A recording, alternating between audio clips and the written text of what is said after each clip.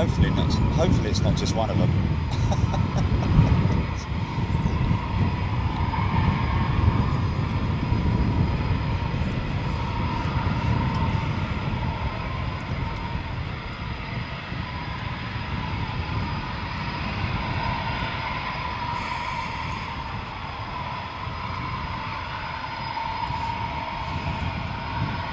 Single. No, it's not. Here we go, a double. Here we go. I reckon there's going to be about 5 or 6 of them.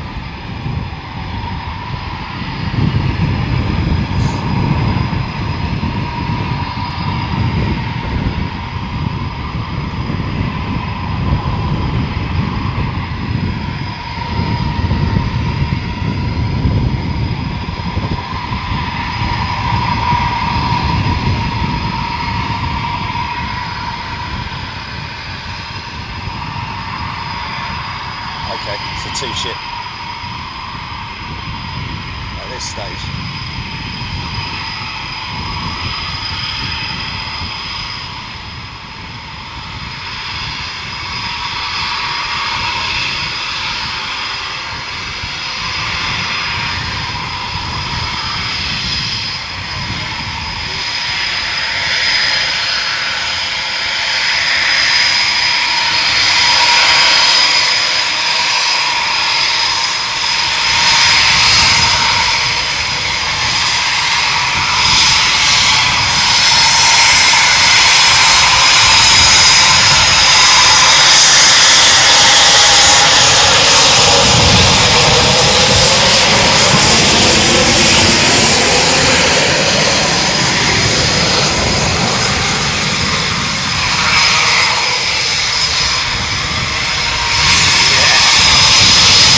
Blast from the engines, man.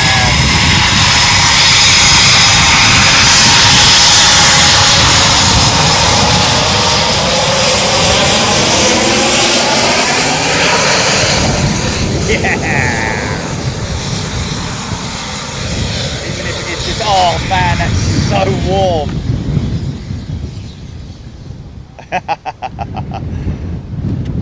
That is insane, mate. Oh, we do have. Yeah, oh yeah, oh yeah. I think there's 12 Squadron jets. A couple of 12 Squadron jets with the Fox emblem on the tower. Definitely got more up. Can hear other stuff starting up. So, man, now they know we're here, Chile. I think we might get a bit of a, might get a bit of a, and they both gave us this. What's it called? The surfers wave. What's it called? The cool thing. I don't know. Oh, Keith, sorry. That's that was an accident. Sorry, Keith.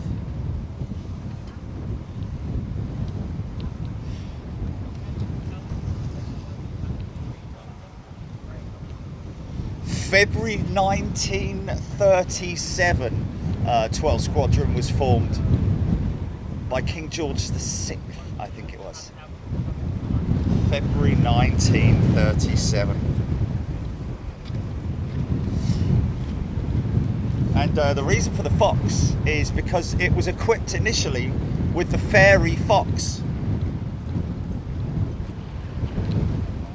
Look that up on Google.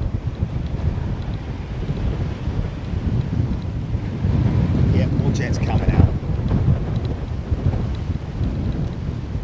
So you see the little whiskers up the front there, they're the canard wings, folks. Very basic. Wouldn't even want to call it a livery, would you?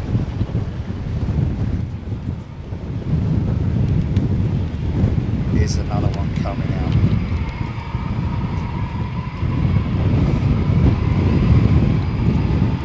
Also,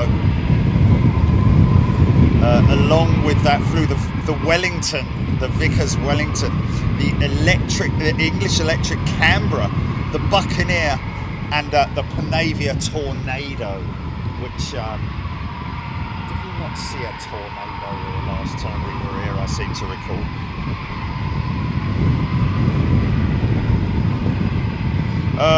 This is actually what I was talking to the gentleman down here with his son here. Part of the Qatar Amiri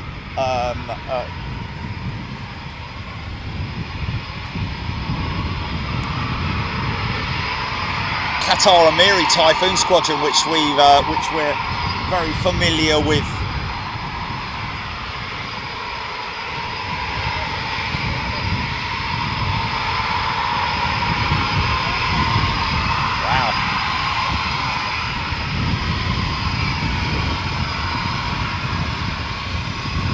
Awarded the VC,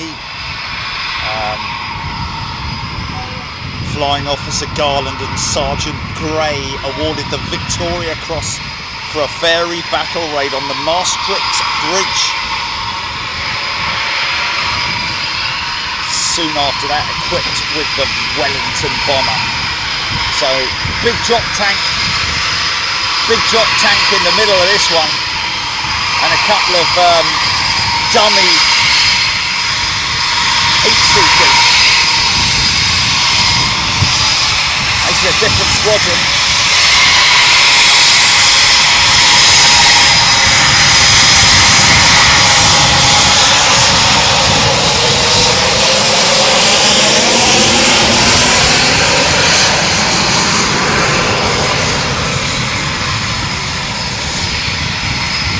So warm, that warm air, man.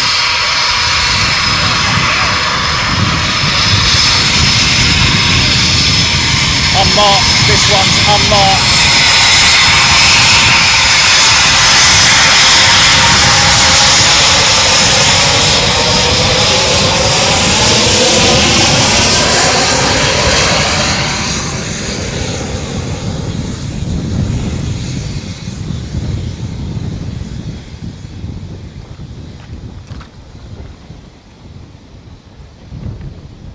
So possibly he's got a couple of There's drop more. tanks.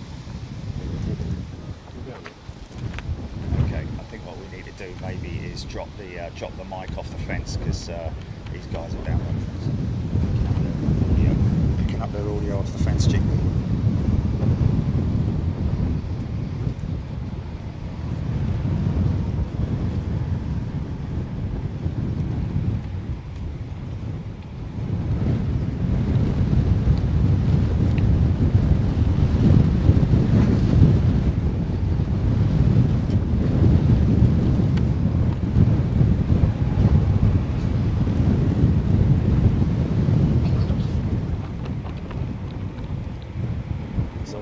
I would say there's a good 7, probably good like 6 or 7 going there. Yeah, hold on. Yeah, stand by.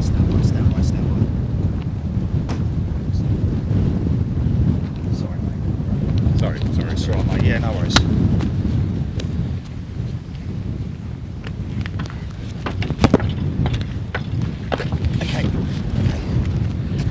Okay, mic 2. Put mic 2 over here, just see where they're at. Okay, here we go, folks. Hold tight. These things go up pretty damn quick.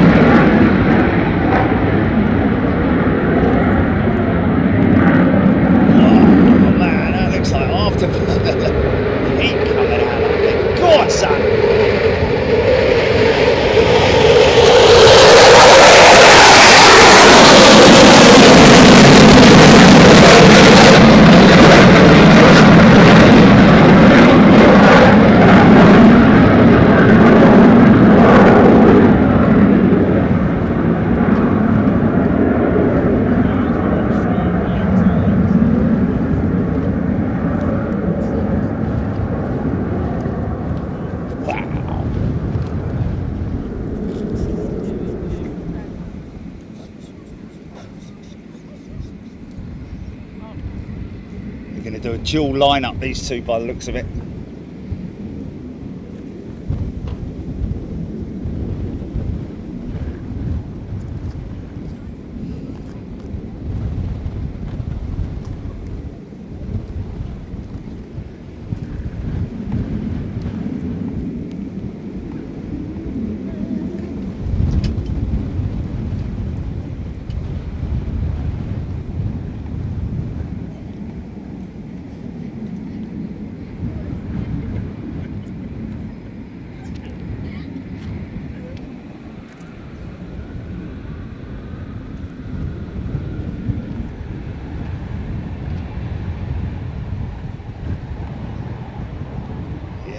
Going out together. Look at this.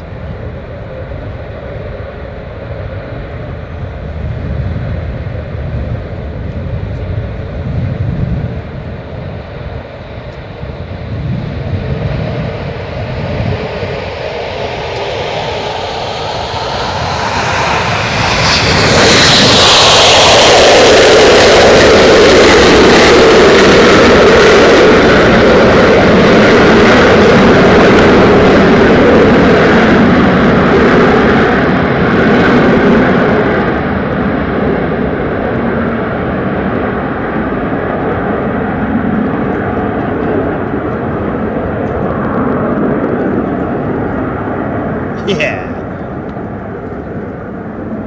Could well be a training exercise. Well, all training exercises we know, but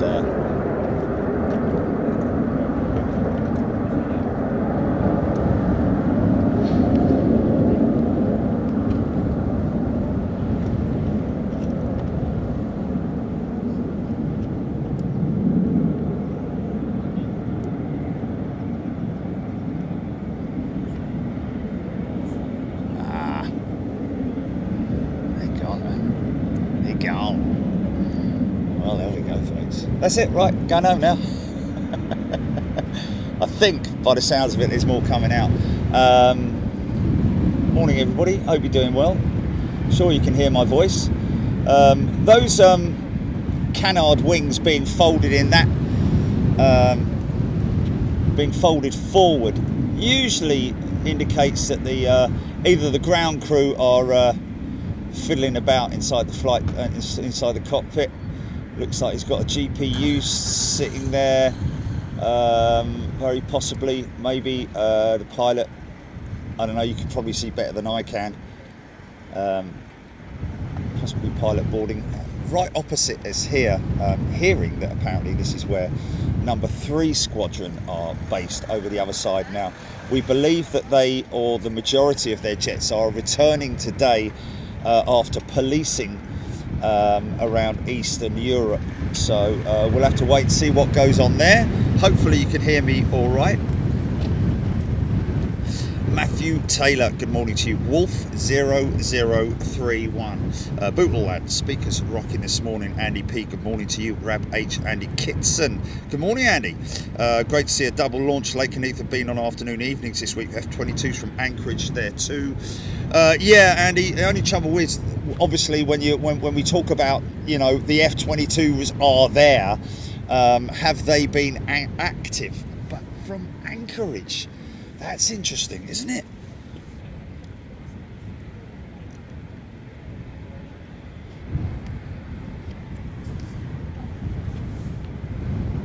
Oh dear, really? Oh dear. Oh dear. Heading your way, Jerry, and a C-130 RAF at 10,000 feet over the top. Well, we've got a little bit of a broken cloud. If he's at 10,000 feet, he's not going to be trailing. He's going to be very, very visible, I would have thought. In fact, if anything, I think the first thing you can do is hear the bleeding thing, aren't you?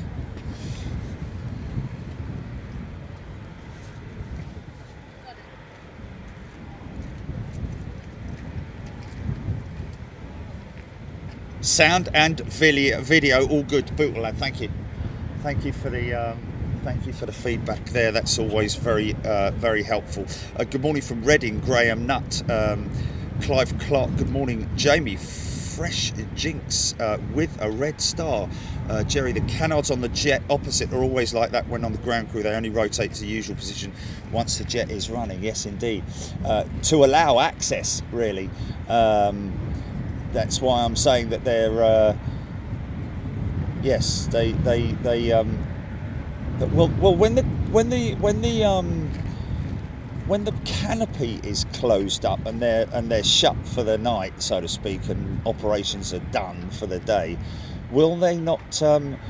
Will the canards not go back to their sort of like neutral position, or like you say, is that something? Do they stay like that all the time, even when the aircraft has been? Ollie Bowser, good morning to you. He's a new member. Walking, give me your dog. Yeah, I don't know. I'm not quite sure what you're asking there, Blair.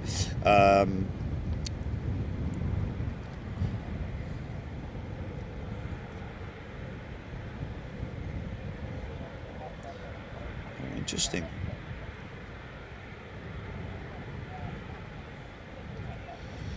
Keith Cornell, the F-22 Raptors are from Elmdorf Air Force Base, codes 12. Sorry, AK codes, 12 of them, but I thought they had left Lakenheath to go to Greece, then Spangdahlheim, Germany for a few months. Yeah, of course, always a bit of a gamble, and a big gamble when you're talking about going to catch something. It's all well and good if you're just a photographer and you're standing there all day just waiting to catch it for yourself. But when you've got an audience of thousands of people who are waiting, it's unless you get on the ground confirmation that the aircraft are going to be active on a specific day or at a specific time, it's kind of pointless going all the way up there, because obviously if they're there, that's one thing, and they're parked up behind the bike sheds, so you've got no idea really what's going on and what time they're going to go out. But anyhow, yeah, indeed, hearing that the aircraft have already left. Thank you for that, Keith.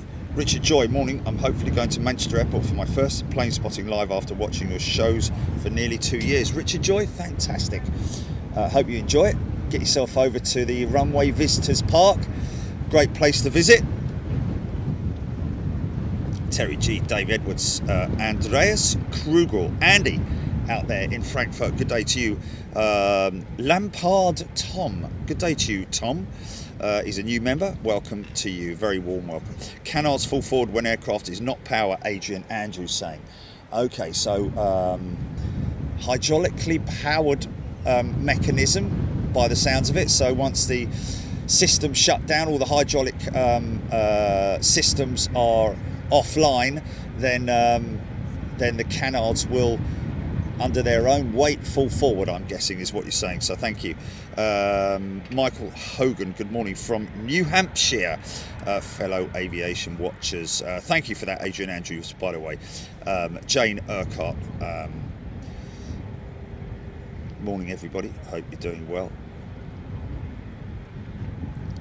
Martin Cables, good day to you. Paul Kuma is still making cables with my team. Kind of reminds me of Wade Perry tuning in from Perth, Australia. G'day. Making cables. Is that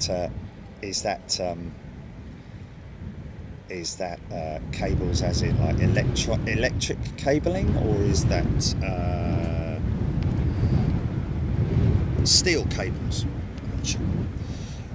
Mighty 52 FT22s outside at Lakenheath, should be heading to Latsk at some point.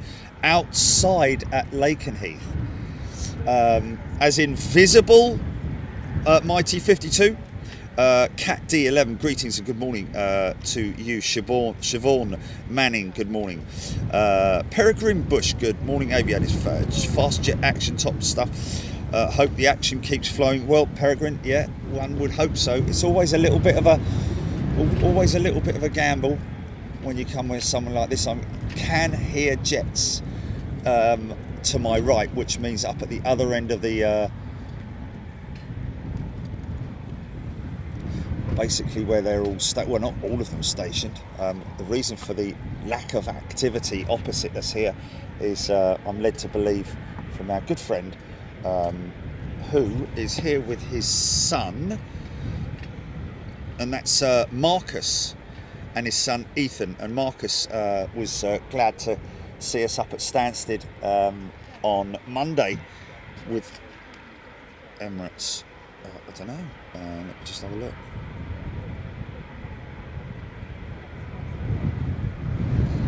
Let me just see.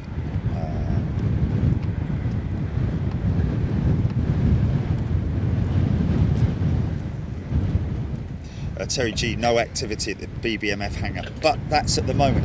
I think it's very unlikely that the BBMF would be active on a day when the winds are so high as they are. Mark Jones, looks all right to me, Gilly. Carrie Ann Davies, loving the fast jet. So this is, I believe, yeah, Marcus works as an electrician at Stansted, here with his son today, and he works on the lighting, the runway lighting, runway and taxiway lighting. Okay, more jets coming out, folks.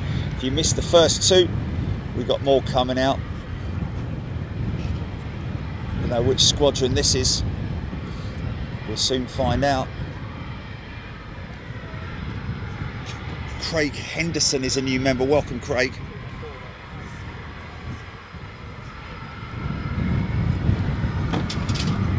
Number of different squadrons based here. 12 squadron, 3 squadron, which are over to my left here.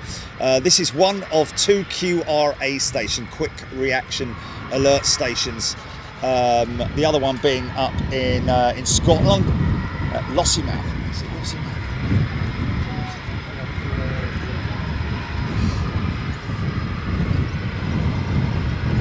11 squadron based here as well. 29 squadron, 41 squadron, 7th Force Protection Wing, Air Land Integration Cell, and BBMF, the Battle of Britain Memorial Flight. Now,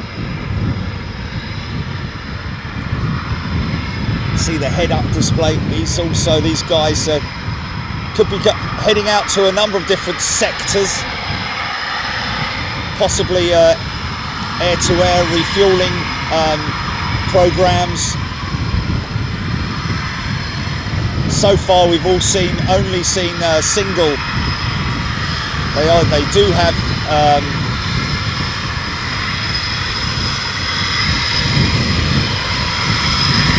trainer jets.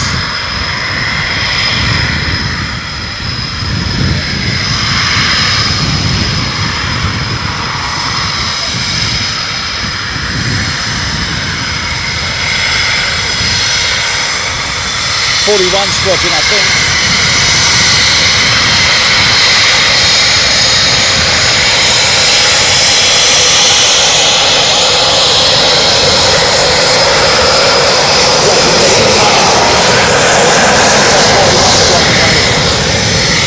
Yeah.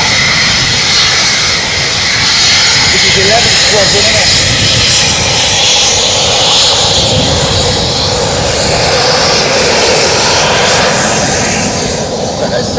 Who knows? That could be an 11 squadron with a trainer, not so much a trainer, but a Sprog pilot going out on a solo mission behind him. You just don't know what the setup is, but that certainly looks like that might be another dual departure coming up.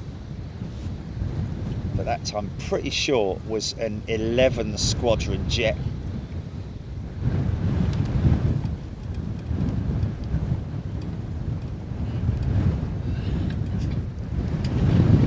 Some serious heritage with the 11 squadron. We're talking about 1915, way back, First World War.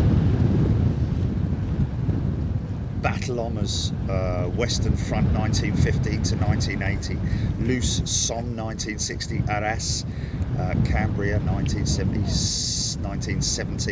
Somme, the Somme.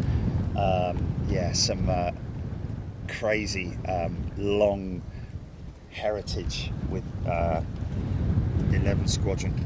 Northwest Frontier 30 to 31, East Africa 1940, Greece and Syria in 1941, North Burma 43 to 44. So didn't actually weren't actually active during the or in the Second World War in terms of bomber squadrons.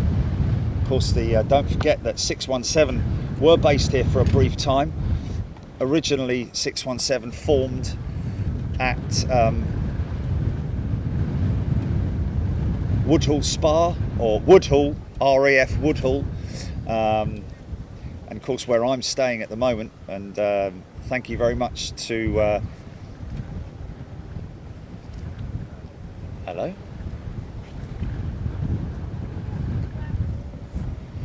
Yeah, big thank you to the folks at Petwood Hotel for doing us a great rate there. Walking in the footsteps of ghosts when you walk there. If you're anything like me and have a, I would say I'm an amateur historian in Bomber Command. The place is just littered with great memories and amazing history of 617 Squadron. Of course, Guy Gibson and his other officers, his fellow officers, stationed there. The officers' mess, the official officers' mess there, and of course you can go and drink in the same bar that Gibson and his fellow mates drank in. And of course, there's a very famous picture of Gibson standing outside next to some concrete pillars. Yeah, this is going to be a dual ship departure.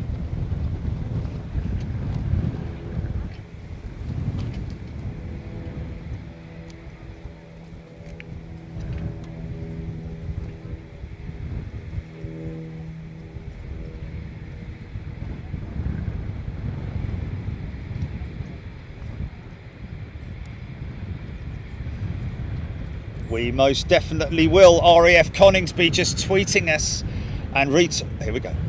Oh, it's going to be a single ship.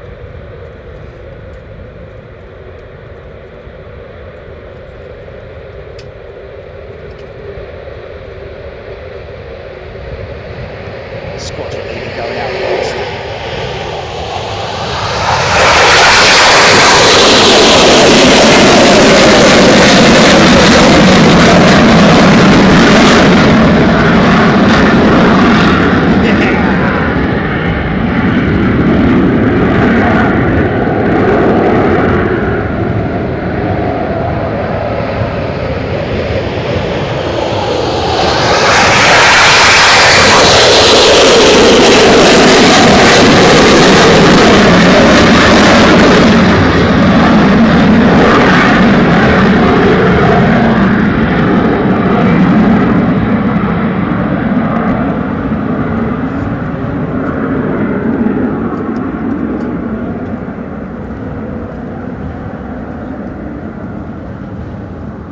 Okay, a little bit of housekeeping for our friends at RAF Coningsby coming up. They have just we're going to tweet, send out a message to them.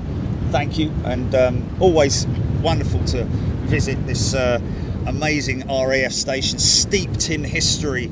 And good morning, Big Jet TV Live. As you're documenting, this is from the folks here at RAF Coningsby. As you're documenting our activities today, would you like to tell the world about at 92 clubs non-stop? 4 airmen from Coningsby visiting and running the perimeter of all 92 PL and EFL football clubs, Premier League and English Football League football clubs in 4 days, raising money for charity. There we go.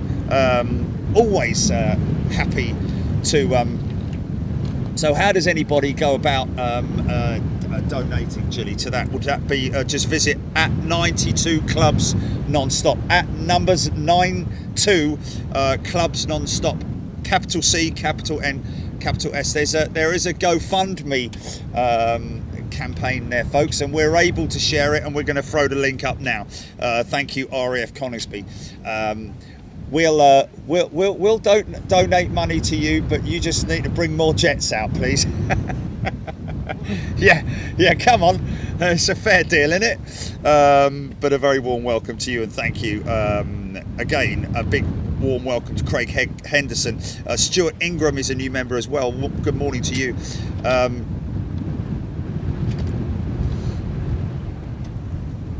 Keith Cornell talking about Guy Gibson. Of course, it was Squadron X originally, before when Gibson was asked to form a squadron specifically for one specific purpose, and that was for the Dams raid. Everything was top secret at that point in time.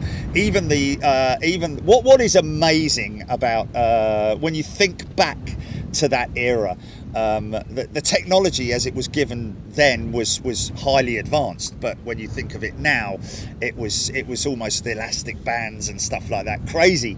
But Gibson had to train his crews to fly extremely low level. We're talking 50 feet here, or maybe even less at times, folks.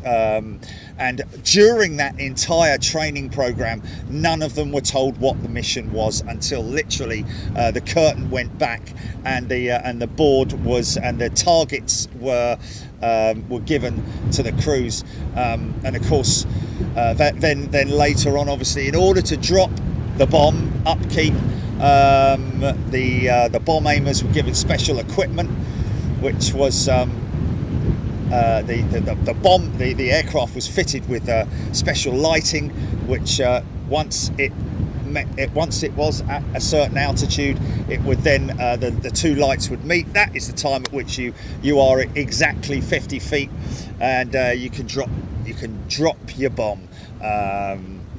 But yeah, just a crazy time. And of course, Gibson then, I think it was just I can't remember exactly how it happened, but in terms of the naming it 617 Squadron, I'm not exactly sure. I think it was Gibson and fellow officers that possibly came up with the 617 numbers. Michael Jackerman, Lancaster would be nice indeed, wouldn't it just? But I don't think they operate in winds this strong, as you can see from the sock. It's gusting.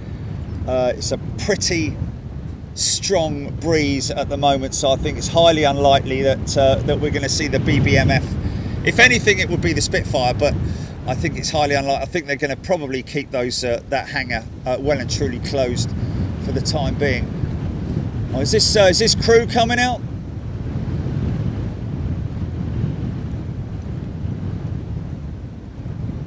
This looks like crew.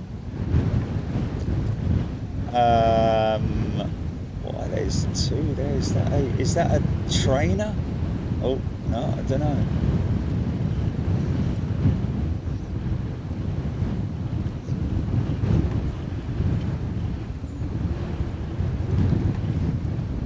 Straight in there. It's definitely a pilot, isn't it?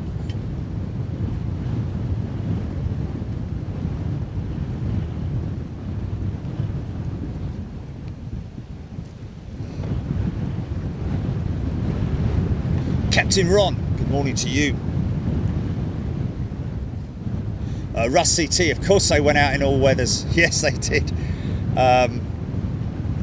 They would scrub on operation, however, if the cloud was too intense over the target area or the weather was too bad. Of course, 9 times out of 10 with the amount of the winds were completely different. Back in those days, weather predictions were really quite difficult. Weather was very difficult to predict, but therefore you would always drift off course, which in turn meant that you know, you had to rely very heavily on target indicators, the TIs over the target. Colours of the day would be either green or red or whatever they might be. Bomb on the TIs or bomb on the oranges or whatever it might be. But of course, back then, relying very much so on what was then sophisticated navigational equipment, like new stuff that they called H2S,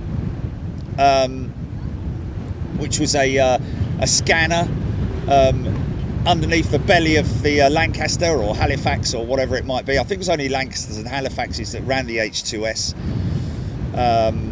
navigation. Well, sorry, ground radar, which was gave them a much better indication. But in the early days, you would pick a target, pick specific navigational points, especially along the Ruhr. You know, if it's a moonlit night, you could pick the Ruhr up quite easily with the moon glinting off the surface of the water. Most of you know, it's a terrible thing, isn't it? War is a terrible thing because Germany was hounded by Bomber Command, and some beautiful ancient cities were just literally decimated by firestorms and the like, which is just terrible because, you know, there's tiny little pockets when you go to places like Dresden and Cologne, where there's little tiny remnants of those beautiful ancient cities, which yeah, this is definitely suiting up these guys.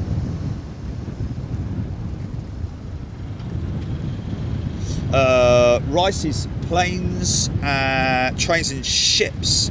ZK318 just gone over the top of me in Immingham, heading north. Yeah, could be going out on. There's a number of different operational sorties that these guys get up to. Whether it's training exercises, it definitely looks like a twin-seater. This one, pretty sure this might be a twin-seater. So it's a training operation.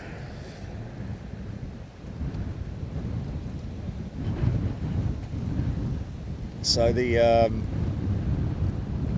I'd imagine that the trainee would be stationed, positioned in the back seat, in the front seat, sorry, and the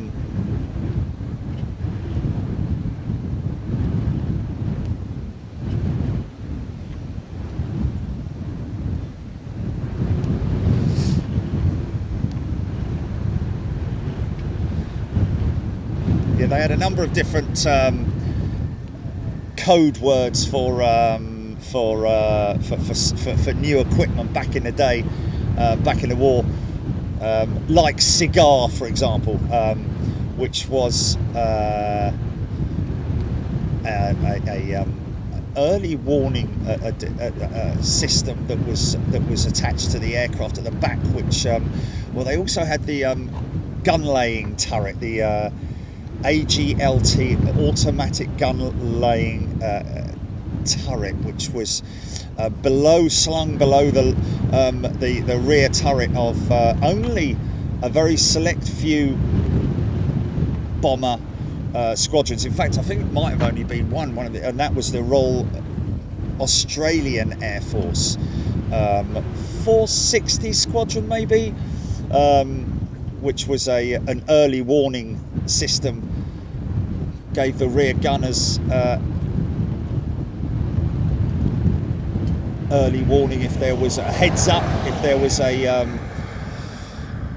fighter, a night fighter on their tail, which was you know, one of the most of the losses were either from night fighters or from ground flak. Did have collisions over the target, of course. You've got to remember, these are the days when, you know, once the bomber stream had arrived at the target, you'd be given a specific amount of time. You'd be expected to be over the target at a specific time. However, if you've drifted off course and you've had to make up time, lots and lots of bombers all appearing over the target at one point did inevitably lead to collisions over the target. But of course, night fighters, and of course the other thing you need to consider is something that they didn't find out about until after the war, was the ME-110 and the Junkers Ju-88 equipped with the upward firing, what they called was Strauss music. I think it was called an upward firing cannon. I think it was actually only the ME-110 that was equipped with that. Of course, they would fly up underneath the bomber, and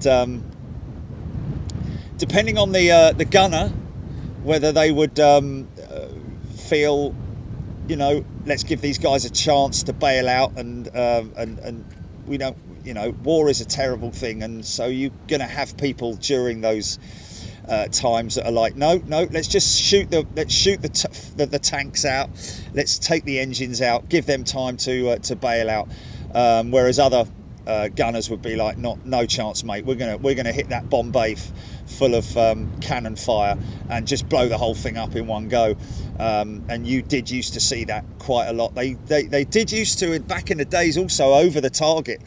They would, the Germans would fire up what was called Scarecrow, which was, it looked like a bomber blowing up in midair. So, you know, it would literally frighten the crews, but not to the point where they would chicken out. They would do what they had to do, and the craziest thing was, over the target, once you drop the bombs, you still got to fly straight and level for another 30 seconds and wait for the flash, because in amongst your clutch of bombs, whether they're incendiaries, a cookie with a you know, followed by the incendiary sticks, within that clutch of bombs would be what was called the flash, which would illuminate the target area so that you could then you'd have a camera on board the aircraft which would then take a photograph. That would then be I nearly said downloaded, but developed back at the station. USB stick today, wouldn't it? Whereas back in those days, a massive, great big heavy camera unit, which would then the film would be developed, and you can see, if you Google target flash photography World War II Bomber Command or something like that, it will come up. Chris 291100 has very kindly gifted 5 Big Jet TV memberships. So folks, whoever you are and you've been gifted those memberships, please give a thank you to Chris, and of course anyone can do that. We've talked about it before. Please don't feel obliged in any way that you have to do that. I know affordability is on everybody's minds these days, so anybody who does that, thank you very much indeed. Big props to you, and thank you to all of you who do it. We know that a few people do it, and we're very, very grateful to you, but please don't feel obliged that you have to do it, or don't feel pressured or forced into doing it. But we just think that it's a very kind way of showing generosity, and that's why we don't have super chat on, folks, purely because we know it's difficult times at the moment, and even more so in the future.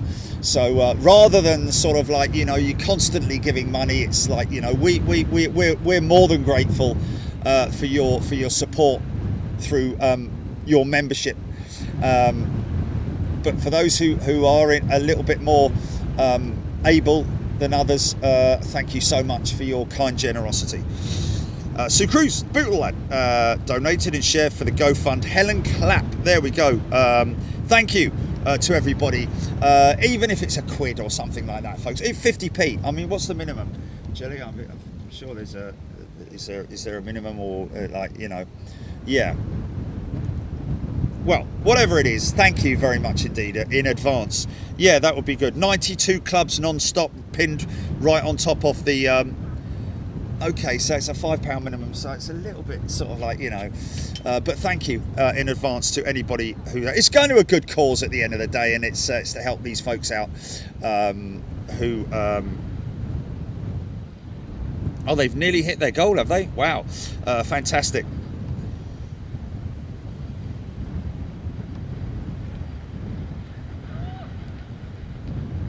If it grooves, funk it, little legs. I've received my free membership last Sunday and I very much appreciate it. Runs out on the 31st of August and I will most definitely become a paid member. I will thank you once again. If it grooves, funk it, little legs. There we go. Fantastic. Is that rain heading in my direction, Jilly? Certainly looks like a fair sized cell. Yeah, that looks like it's definitely coming in my direction. So I luckily have got myself all set up, ready for any conditions that might, winter in a different direction than they were forecasted. That's for sure. KitKat 54. My grandfather used to work at a gasworks and used to run out on top of the manometers and pour sand on the incendiary bombs dropped on them. There we go. Yes. Interestingly enough, Churchill, and everybody has their personal opinions about Churchill. Personally, I think purely because of the fact that he didn't want to be associated with the firestorms at places like Dresden and so on and so forth, that he sort of like disassociated himself from Bomber Command, even though he himself ordered the operations.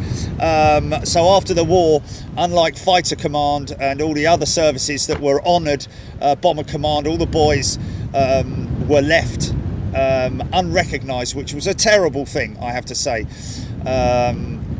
But in one of his speeches, he did say, "Whatever you do," and this was for Londoners, do not, whatever you do, save the pubs.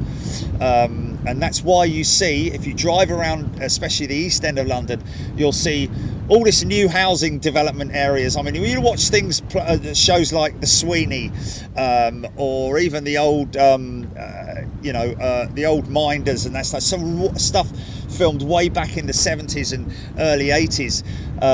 You'll see corrugated iron areas, and you see bombed out areas that were still yet to be developed. But in amongst all of that, you will see a pub on its own, sitting there, with rubble to the left, rubble to the right, but just the pub itself. And they did that was one of their main intentions, was to keep the pubs active, because obviously it would keep the morale up for the folks who worked wherever they worked. And the other thing, of course, was St Paul's as well, which was they had people specially stationed there to like somebody was saying there about the incendiary bombs. Just get those incendiary bombs off the roof. Neil Dyer, good morning to you. Nice to see the Typhoons back up. They grounded these last week for seat issues. Yes, they did, just for a short period of time. Ewan MacArthur, the lads at the fire station will do some stuff at the weekend to raise funds. Fantastic, Ewan. Sounds great. Sue K donated. Good causes. Thank you. Alexandra Wood, good morning to you. Warm welcome to everybody. A line of showers running through, Jerry. Worcester to Boston in a line. Yeah, Boston, Lincolnshire. That is what I'm looking at, that cell there.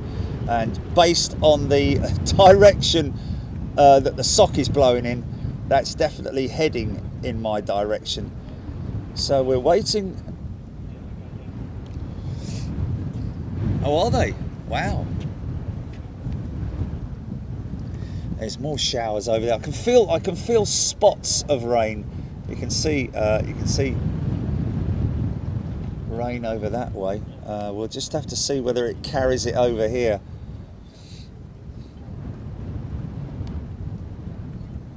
Ironically,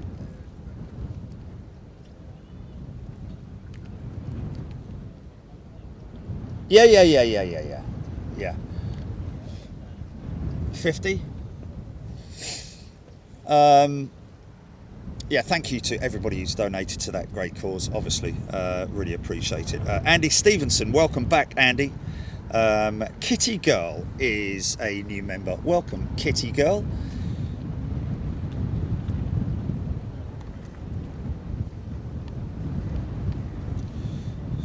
If it grooves, funk it, little legs. Jerry, I remember playing as a kid back in the 60s, all along the Thames Gateway. There were bomb sites, old air raid shelters, old gun placements. Yeah, I mean, it is amazing when you drive through the East End of London.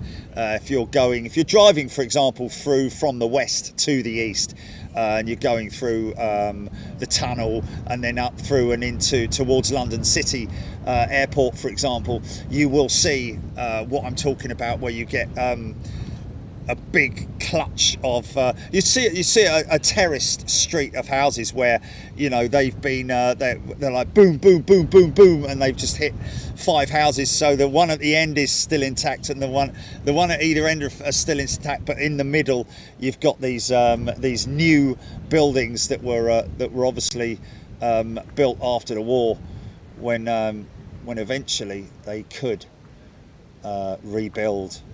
But yeah, still amazing when you see those old boozers.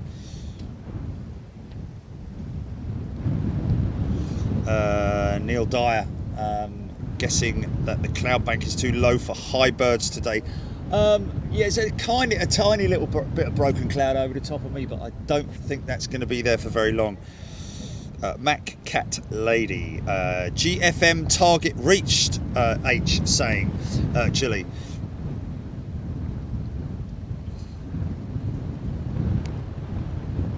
Samantha Robson, good morning, Jerry. Love the Stansted show. How cool was that pilot? Wasn't he, eh? What a great fella he was, and of course Les, his SFO.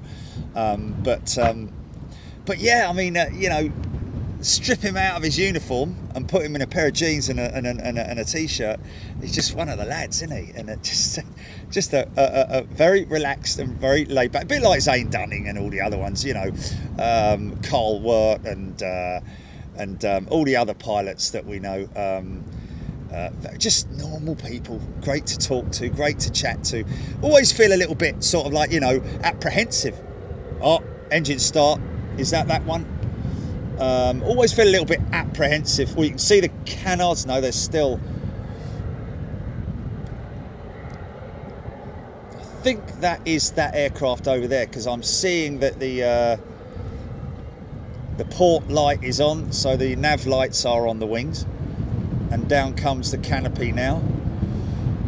And now you'll see the canard wings will level out into their neutral position.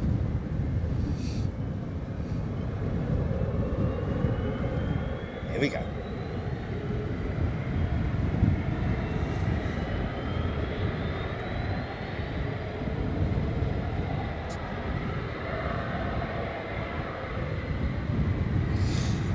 Captain Ron played on bomb sites. Crazy. James Lloyd's back in his bunker. Wolf 0031 inbound to Coningsby. Ewan MacArthur. Thank you, Ewan. We'll keep an eye out for that one. Thomas Morehouse, good morning to you. Andy G. I will come and shake your hand today, Joe, but engine is out of the car at the moment, so there we go.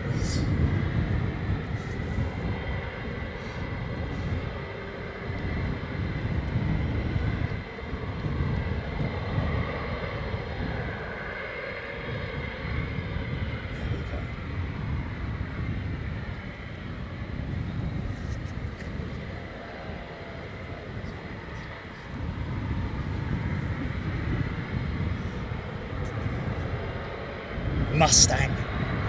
Oh, wouldn't it be great to see a Mustang just fly through? Big old Merlin engine.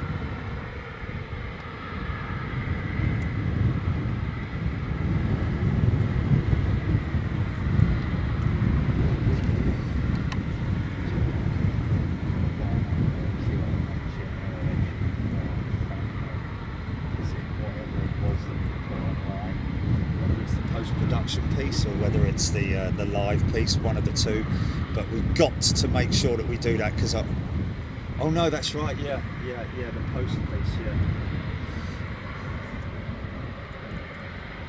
Yes, that's the one I want, that's the one I want, yeah, that's the one that I want.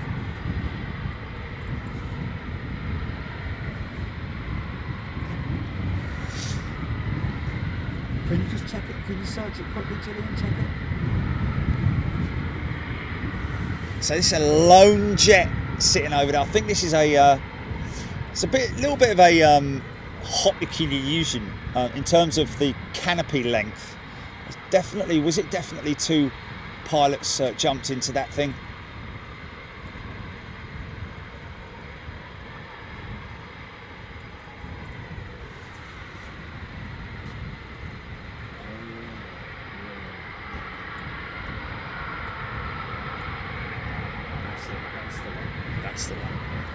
Okay, can you just grab the link and send that across to me on an email, please? Lil Kinghorn, love the Mustang, Cadillac of the skies. And of course the Mustang was the one that basically saved a serious amount of US Air Force, and back in those days US Army as well, B-17 and other American bomber pilots and crews being able to escort them deep into Germany with drop tanks. So the arrival of the Mustang was a big positive thing for the US Air Force. I think it was USAAF back then, wasn't it?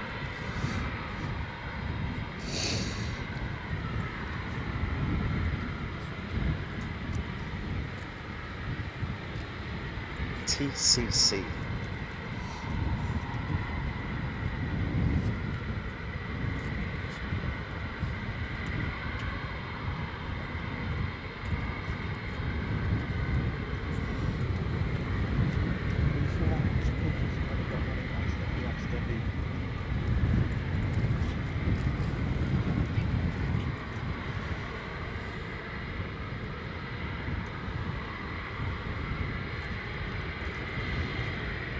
Peter Henry, one pilot. Thank you, Peter. It was a single pilot. Okay, he walked out with two. That was all. Maybe there's a jet that we're not seeing. I think there might be two jets there. You know, I think there might be one to his right. In fact, there is. There's two Jennies there, isn't there? There's definitely two Jennies there. There's an aircraft to his right. That's why it does look like single canopy, doesn't it? Okay, thank you.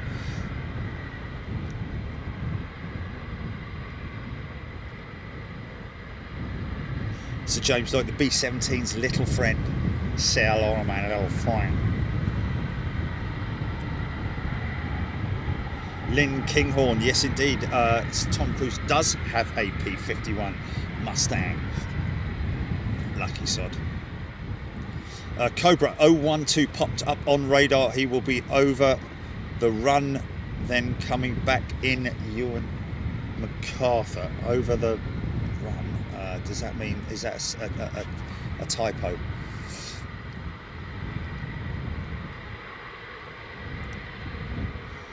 Oh, Bootlead F-35 also having ejection seat issues, or is that just an across the board check, or is the ejection seat on the Typhoon made by the same company that make the ejection seat for the F-35? I don't know. Maybe that's the reason why they've been all under inspections.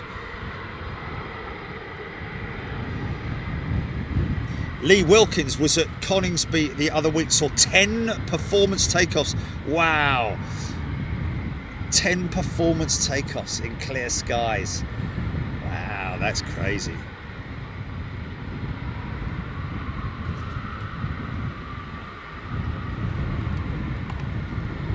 Oh, that is it. Yes, Keith he's talking about the he's talking about it, because that's when I said sorry to Keith. There we go. There we go. We do have 2 unmarked jets.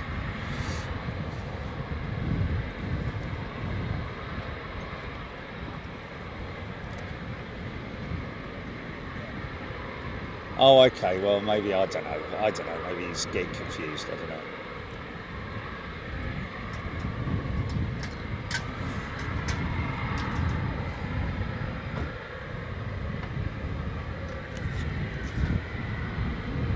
Martin Baker seats, Pete Richardson saying.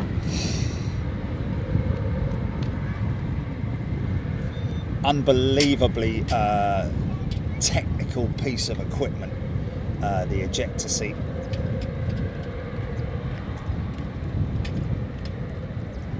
Yeah.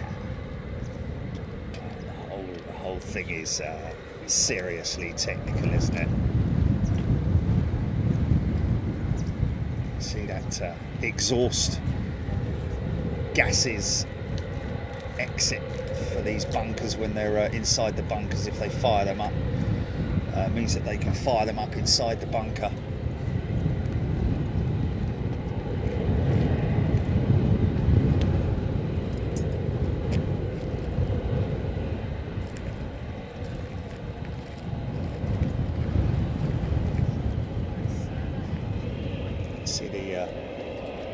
See there,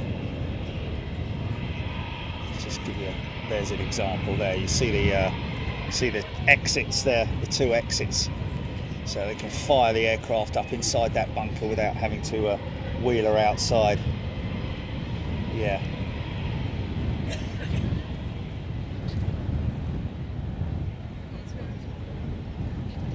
Oh, okay, Adrian Andrews, yeah, Martin Baker do indeed make the ejector seats for both aircraft. Okay, so stopping.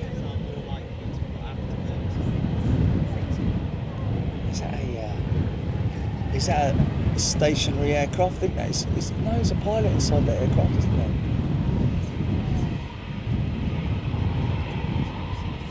There's definitely engine running. His mate said I'll go first. Has he got a bit of a...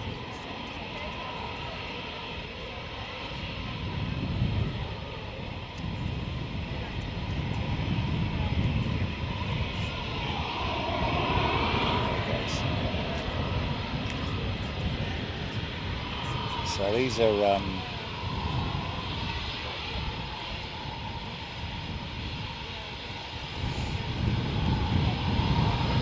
yeah, it's great when you see something like that pop around the corner. It looks like these guys have got quite a number of years left on the books.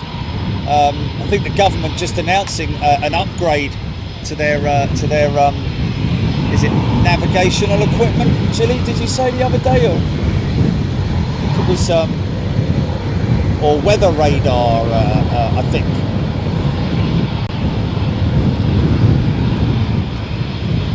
Yeah, the upgrades for the Eurofighters. Yeah, radar. I think it might be a hot radar, so it will make it. Oh, mic's gone off. Mic's gone off.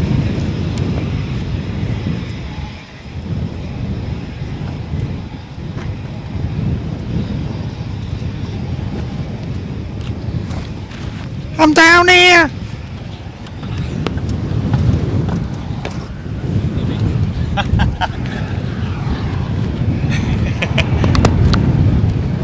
Don't touch the mic, Jerry. Wow, 5 billion upgrade, blimey. 2.35 million. Okay, right, sorry about that. See the black soot over the wing, folks. That's the auxiliary power unit. She's got a couple of long-range drop tanks on her. Always when you see these double drop tanks, it does make you sort of like cross your fingers and hope that they're going to go QRA style, as in quick reaction alert style departure, straight up. Don't know if these are 3 Squadron jets or what, just absolutely no idea. No markings on the tail. I've got rain. I do have rain. Yeah, here we go. Right, this is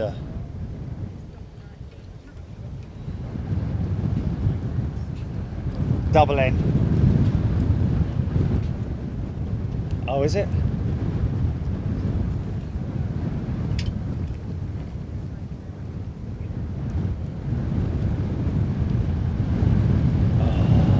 There's me last night taking all the weather equipment off the sticks, thinking, oh, I'm not going to need any rain gear. Going to get absolutely hammered and all.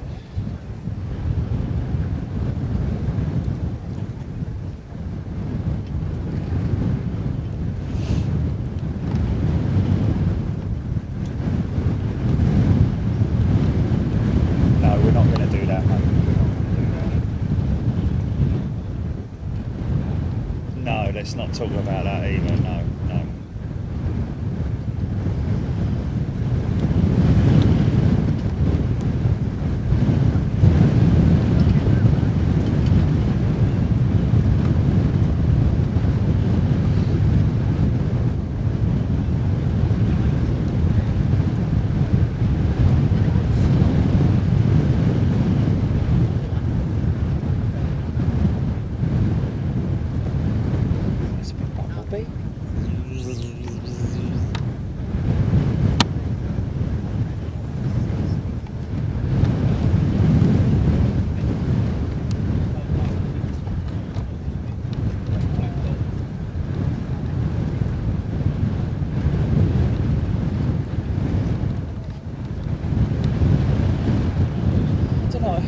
Just catch the oh, hello.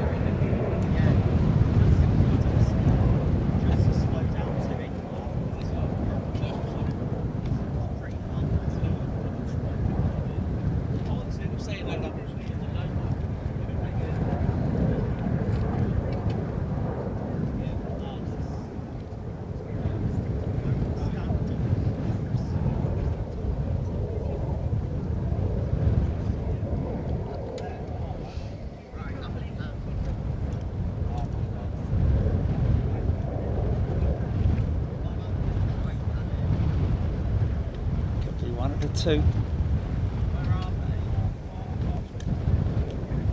Yeah, here we go. Fly past it.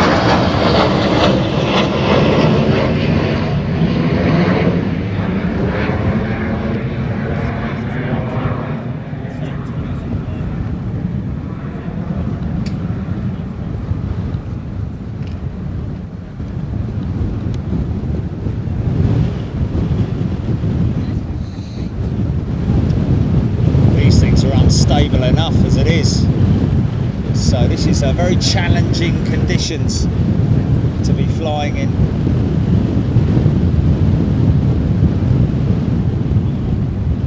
That single drop tank slung under her belly, look.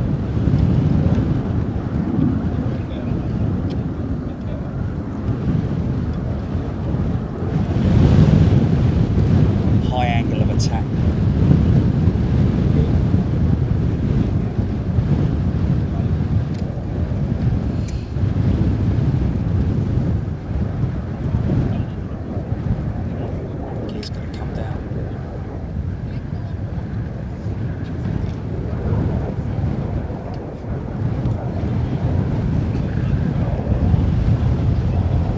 though.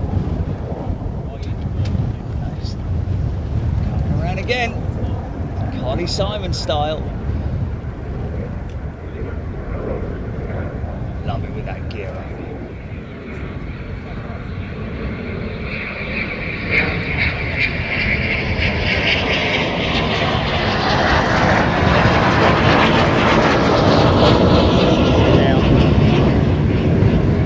Slightly longer turn for this one. Looks like he's making the approach.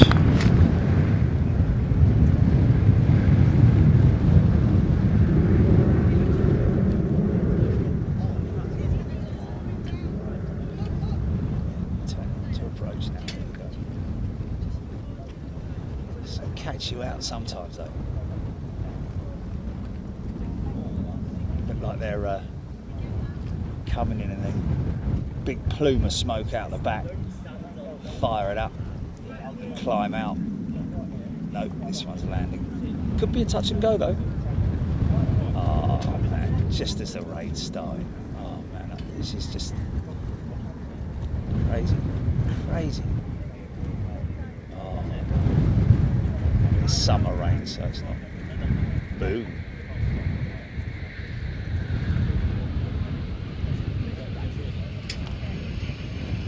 Canard being used as an air brake or ground spoiler.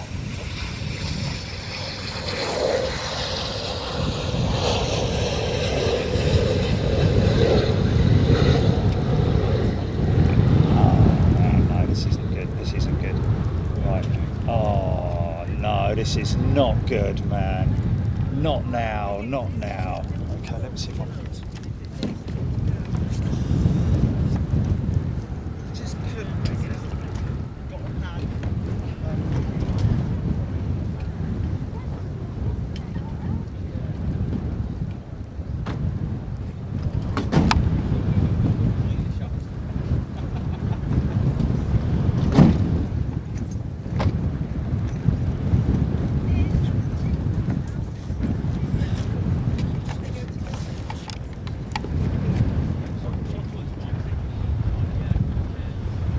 Where's that lone one?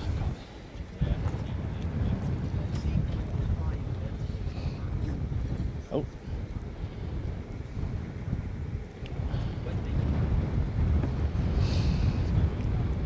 Now these are the two that came in from the other side of the airfield.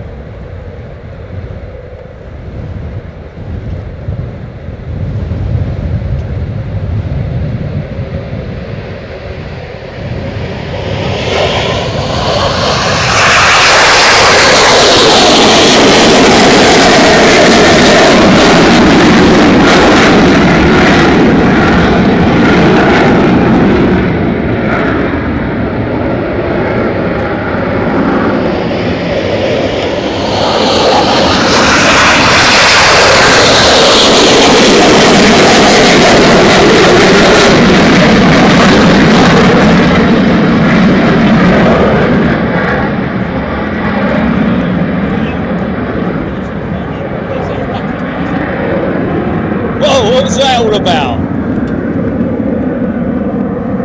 Was he showing off, or did he catch a bit of a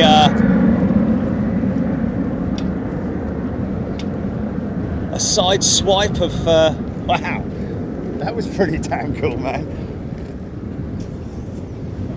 That's, oh, are they? Oh yeah, how cool is that? So that's been around since year dot, literally, folks.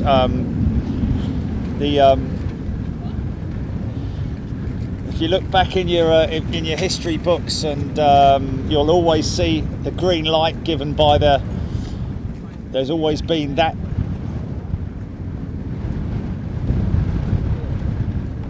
final. That's a visual inspection that those guys will give.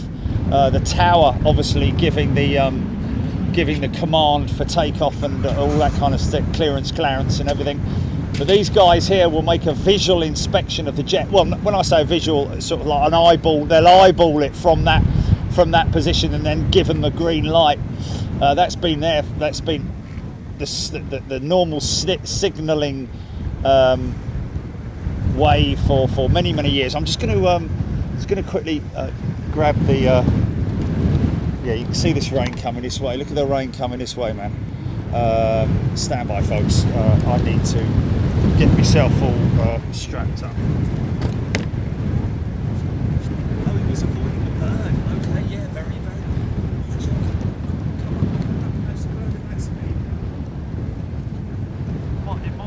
It might have been a flock of birds. It might have been a flock.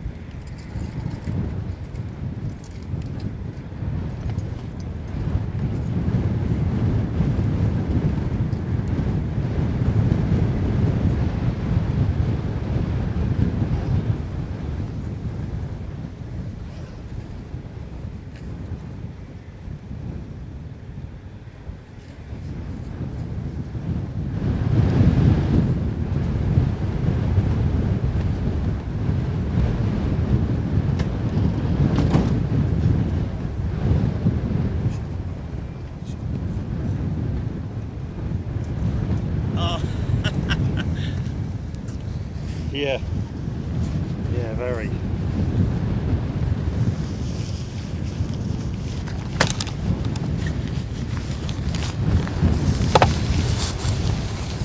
Okay.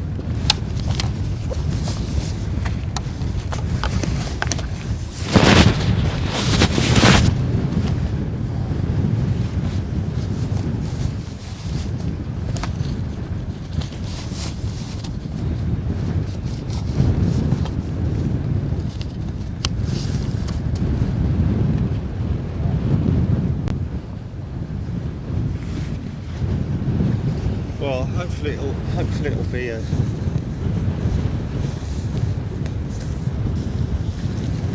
Yeah, it's definitely yeah.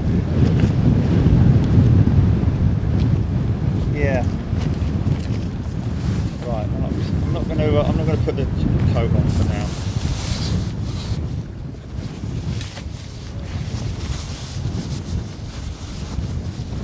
Oh man, yeah. Difficult though, isn't it? It's difficult, man. Yeah, but it's aviation, isn't it? It's aviation. It's alright. It's the whole reason why people are following it is because it's just aviation related, isn't it? So, yeah. Anyway, there we go. Kick on. Has anyone seen the Vulcan at RAF Waddington lately? She's currently all over grey. Okay, that's the Gate Guardian that you're talking about there, I'm guessing, Keith. She's been moved, has she? Neil Dyer rewatched that takeoff and his reactions and the manoeuvrability of that plane to go around the red kite was pretty impressive. Oh, it was a kite, was it? Wow. Wow, that's crazy. Okay, returning jet.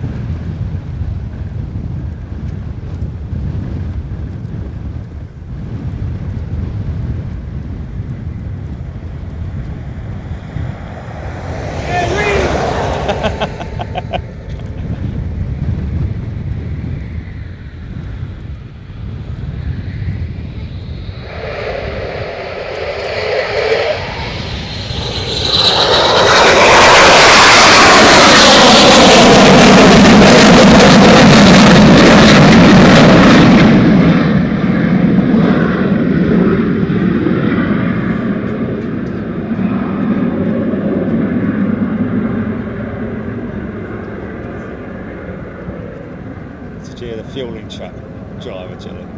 Shout out.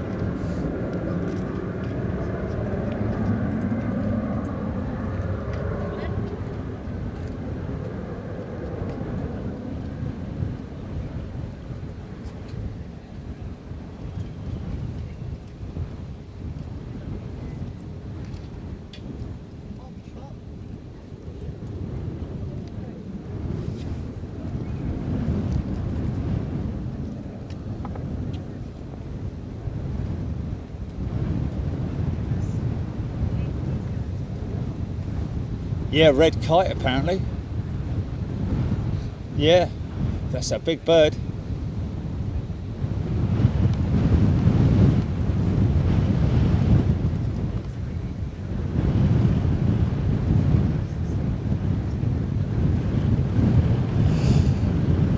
Oh, an extended range of radar capability. Right. Yeah, coming to the land yet, this guy. Light it up, light it up, light it up.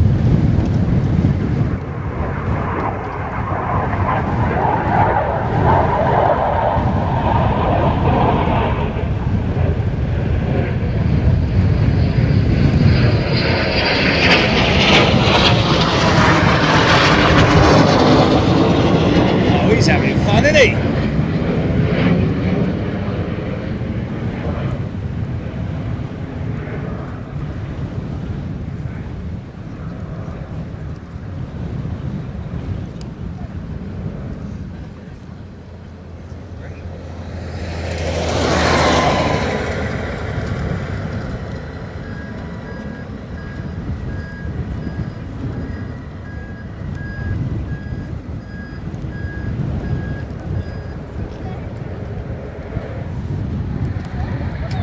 Hello.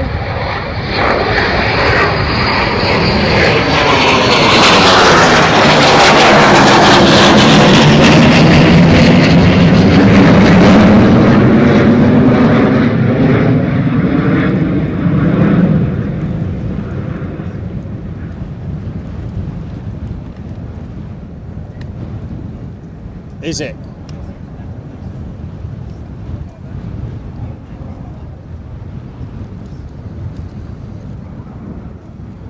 He's gone for a long turn, this guy.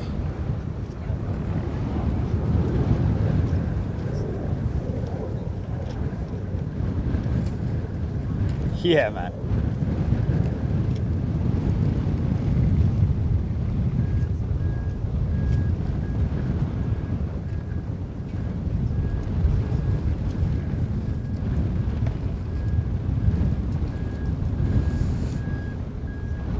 Yeah, it is. It is. Totally missing me, mate. Go on, mate. Open it up. Open it up. Open it up. There we go. Here we go.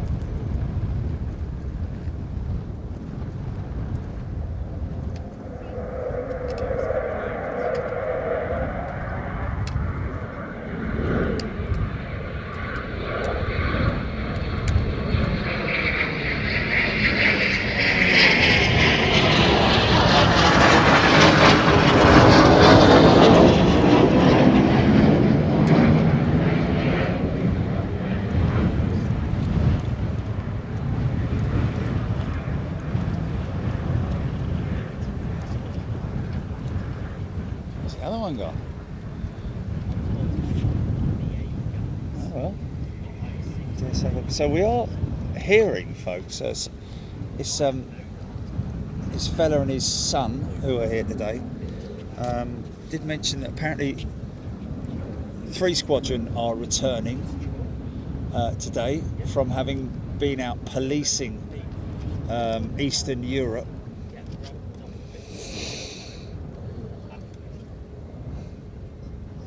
So he's flying through a bank of precip right there, and that's the precip with you. What's that?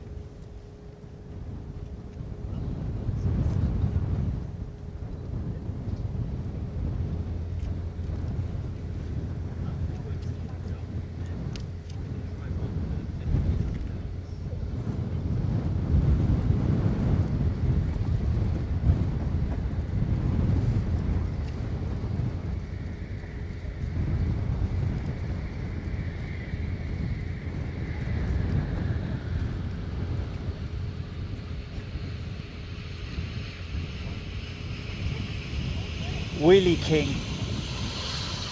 Yeah.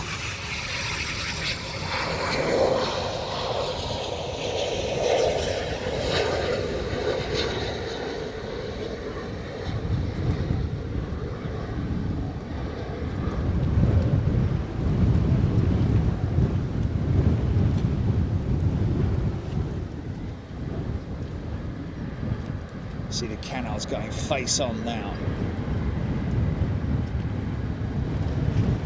No reverses on these things, of course.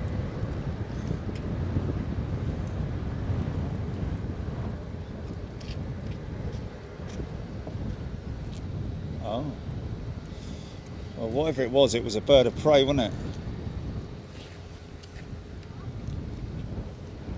Yeah, it looks like we might have just missed that precip.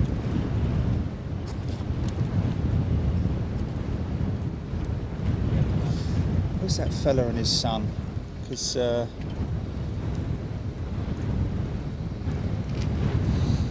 a few people having rewound the footage with that aircraft, and apparently that departure, that recent. Oh, hello. Here we go. He's in. Stand by. Stand by. Stand by. Stand by. Stand by.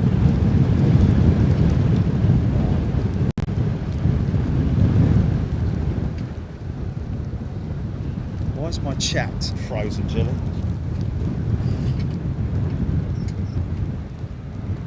Okay, we've got maybe a couple of issues, folks. I don't know if you're Alex Hilton. Keith Cornell, 31 minutes to lunchtime in the mess. 11:45. Oh, this isn't fun. Okay, I have to go with this. I'm afraid. Stand by, folks. Here comes the rain. Hello.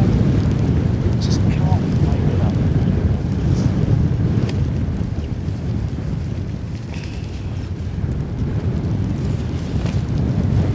Stand by. I'm going to have to put the coat on.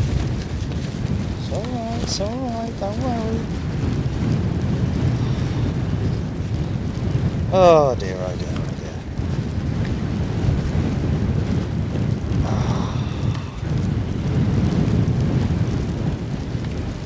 dear. Did he? Wow. Is that worthy of a jet blast or a...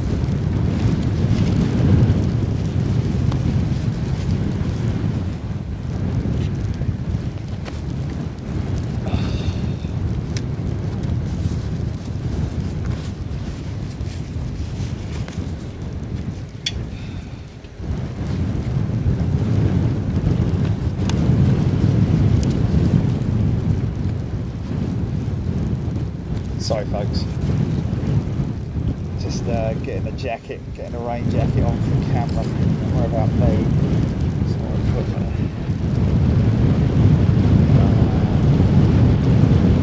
Can you see the bird? Do you see the bird? Oh really?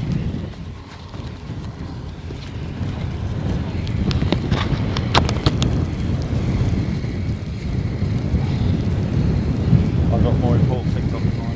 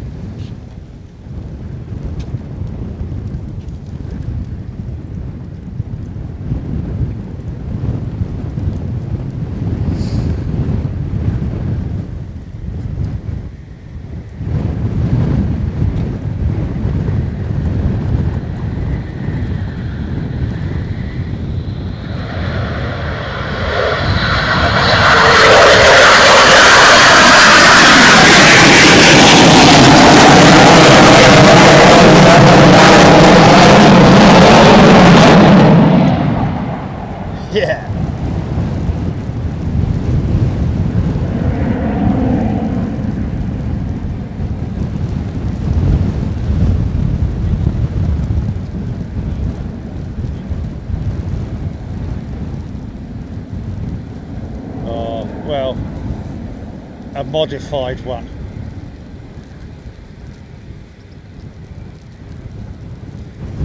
I'll give you the name.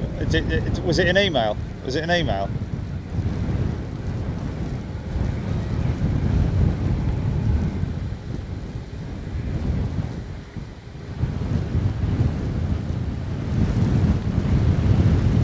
Thing is, I've cut holes in it and everything, Chili. It's like, you know,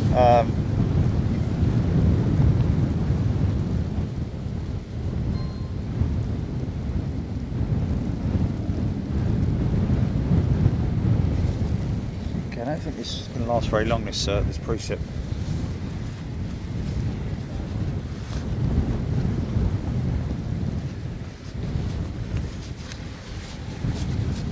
Yeah, it's warm, but it's Movo, Jilly. Movo, M-O-V-O camera covers.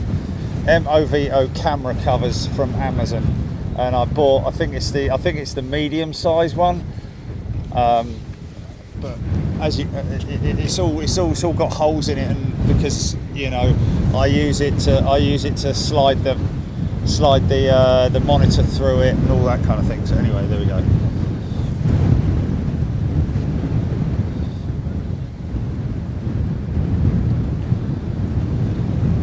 Bobby Fitzsimmons, Etihad confirms orders for 7 A350 freighters.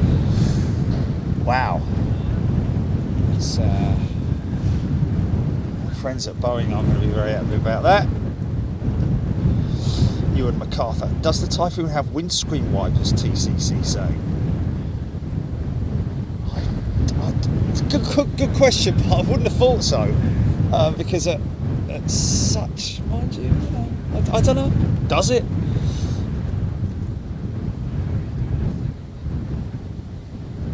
Uncle Pat.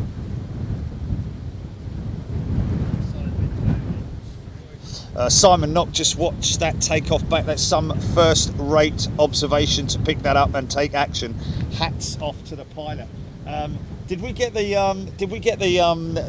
squadron markings or anything like that on that jet, Jelly? Is it one of the marked ones or unmarked ones? It wasn't that squadron leader one, was it? Was it one of the jets from over the other side, or was it one from over this side? I think it was the ones from over the other side, wasn't it? It was the second one went out in that 2 ship. Yeah, it's the second one that went out on the 2 ship, wasn't it?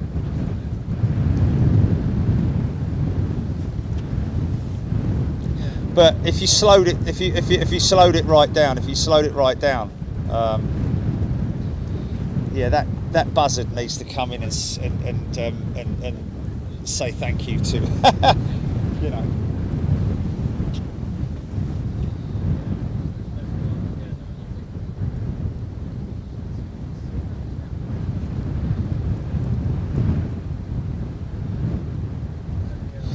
Michael Dugmore, this is favourite watching live my favourite jets at home. There we go, Michael. Very good afternoon to you. Are we still afternoon? No, we're still morning. Sorry.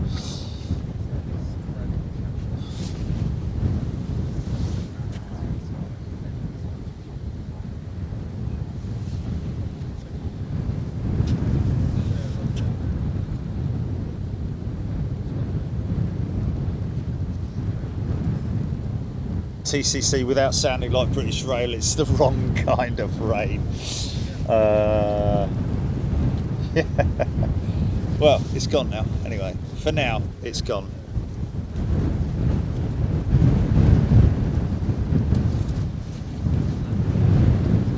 Yeah, always.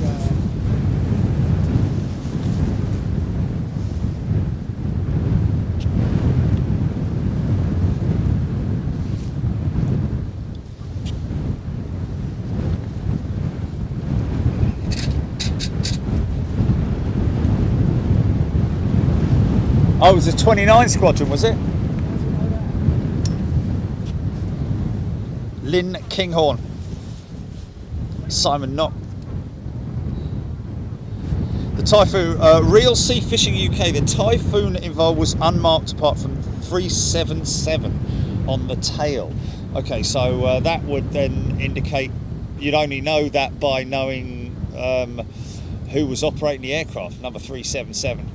on the day, because that was that will have been one of the well, I wouldn't like to say spare jets, but a jet assigned to a squadron that are out on whatever sortie, training sortie they might be out on.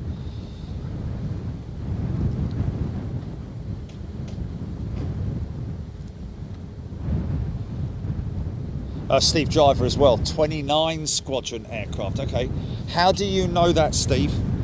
I'm intrigued.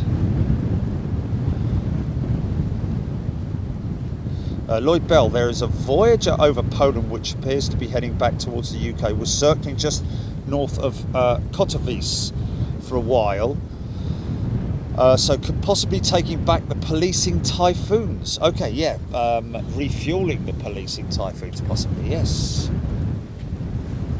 Are they? Do we have any?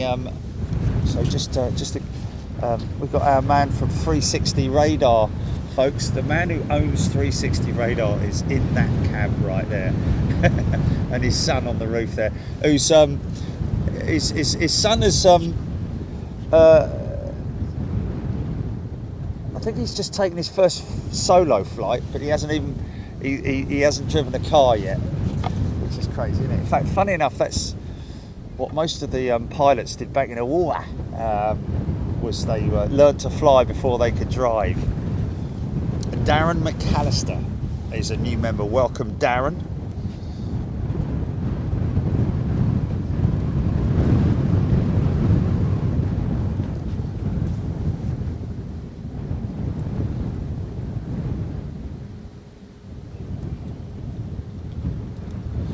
TCC, yeah, that'll be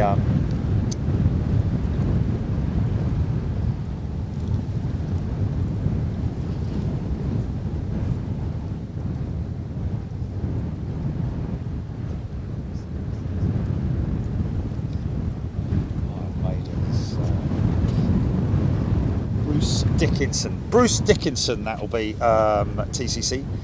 Yes, Bruce Dickinson, he can fly anything. In fact, even flew his 747, or flew a 747 that they leased for their tour, and he flew that aircraft.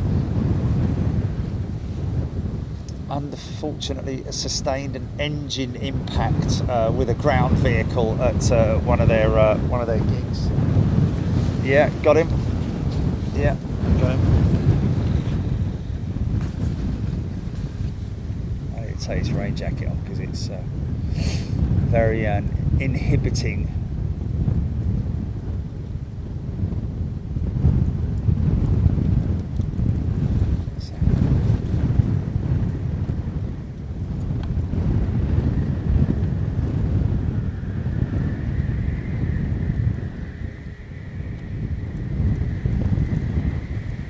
Is it 11:01?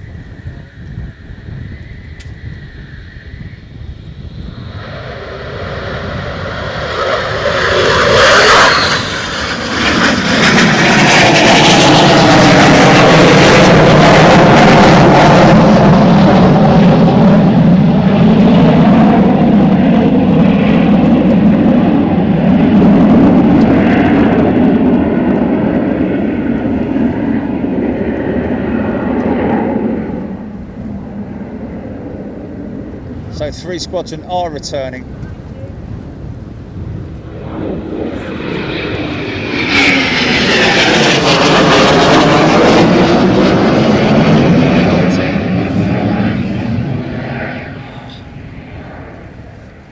Oh, this coat is in the way, man.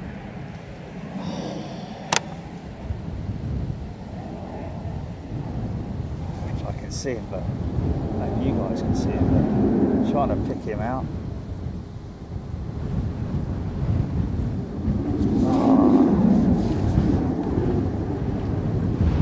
Sorry, folks. It's this sort of like light where I'm sure it would happen with any camera unless you were using manual focus, which is kind of pointless for what we do here. There's so many focal points, but not only that, you need one hand free for the panning arm, and one hand free for the zoom toggle. So it's impossible to, unless you've got three hands, of course. Not aware of anyone in the world who's got three arms at this stage. Congratulations if you have.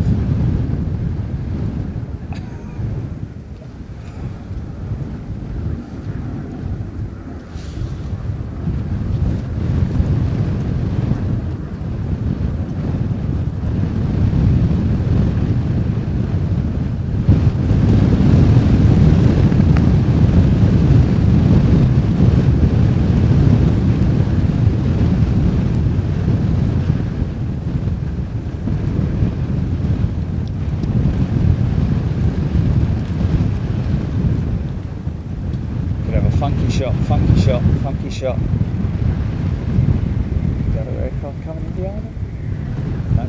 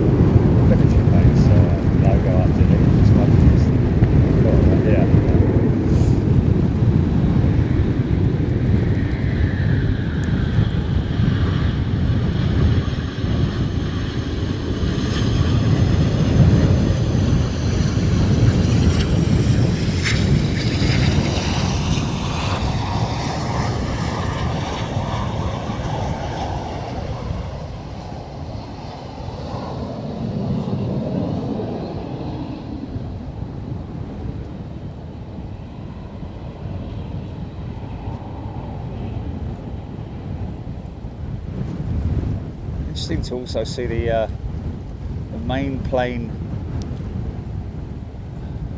ailerons, I'm guessing you would call them, or are they just literally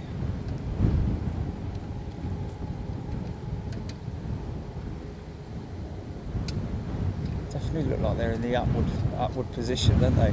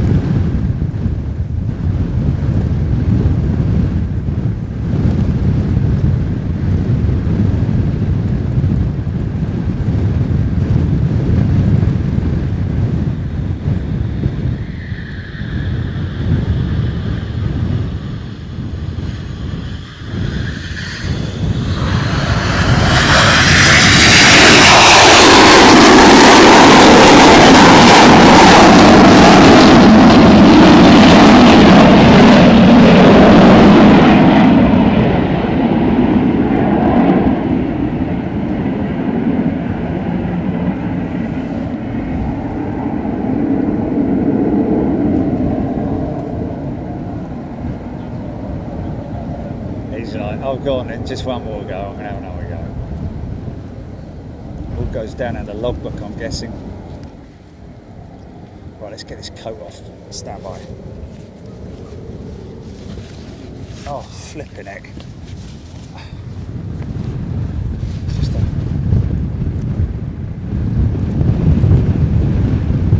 It is.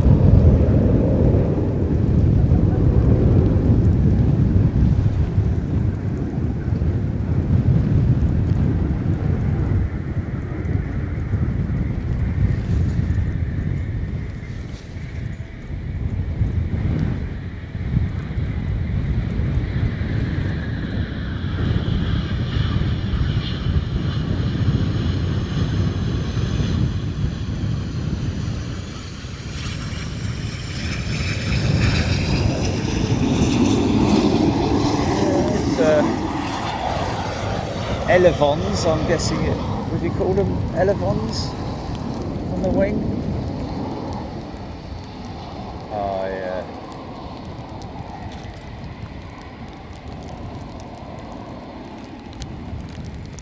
Oh, we got to get there. Oh, rain is gonna hit me, man. Rain is gonna hit me. It's gonna hit me hard. Okay, I think we might be breaking in a bit for lunch. I don't know. These guys are, what's happening with that freezer? Yeah, here we go. Oh, light it up, Sam.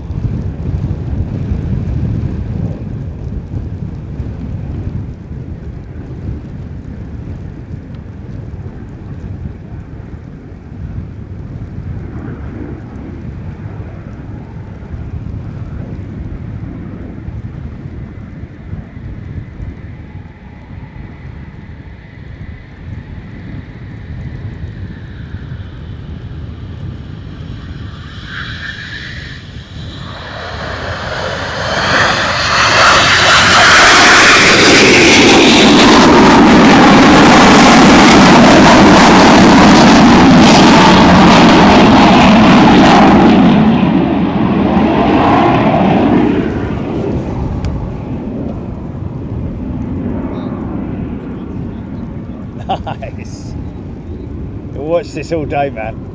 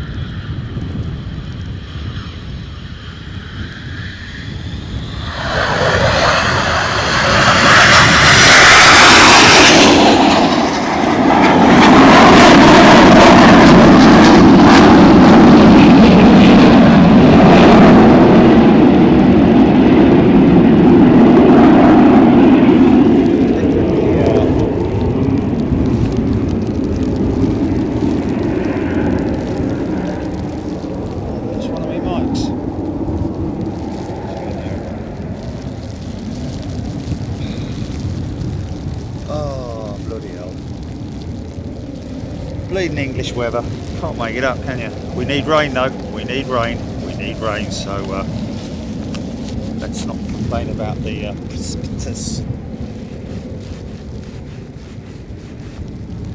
Oh no, don't do that, man. Don't do that. What's going on here? What's going on here? Have we lost it, Julie? Have I lost it? No, man. No, it's just from me. Oh, it just does not make... Bloody EE sending... Oh man, hang up. Have I lost it?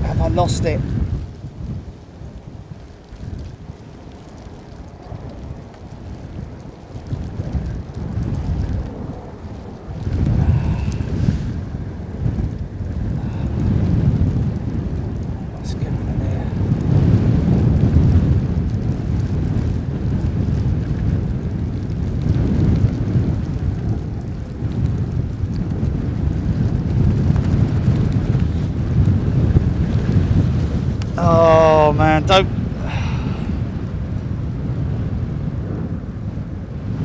What's up with my phone? Oh, I can't be bothered. I'm just going to go. I don't know if I've got. I don't know if we're on or we're off, folks. I just don't know. My phone's just gone completely nuts. Oh.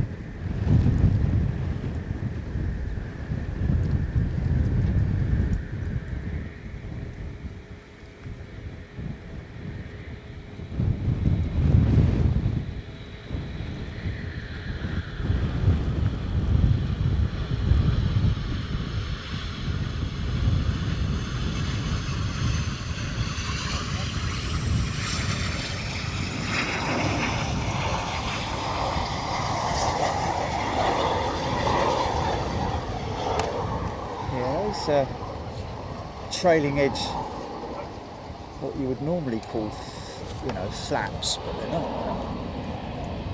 There is flaps per se. Flapperons maybe, or elevons. Canard is used. Oh, heavy on the brakes there, son. Canard is obviously used as a speed brake. I'm guessing that the canards and the elevons are very slightly in tune, linked up in some way.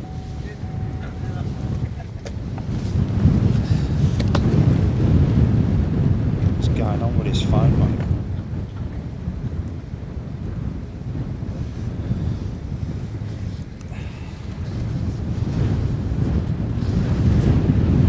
What's that all about then, mate? My phone. Did we lose the screen for a bit? No?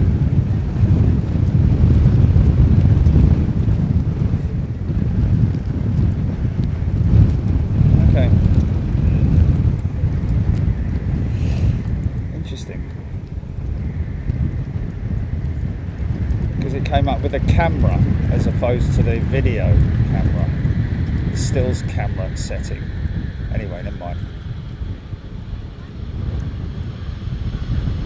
EE. Hey.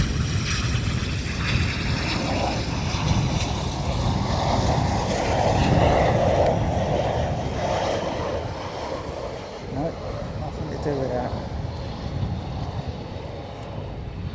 No. Yeah, that's definitely. See the way he's manipulating those elevons. I'm guessing. I'm dying to get to the comments so I can read what people are saying, the technical ones amongst us who know exactly what they're talking about. Because obviously you don't have a horizontal stabilisers like this. See them go down there. It's all on the brakes there. But, see up and down there. I'm guessing that the stabilators or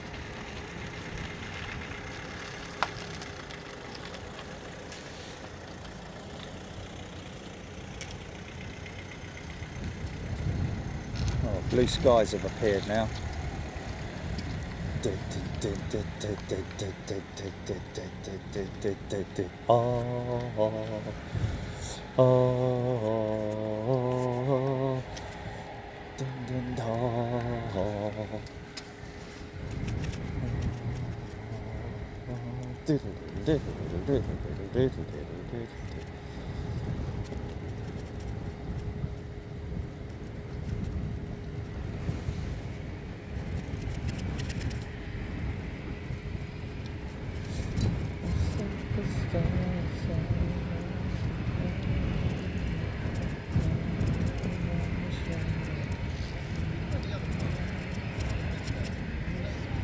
I remember you, it's the blue sky. Please tell us why you had to turn away for so long, so long. What's that?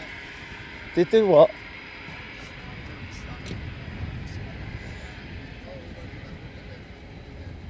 I did get my spirit level working on my phone, and I filmed both the departure on one phone and the spirit level as a screen recording on t'other. Yes, we went out around about 10 degrees, I think it was. I still got... Oh, no disruption for us watching at all. Brilliant. Thank you.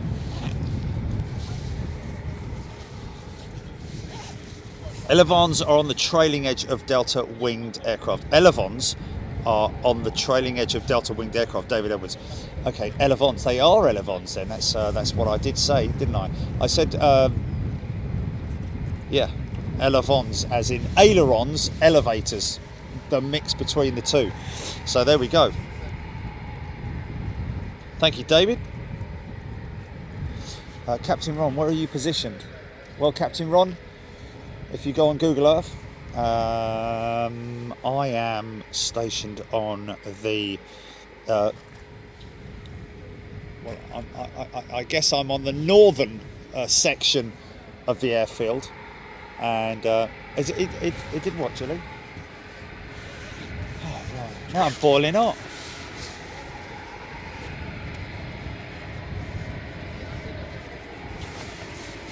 High five, yeah. Whatever. The sort of like the cool, you know, the whatchamacallit, the rock fingers. Yeah, we've got a couple of them. Right, the first ones that went past. Have I still got that video? Oh, really?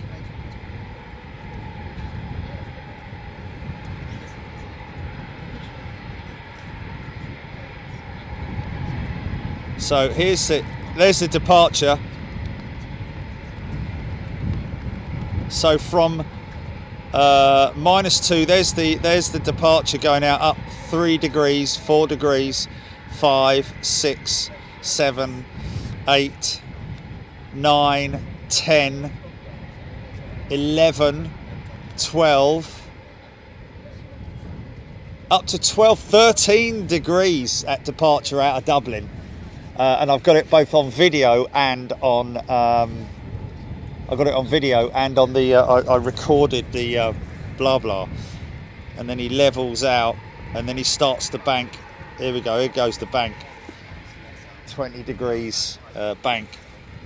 24, 25.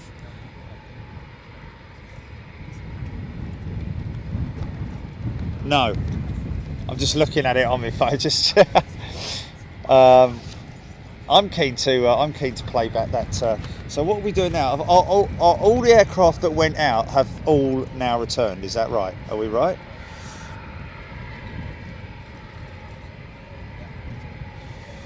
Chandler, they're called canards and help to control the stall. Yeah, no, I'm aware of what the wing is, the canard wing, a canard type aircraft, isn't it? Canard type wing. The canard on the front, the movable, and helps to control the stall. Well, yeah, I'm guessing that it does it. Surely it works during flight to aid in. Especially in dogfight scenarios, because the aircraft, as far as I'm aware, was built. All these fighter jets, they're built very, very unstable. That's why, in order to be so effective during dogfight scenarios. Right, I'm just going to, sorry folks, just bear with me 1 second. I'm going to get this coat off. Not the coat, not my coat. The camera's coat.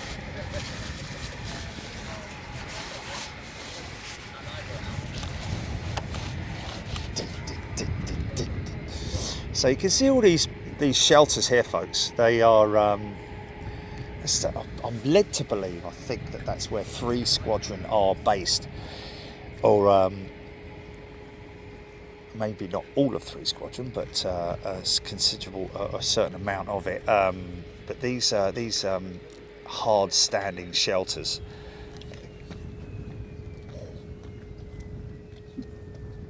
Nice shut down. So the 2 jets that went out from over there, I don't think they're back yet, are they? Unless they've gone over the other onto the side. Oh, yeah, that's shut down. So they can open these blast shelter doors there that you can see there, and roll the aircraft straight out, all fired up and ready to roll. I'm guessing that's what they would do in the instance of a QRA, where they, I mean, somewhere in one of these bunkers, unless they're coming, that's not a hard standing shelter over there. That is definitely more like a hangar type maintenance shed that you see there. But somewhere in amongst these hard standing shelters are the QRA jets, the quick reaction alert jets, that are always permanently on standby if an aircraft needs escorting or an aircraft needs intercepting. That's the there that you're looking at. There is the exit points for the exhaust. So the exhaust will come through the back of the shed there, through that tunnel, and then out through those exit points. So that allows them to fire up the aircraft inside the shed without having to. I don't know if that one's. Is that one open?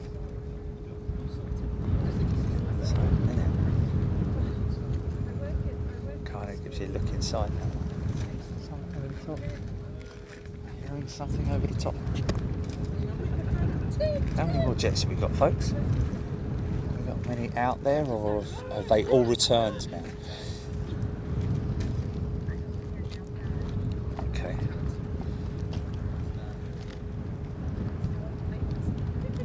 Okay, so we've got the three squadron returning jets just over the Channel. Sarah Long, living the dream, you lucky sods. Well,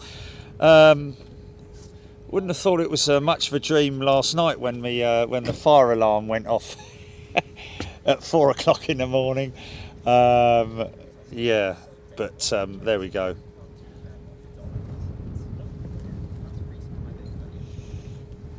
Stuart Watson, lovely Cold War infrastructure, yeah. Of course, that is for jets. The Vulcans were based here. I'm guessing that was still 617 Squadron. Would that have been during the Cold War?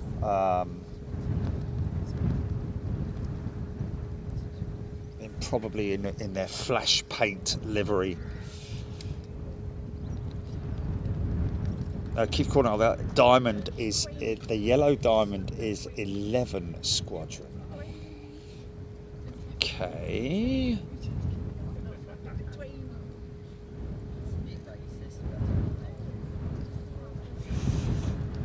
So 11 Fighter Squadron.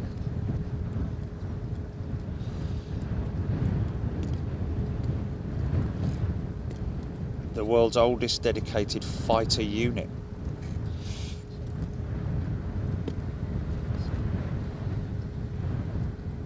Last squadron to operate the English Electric Lightning, of which they have one here, which narrowly escaped decapitation. Literally, the guillotine was hanging over the wing, and they were like, "Stop that guillotine!" And the guys was, "We have commissioned this lightning," and they did, and it is here now at Coningsby. 2007, stood up as a multi-role Typhoon Squadron. That is 11 Squadron.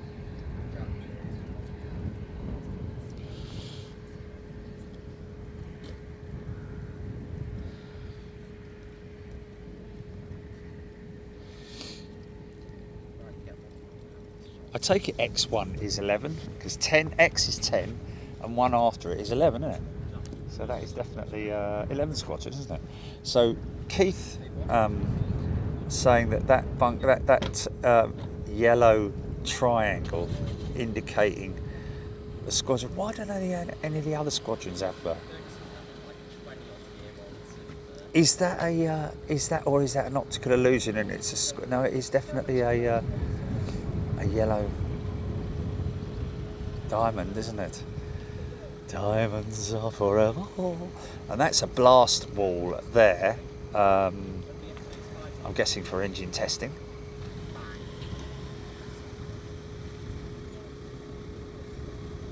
And I'm guessing that there is also a blast wall. It's either that or a giant outdoor squash court, one of the two. course, near to RAF Coningsby is RAF Scampton, the what is currently the home of, well, I don't know, have they moved yet, the Red Arrows? Have they gone to Waddington? Okay, Red Arrows are now at Waddington, Scampton. Not sure what's happening with that. Woodhall Spa, or RAF Woodhall, closed a long time ago. That's very close to here.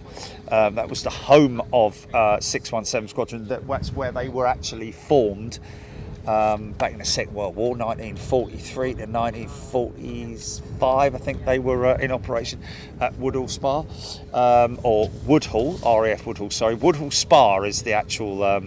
Is the village, and if you come to Coningsby or come up to Lincolnshire, you must visit RAF.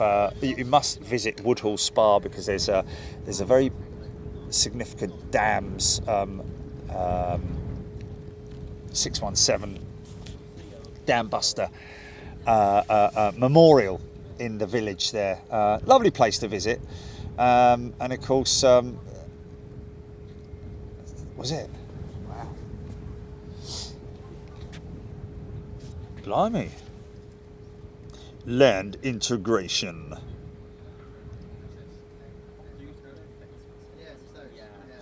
Flow. The canards make the Typhoon virtually unstable. Yes, but the Typhoon was indeed built unstable for manoeuvrability. Got to love the HAS, the Hard Area Shelter, I think is it. Could call it Hard Ass Shelter, couldn't you? Is that something over the top? It is something, but I can't see it.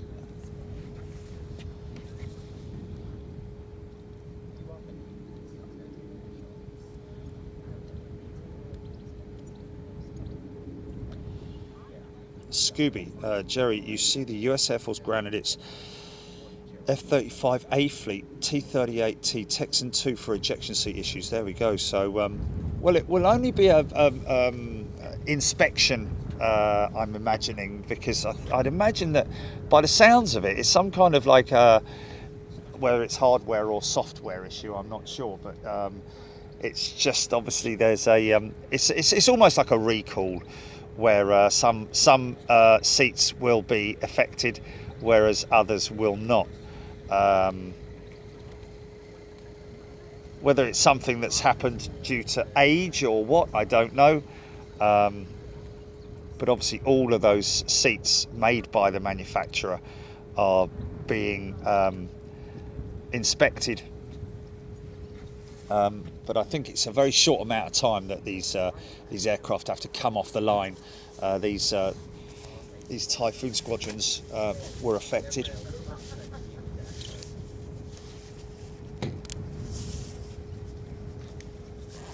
Russ CT, all about the proper software development and, more important, testing. All the software we used has been tested, however, in some cases not sufficiently enough.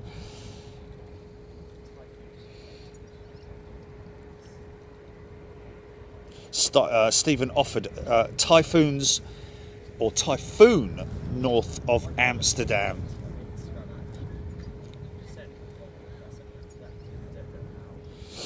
Russ CT, yes, indeed. Wi-Fi drops off from time to time. Yeah, it is because we're so massively overwhelmed now.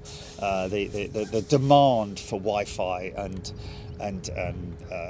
connectivity is such a it happens all the time now. It's part of our daily life now, especially if you're in an office environment where you rely on speed of your equipment. It is very, very frustrating.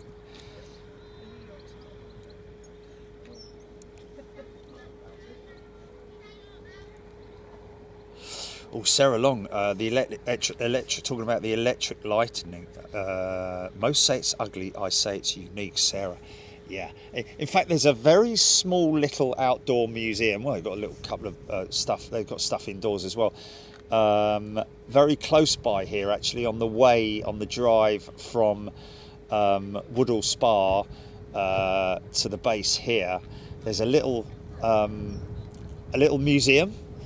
and there's an English Electric Lightning static display there. Not sure of its heritage, but yeah, quite a cumbersome looking aeroplane, but or jet fighter, should I say? But certainly, and a tiny little wing on it. But certainly, from my childhood, one of my favourite display jets of the old, the good old days of flying displays, when they used to, turn up without any, apart from the whoever was on the commentary at the time. Okay, well, next up is the English Electric Lightning, and we're expecting it any moment now. And we'd all be standing there looking in front, like, you know, on the crowd line, looking around, and only those who knew what was happening would be looking behind them, because normally they'd appear over the top of your head, straight over the crowd line, with such a boom that they'd be half a mile away before you actually heard them. The most impressive sight and sound. And of course, that was back in the days when the Phantom would be displaying, as well as other classic old school jets, Buccaneer, the Vampire.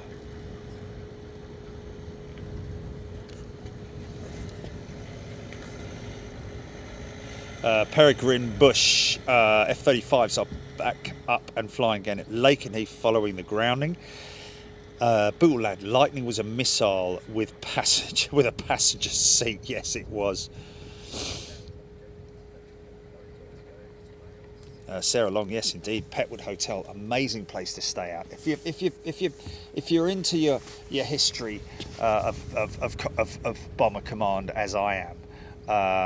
You can literally spend all day walking around the place, and go and stand. If you Google Guy Gibson at the Petwood Hotel, that was the officers' mess for 617 Squadron when they were based at Woodhall Spa. Not sure where all the navigators, because I do know that that Guy Gibson selected his crews. And I think all of them had DFCs, or at least were very well decorated pilots. He made sure that they were all very, very skilled and well decorated, honoured pilots. And the same thing with those pilots would go out and select navigators, bomb aimers, gunners, engineers, from either their own past squadron, or bring them with them, or whatever they might do. But a very select band of men, and young men at that as well. Gibson, I think, was only 20 odd years old when he commanded 617 Squadron. But yeah, it is an amazing thing. If you Google Guy Gibson at Petwood Hotel, you'll see a very famous picture of him standing outside, concrete pillars behind him. You can go and stand in that very spot. I was sitting out there last night after having driven for a long time up from London in horrendous traffic. But you can go and stand in that very spot where Gibson and his commanders stood for that very famous picture. Josh Slack is a new member. Welcome, Josh. If you're just joining us, folks, we are at RAF Coningsby. This is the home of one of two quick reaction alert squadrons, as well as other fighter squadrons that are based here. Lots of heritage. Read up about it. It's Lancasters were based here, and right the way through from the war. I think Coningsby was built in 1940. It wouldn't have been 43. Maybe opened in 43. I don't know. I know back then they were opening and building aerodromes as quick as they could turn them out, especially up here in Lincolnshire, where the majority of the of Bomber Command were based. The RAF, that is, of course, the US Air Force, based down in Norfolk. Most of their aerodromes were down in Norfolk. The East Riding of Yorkshire, isn't it? Is it East Riding? Also had a high number of Bomber Command. It's basically, if you look at a map, if you Google Bomber Command stations, Lincolnshire / Yorkshire, it's an incredible amount of bomber stations. You've never seen anything like it. There's a very famous picture actually, which shows you all of them. Josh Slack, thank you very much indeed. That's very kind of you. ZK367 inbound over North Sea, Paul Hodgson.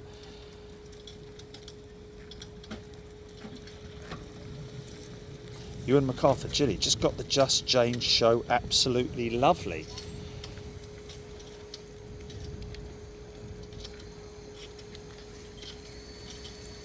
Oh, Sarah Long, Guy Gibson was 24. There we go. Still very young. And he's Emma Tozer, yes indeed, he passed away in combat at the age of 26, actually on his way back from a bombing mission when he was flying a Mosquito. There's no absolute definitive answer in terms of how he crashed, whether he hit a pylon, a balloon, or got lost, because obviously it's very easy in those back in those days flying at such low altitude, or whether he just crashed. We don't know, but he and his navigator / bomb aimer were unfortunately killed after the Dams raid. He never gave up, that fella. Real perfectionist was Guy Gibson. Lots of people, well, quite a few bomber crews saying that he was a bit obnoxious, and but to be honest with you, that's you only get that, you only get tainted with that brush if you're a hard worker and you're a real grafter, and you want absolute perfection for whatever it is you're doing. And some people knock that, as some people knock me for being such a perfectionist, but generally you find that people knock you when they haven't got that capability or that ability themselves. But at the end of the day, he was a very efficient commander, did what he had to do, and when you think about the task that he was given by Bomber Command, it was like, there's not a lot of people who can pull that off, I can assure you, especially back in those days when there was having to do everything under the veil of secrecy as well. Just a crazy time. Hodgie, Turkish 330 over the top. You can hear him. Can he see him?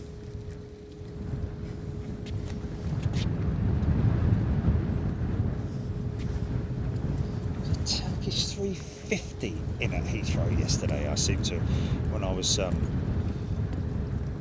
yesterday, Turkish 350 in at Heathrow? I'm trying to pick it up on radar, but that was, the radar was going mad. Simon Ice 41, RAF Burn and RAF Snaith were just down the road from me here in North East Yorkshire. Chandler.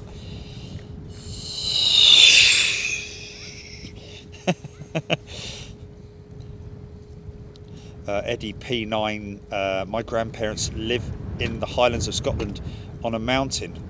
There has a Lancaster wreck from 1951 I often visit. Yes, I think I've seen pictures of that.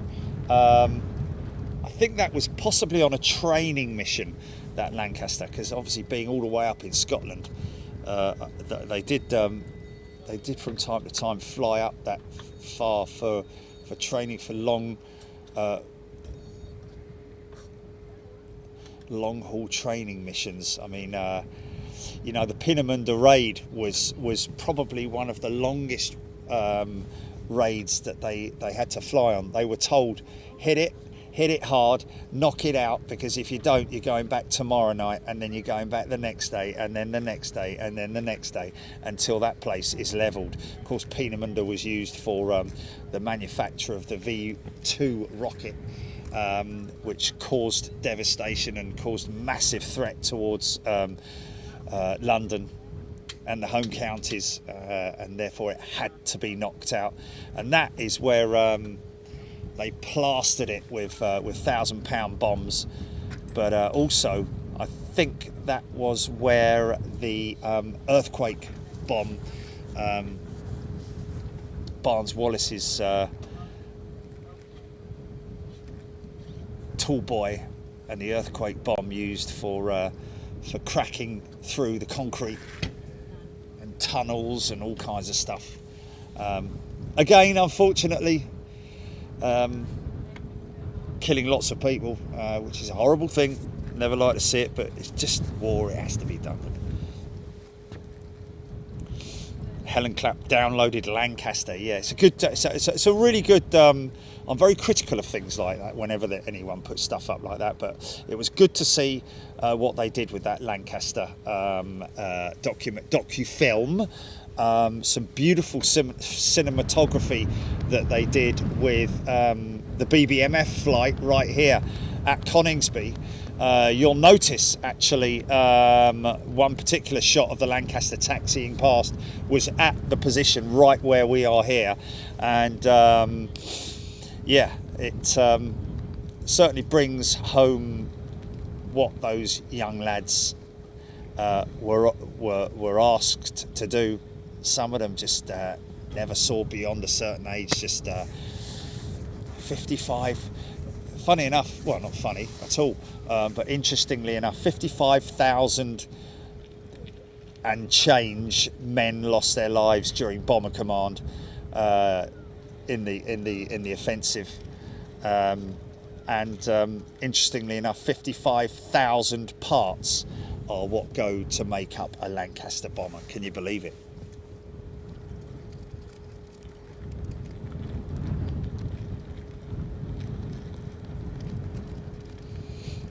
Yes, Keith making a very important point about there, the amount of missions that Gibson had already flown. In fact, Gibson's first aircraft that he flew was the Manchester, which was the forerunner to the Lancaster bomber.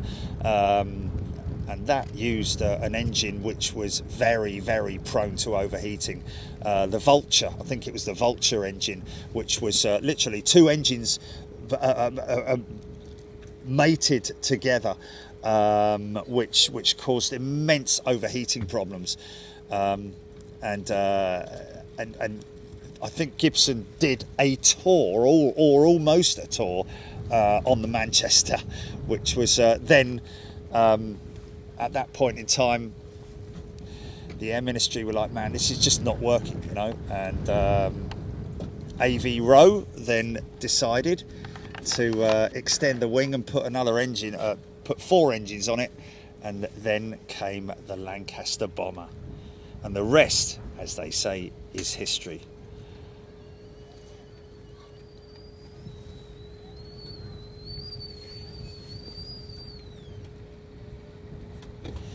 Helen Clapp, yeah, that will be Barnes-Wallis, who developed and designed the bouncing bomb, otherwise known as Upkeep.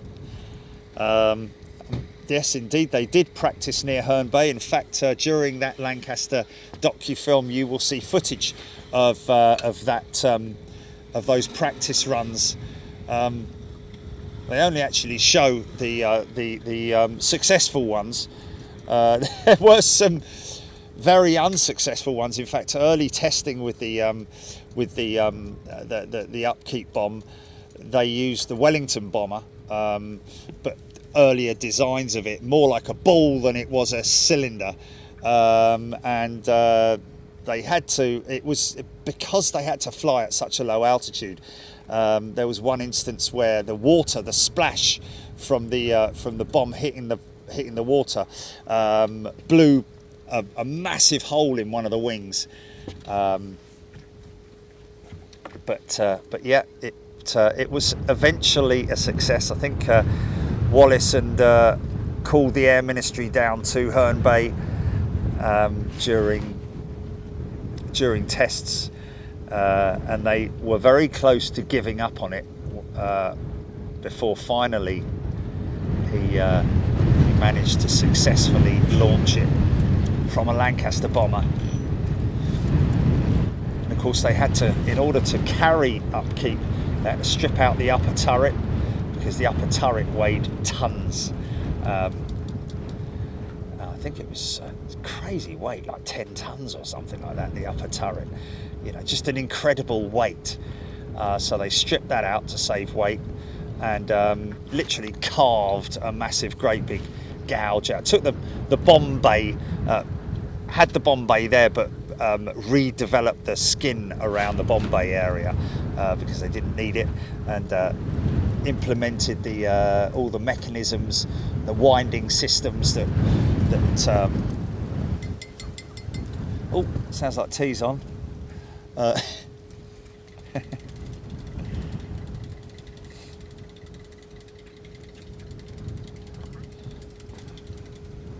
No sugar for me.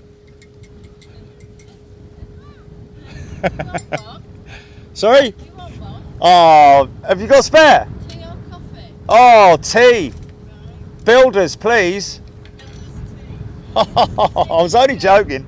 Huh? You take sugar? No. No, thank you. I'll throw it in a plastic cup. Oh, that'll be fine. I've got my mug here actually. I've got to put it in your mug. Hold on a minute.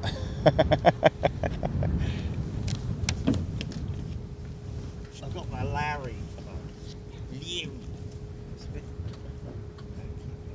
So what are you doing here today then? Oh, just Unfortunate then. bringing. It's a bit dodgy, but I'll take it. I'll take it in there. Honestly, don't worry about it. Thank you. Tell them not to talk to strange men. Yeah, I think there's things growing in it.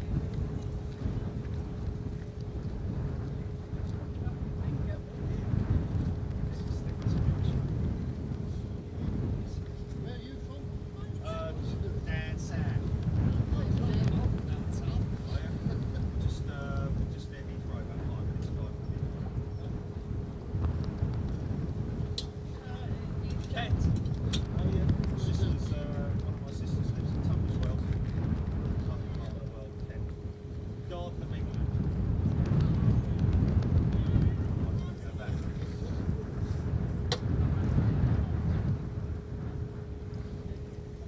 That's also another part of the world, though, isn't it? It's lovely up here. So what are you doing here? We're filming. We're live at the moment. Live with what? Big Jet TV. Big jet. It's on YouTube. I will send you.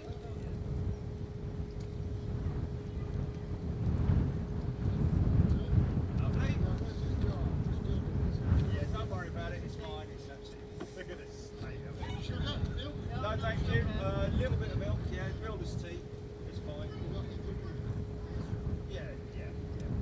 You can put the milk in it, leave the bag in it.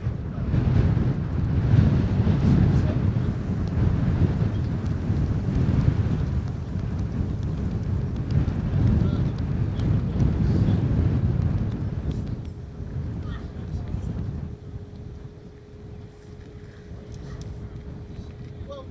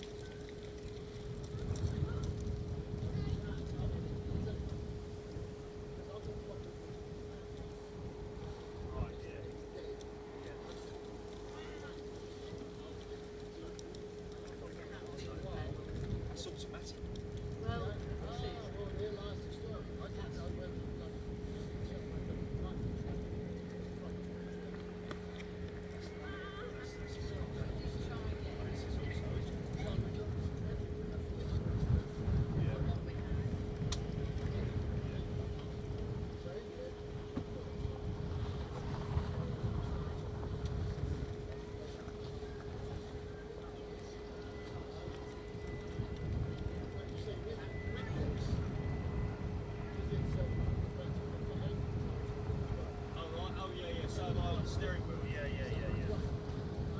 So you can run it manual if you want to. I never use it. Too lazy to use it. Oh, you driving it manual, did you? Driving it manual? What, using the paddles? It's up to you. That's what they're for.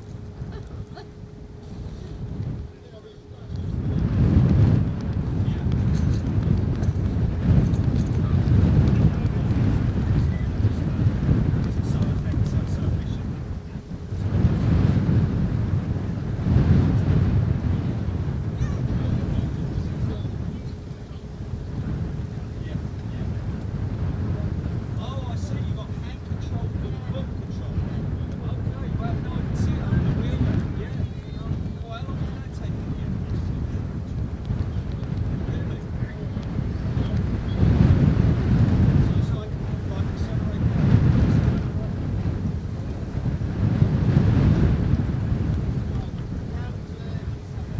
I gotcha. I can see it. Yeah.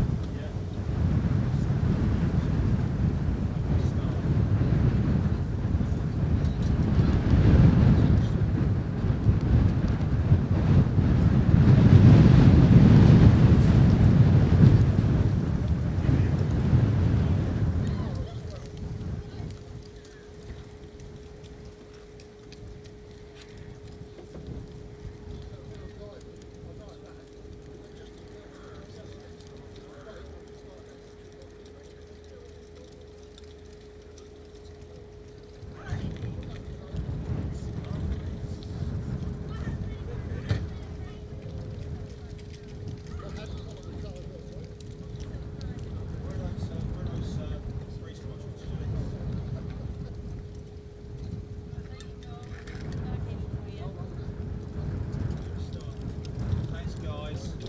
Thank you very much. We've gone out over the North Sea. Oh, have they? Well, why don't we have a break then? Why don't we have a break? What are you referring to? Right, okay. Let's do that literally, yeah? Okay, folks, we're going to have a break. Sorry it's taken long to just had to get a cup of tea from lovely folks down there.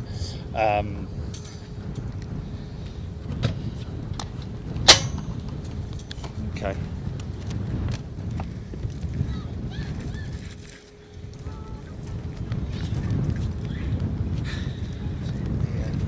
Yeah, I did wear my military planes TV t-shirt.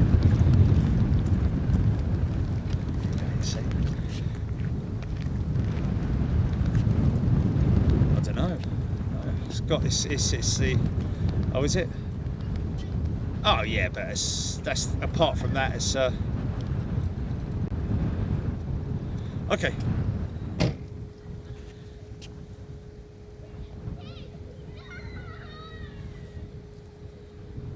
Eddie P9, obviously you're relatively new to the channel, I'm not sure, but our streams are we literally make our decision days in advance or even the night before, and it really does depend a lot on the wind and the weather, what we're doing at the time, where we're going, etc, etc. It really does. So Eddie, the best thing I would suggest would be to download the app, and also follow us on Twitter as well, because we do put out notifications across our socials when we've made the final decision as to where we're going to be, like yesterday where I put a little video out, that kind of thing. So yes, just what does? Cheers. Oh, bless them, lovely old couple, or young couple should I say. Yeah, easy son, easy. A big shout out to all the folks here at Coningsby, by the way. I know one of the refueling rigs drove past earlier on, gave us a big so we are going to be planning to be here for the return of 3 Squadron folks who've been apparently policing Eastern Europe along with other fighter squadrons, I'm guessing, or interceptor squadrons. Of course, backed up by the air-to-air refueling, and a lot of the times these guys as well are going out to do air-to-air refueling exercises, because that is not going to be an easy thing to that's a skill in itself, is getting that nozzle lined up with the boom, etc, etc. Bootle lad. Yeah, Bootle lad, talking to Paul S, talking about the avoidance of a bird of prey, we believe, and apparently a lot of people have rewound that, and it's quite evident that it was either a kite or a buzzard or whatever it might be, but very quick. Talk about quick reaction alert. It was a quick reaction alert, wasn't it? And I'm gonna have a little look at that later when I get back, but we might pop that up on and so that the guys here and the pilot indeed can get a look at that. Cool. Keith does like his cadets, doesn't he?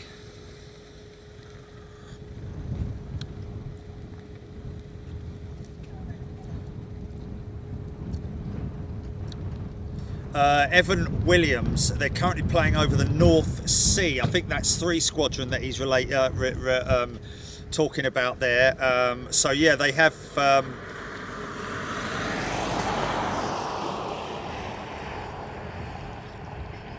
oh, interesting. Russ CT, did you see the drones are being made to refuel fighters for the future?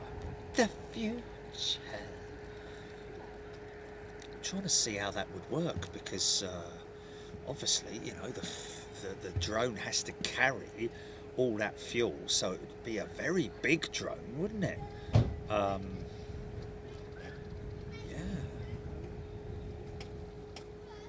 It's almost as if there would be sort of like, well, yeah, but they sometimes fuel them out over, well, a lot of the times they fuel them out over water, don't they?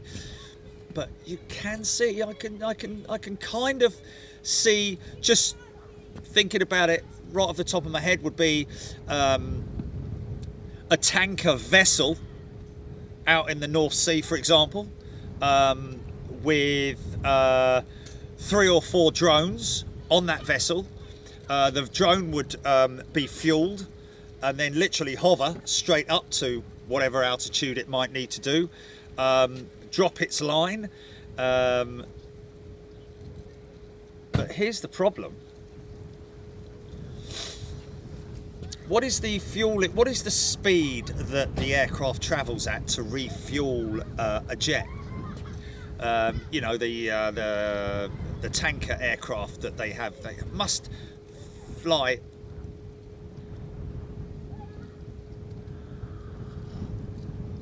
Yeah, but what speed do you need to be travelling at? I mean, obviously they reduce their speed. The drone would need to be a forward movement, wouldn't it? Can't just hover there, because the aircraft can't hover, unless, of course. Yeah, it's good. I mean, I can understand it, but I can see it. I can see it, but it's it would have to be a highly advanced drone that can fly and keep up with a Typhoon, or fly forward of a Typhoon. I'm guessing these E-powered props these days are very lots of low-end torque and very powerful.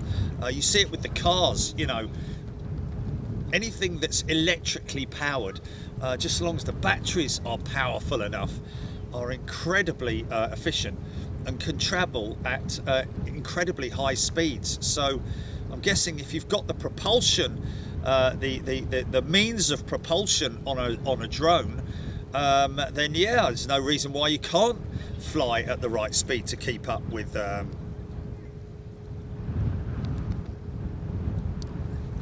It's a lovely cup of tea, I've got to say.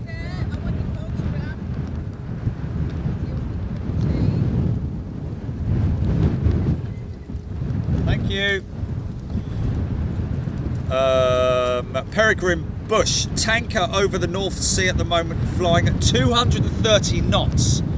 Okay, thank you, Peregrine Bush. That's that kind of like opens it up a little bit. 230 knots. What's 230 knots in miles per hour? Let's just have a look. See if my voice recognition can do it. Stand by.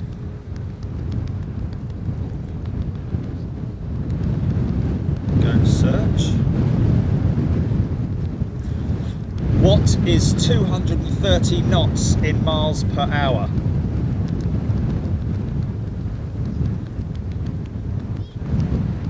It's great, isn't it?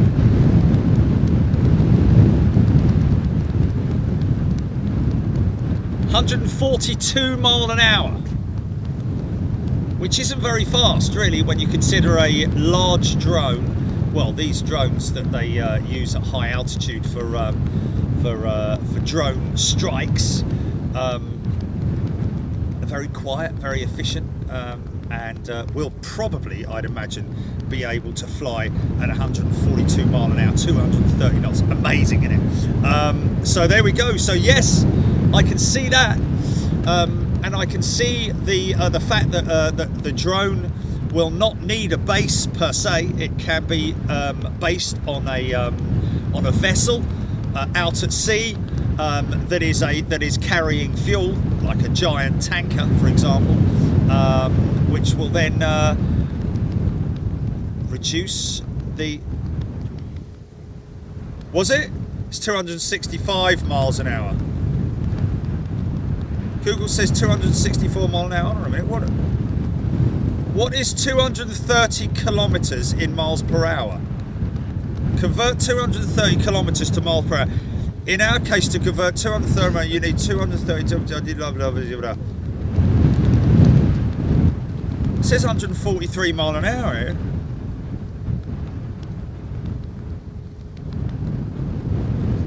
I don't know. I'm looking on Google, man. 230 kilometers. Oh, right, okay, all right, sorry. Let me do it again then. What is 230 knots in miles per hour? Question mark.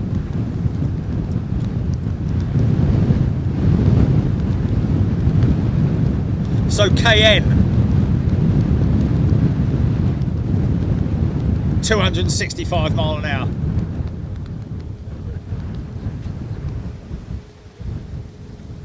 Yes, sorry. So that was me. Sad about that.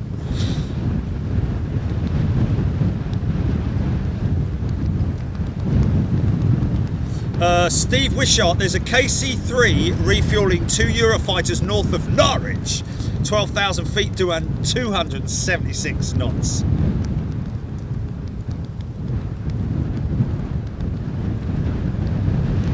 Tarnish 7, thank you. Harry Fisher, sorry, Harry Flatters, I think you need a new Siri. Just ask Alexa. Okay, let's confuse all the Alexas out there.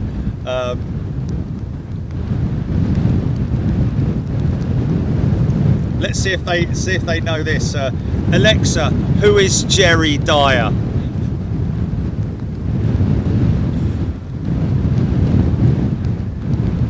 One knot, 1.15 kilometers per hour. Ken Whelan correcting me on.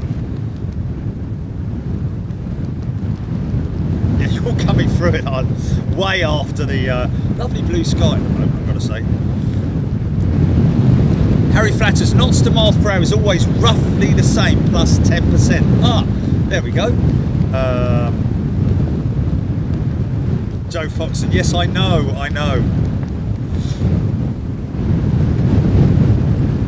1,000 miles an hour. Scooby, the US Navy testing the drone for its carrier fleet. There is a video out somewhere showing it. Video showing, okay, interesting. Scotty Honeybone.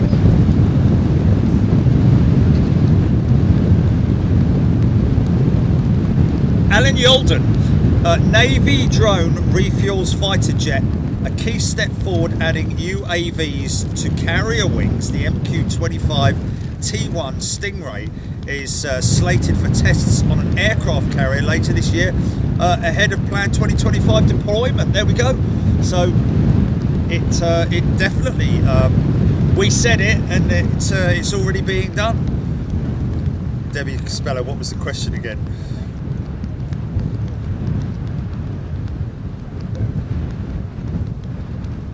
Hobby Time says the drones they use to refuel aircraft are as big as a Super Hornet. Well, it needs to be, don't they? Got to carry a load of fuel. See, without they just, there's a massive 20,000 foot hose going up from the aircraft.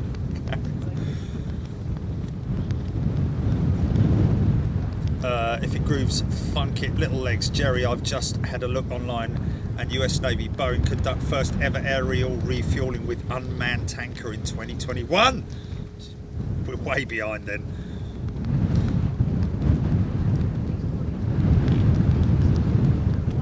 Joe Fox.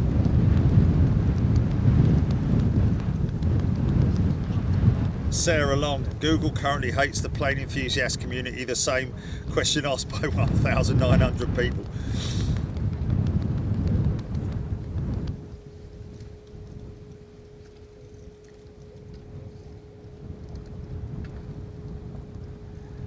Yes, actually, a lot of the results you might get for Jerry Dyer is the chief of police in Texas or something like that. Yeah, yeah. Mm.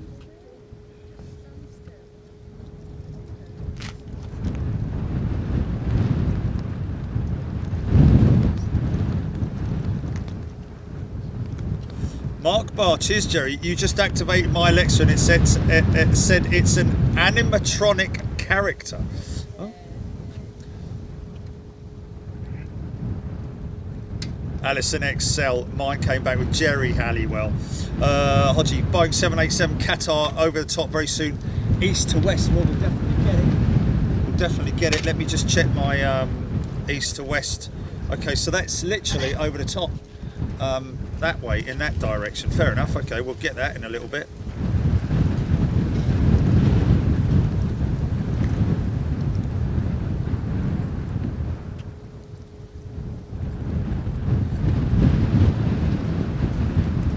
Eddie P9, what is the best plane you have ever spotted? Well, I tell you what I think it probably is that that American, what was it called, that jumbo Jilly, the one that was at Brussels, the Doomsday jet, Boeing E4, yeah, the one with the double hump. What hump?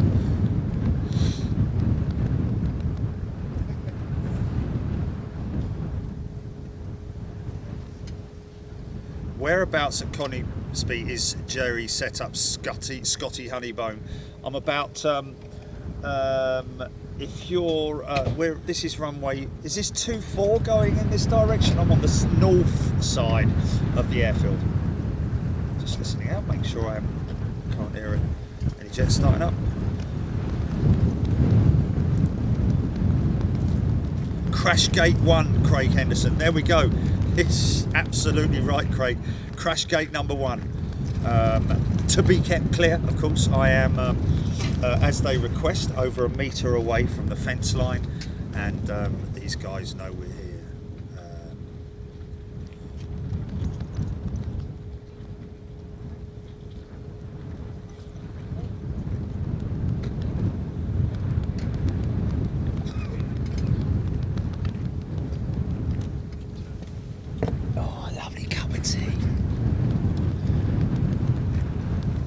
Say the breakfast at the Petwood this morning was something else, man. Yeah, I said, can I get an English breakfast? It was like 6:45. Didn't start serving till 7 o'clock. Sitting there all on me lonesome in the restaurant, which is a newly built segment of the original Hotel, excuse me. But also there is a bar in the Petwood Hotel, folks. If you ever go there, or even if you come up here just visiting. If you come here visiting, then go to the Petwood Hotel and have a drink in the officers' bar there, which is they don't serve alcohol in there anymore, even though there is a bar in there. Go and buy a drink from the bar, and then go and sit and reminisce, or just sit there and just think of the legends that have sat and drunk in that bar. Some of them walking out of that bar never to return. And one in particular, Guy Gibson, along with his fellow officers, sat and drank in that bar. There is a section of timber, which is a branch, which was picked up, by one of the Lancasters and brought back, because they flew at such low level. This thing clouted the top of a tree, and Lancaster bombers had these cable cutters, I guess is the best way to describe them, on the leading edge of the wings. So I don't know how effective they were, or whether there is any actual record of one being used and being effective, but they had these cutters on the front leading edge, so that if they flew into a barrage balloon, the cutters would slice the cables. How effective they were, and whether they were effective or not, I'm not absolutely sure. But whether also that was anything to do with the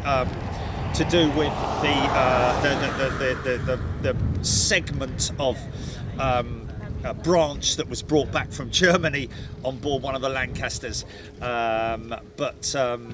or whether it was from one of the raids, or whether it was from a training mission or not, I don't know.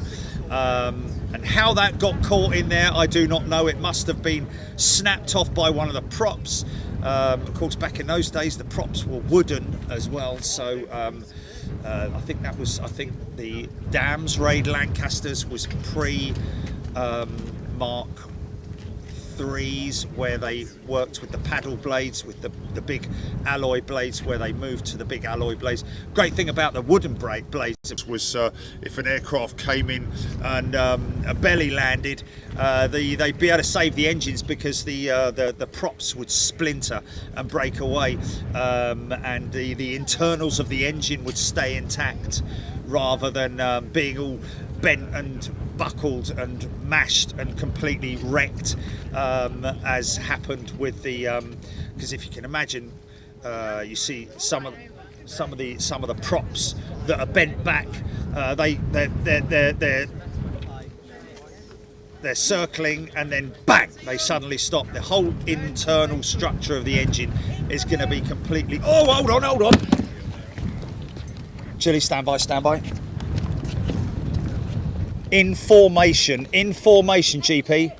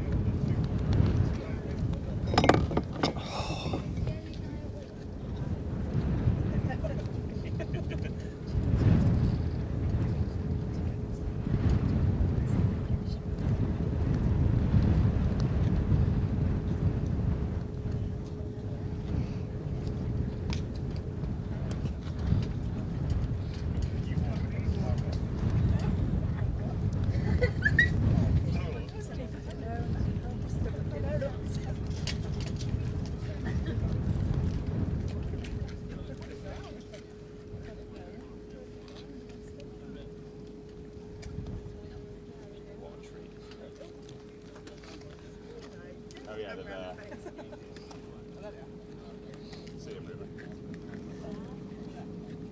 Mine's two gone behind. Right, no. Daddy, two have gone You behind. might do that thing then.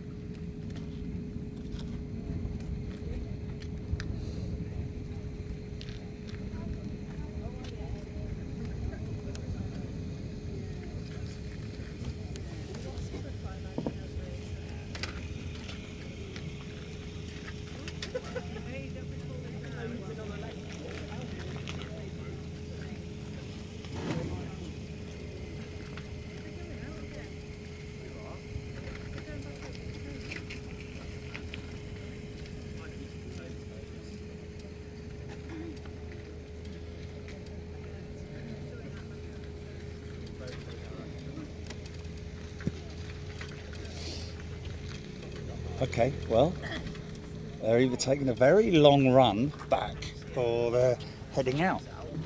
I don't know.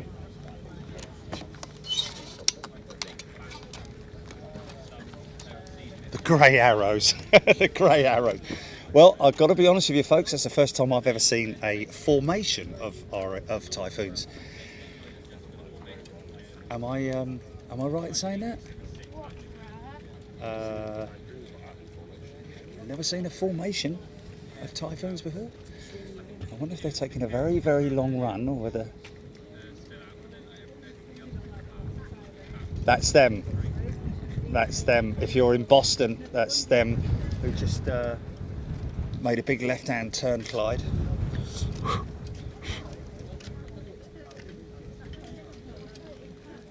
Okay. Hodgie's saying they might have a C-130 either overhead or inbound, or is that a tanker or? It's over the top there, look. Something over the top, GP. Yeah.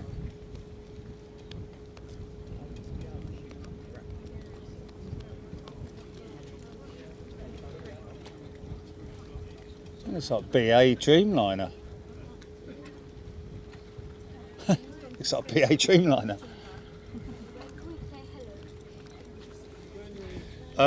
It's heading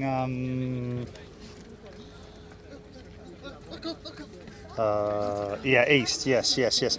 Oh, somebody's saying there was a Rhino 737, right? There was indeed a formation of Typhoons at the Jubilee, wasn't there, Julie? Yes, there was. Well done, well done. Oh. Steve Wishart's turning on finals. Is our Wi-Fi still active?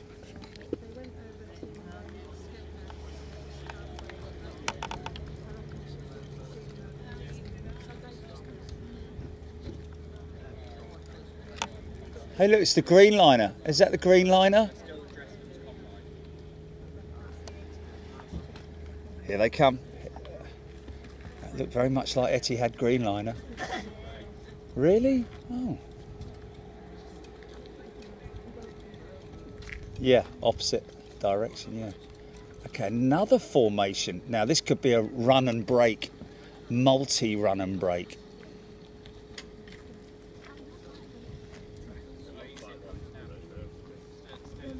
So only 6 of them this time. We had 8 of them last time, wasn't there?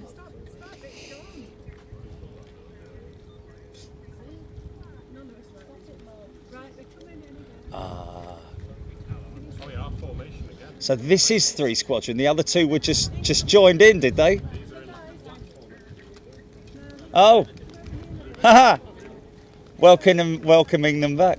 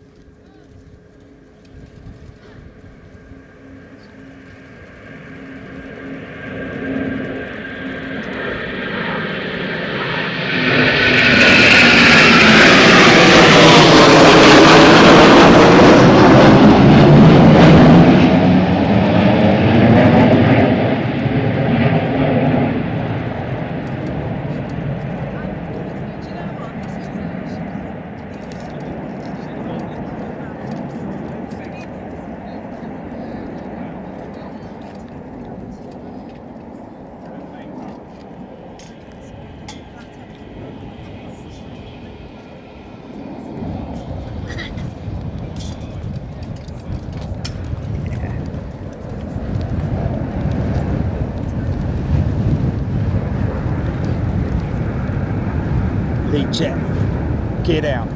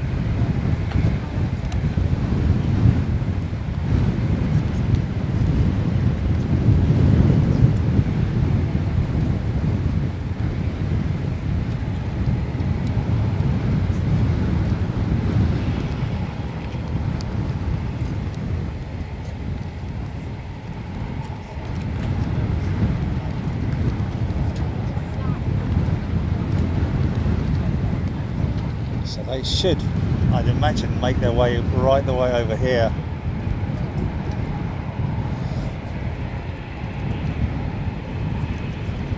Really? 5? Yeah.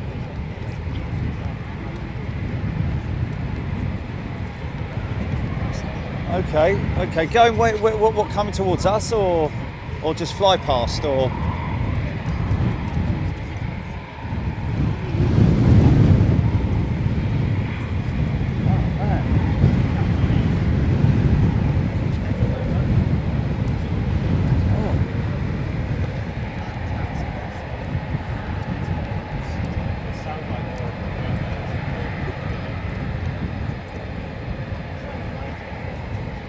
I can hear something. Sounds like a lank though. Or am I just hearing things? There's another one coming out.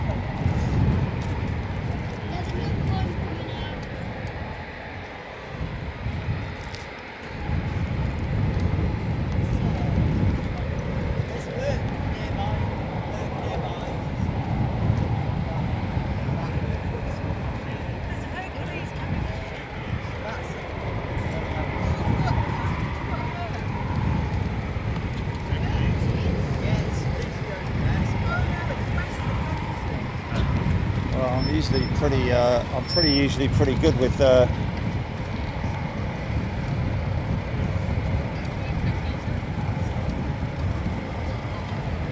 yeah, looking.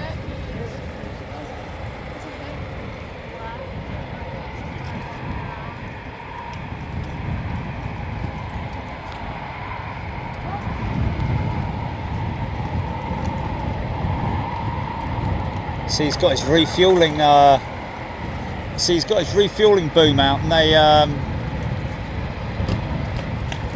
The reason for that is that the ground crew will inspect that for any damage, and then once that's been inspected, give the thumbs up, and they'll close that away.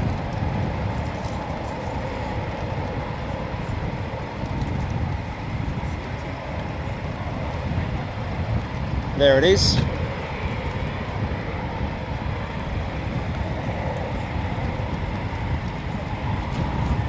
So that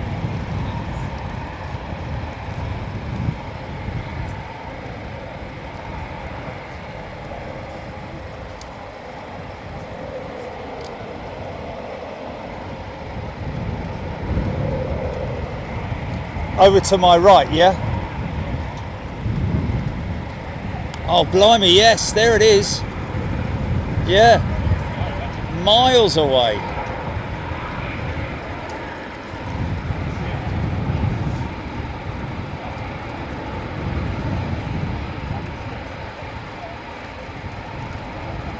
That's what I'm wondering, whether he's going to make a left turn now. Yeah, he's making a left turn now.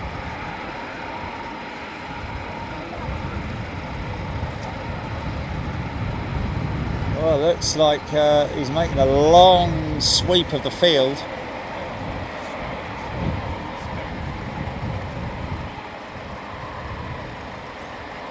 You're going to hear all these jets shut down.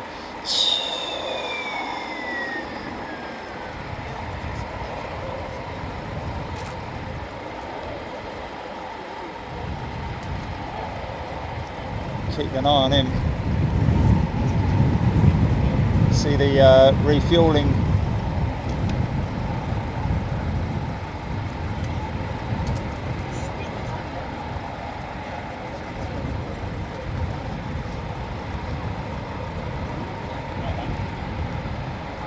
That might actually be going, oh, I don't know, it's RAF, so sure it's RAF, yeah, it's RAF, yeah.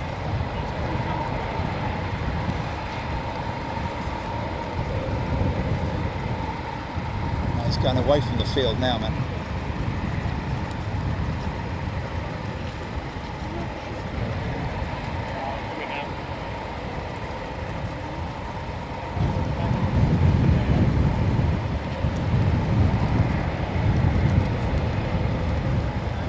Oh, hello. Oh, I thought that was one coming out.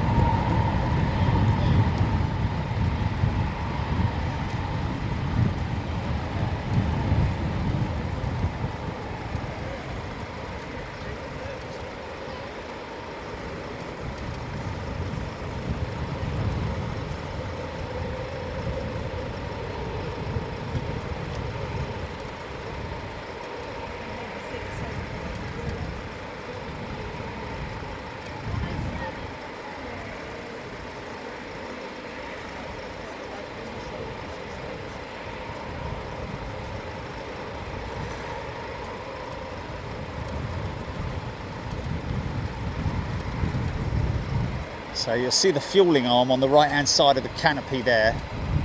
That will fold back in once the ground crew have given the pilot the thumbs up that that's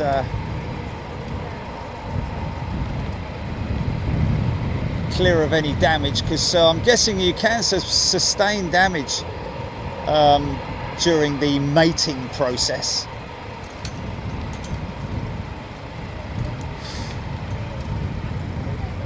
There we go. Nice and clean.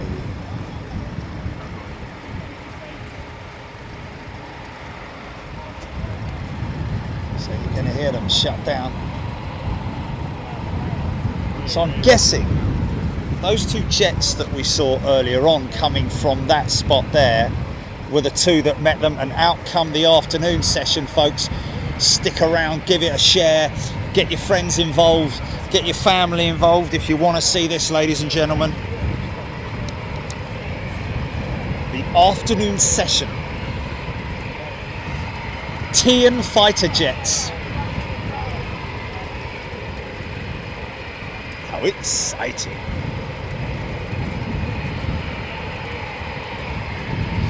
Paula, Chaos 11 and 2 on their way in. I think Chaos 11 and 2 were possibly 3 squadron jets that went out to meet these guys, or at least went out, did some exercises, and then met up with them. They flew back with them, so it kind of makes sense, doesn't it?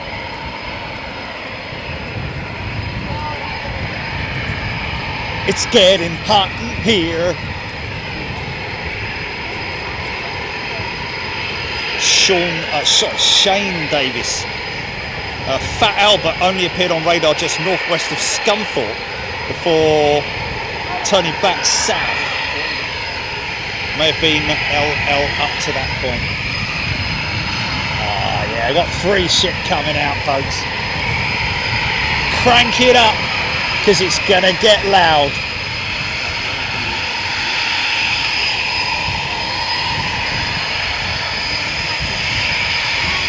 Get some waves. They know we're here, folks. They are well aware that we are here.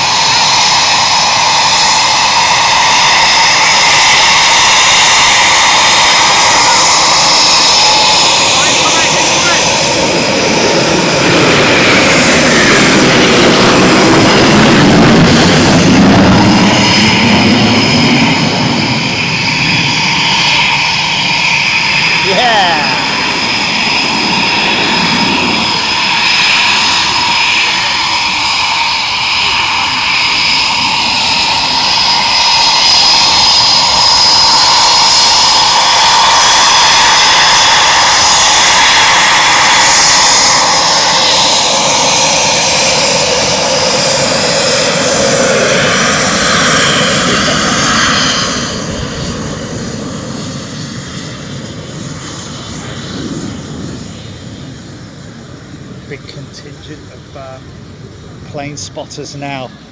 God, my nipples are hard. Really hard. Oh.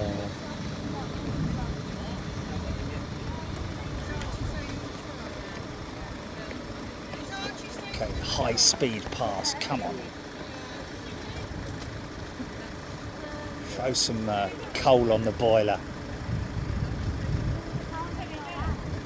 For the plume of black smoke, or are they just going to come straight? I think these are the 2-3 squadron jets, aren't they? I think that greeted the instability there. Nice.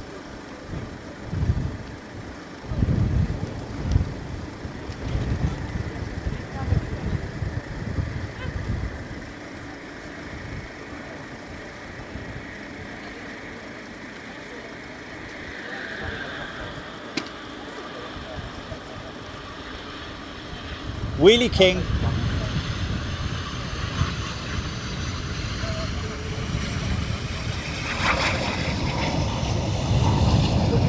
Yeah! Buy that man a BMX. Whoa! That is insane, man.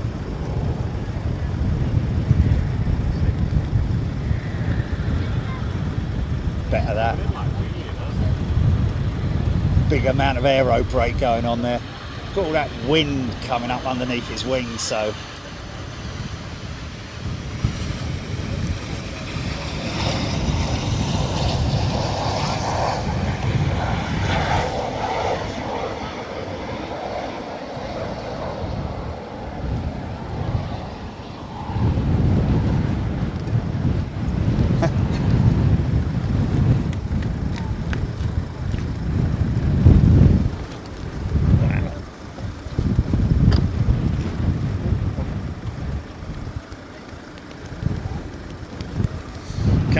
Crank it up, folks.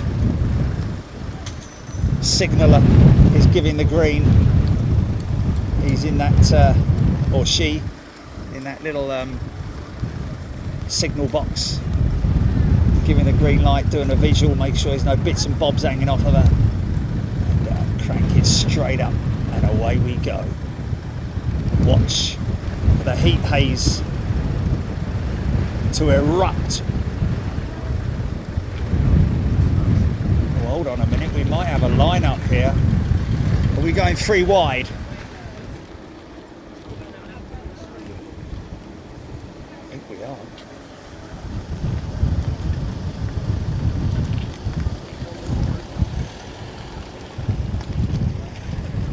Oh, maybe not.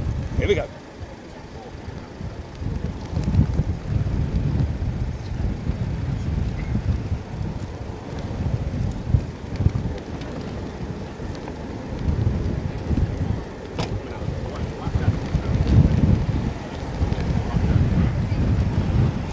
More jets coming out as well. Lights are on, brakes are off, throttles up.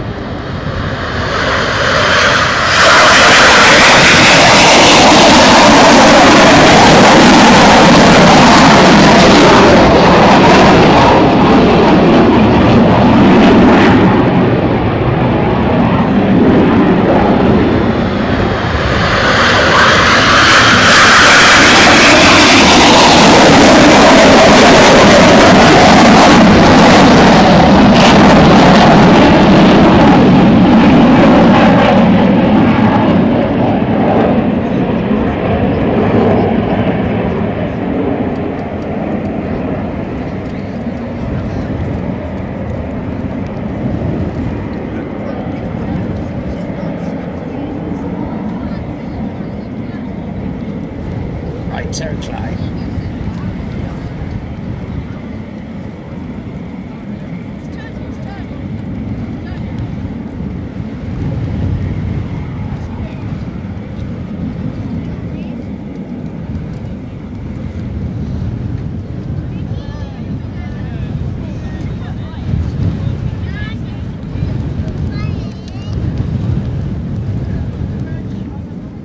And off they go.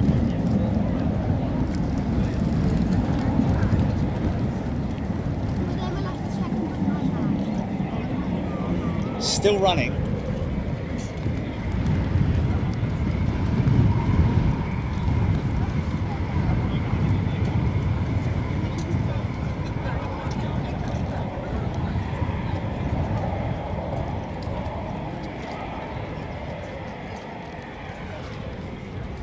going to hear that.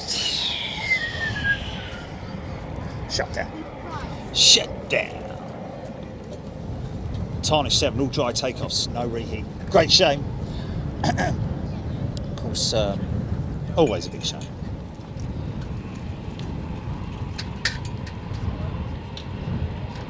Alan Brooke, can this show get any better? Oh, glad you're enjoying it, Alan. Always a bit of a gamble, but of course, remember to gamble responsibly. When you come to the military shows, sometimes it could be a big no-show.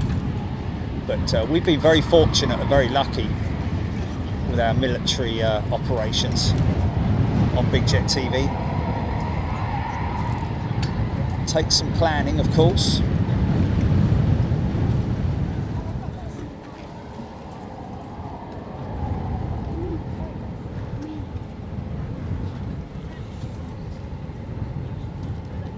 Stephen Stibbons. Is the Typhoon still the only fighter that can go through the sound barrier without afterburner? Interesting. Once you're up to speed, though, does the afterburner help you get there, or is it?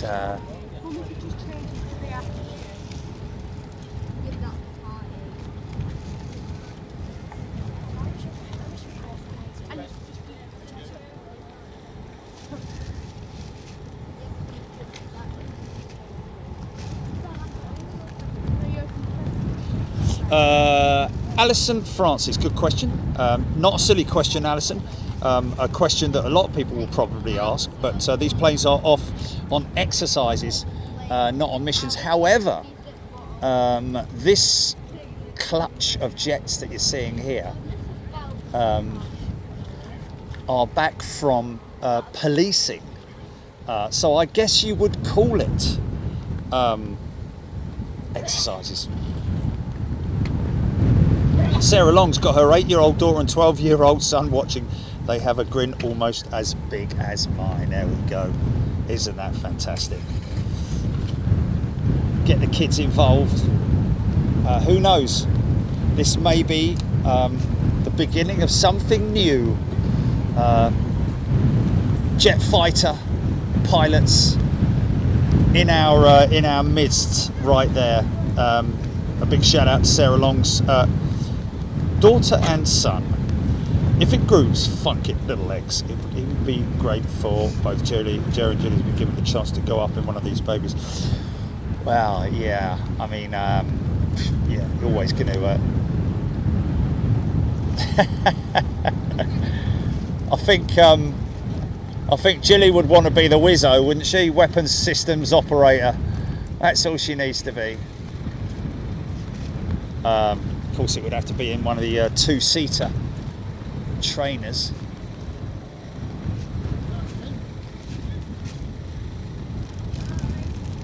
Did I give you stickers, man? I gave you stickers, didn't I? Cool, man. Just wait for that canopy to open up. May have another what are they doing there? Pushing something in there, aren't they?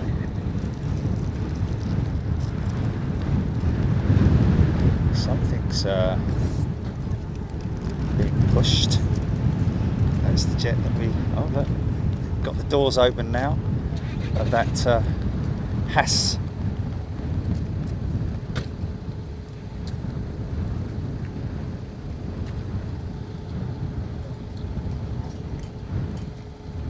There's the shutdown.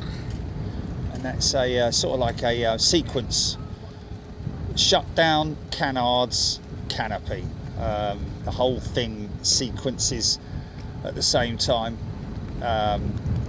Somebody saying earlier on that because as soon as the engine shut down, it's an automatic sequence where the canards will drop. Whether that's a hydraulically manipulated maneuver, or whether that is because there is no longer any hydraulic pressure in the systems that they drop with gravity.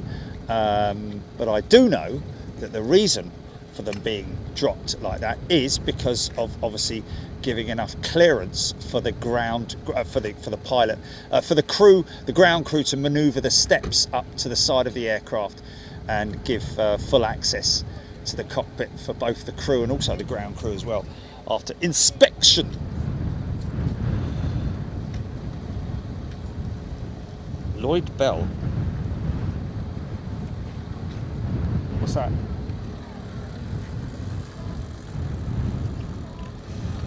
Oh, okay.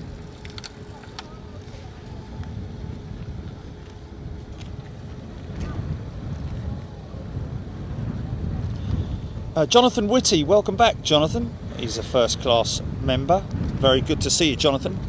Andy P, X-Wing fighter, Gillian, half a built Death Star will do just nicely. Hey, over the top, A350 Finnair, One World, east to west. Paul Hodgson. East to west. Usually that way, isn't it? Seeing it. That's long range over there.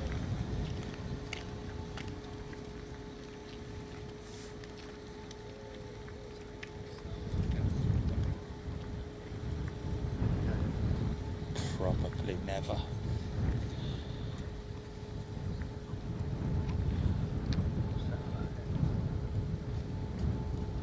Bootle edge. Yeah. Guy Gibson should have had Gilly on the bomb aim as a bomb aimer on the mission. Nah,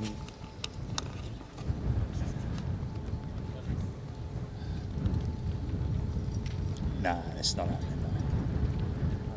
Yeah, I think we've learned a lesson with regards to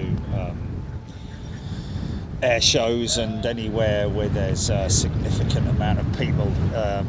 It's just crowds and stuff like that. Yeah, it's not favourable, and it's very frustrating and very, very stressful, man. Yeah. Being as we're perfectionists at the end of the day, you know. We honestly thought we'd cracked it, but you know,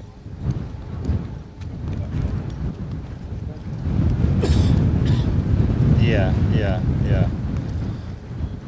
And let's face it, you're always, yeah.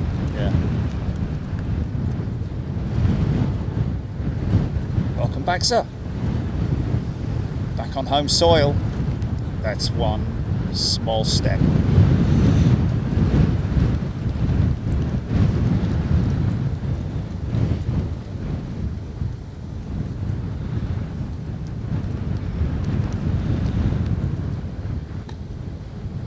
James Young tuning in from Devon. A very good afternoon to you. Good afternoon, everybody. We're at RAF Coningsby here in the heart of Lincolnshire.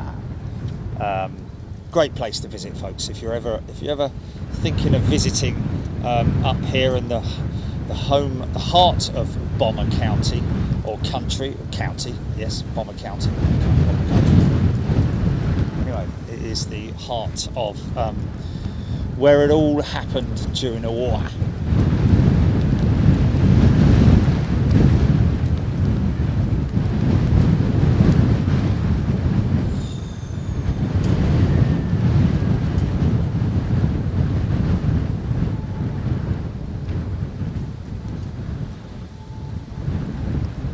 TCC, we did get the 777X. We were happy. Yes.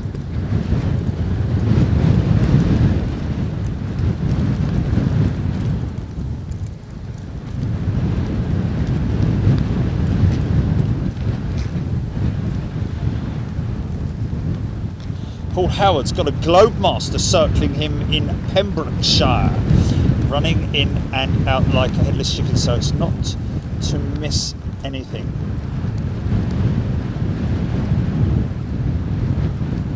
Dan, good afternoon. A sunny Liverpool, I think Dan is tuning in from. Good afternoon, Dan.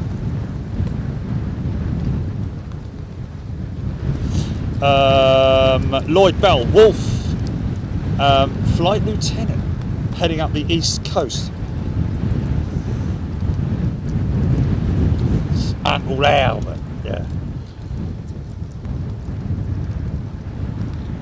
Yeah, the F-35 hover display was something else, wasn't it?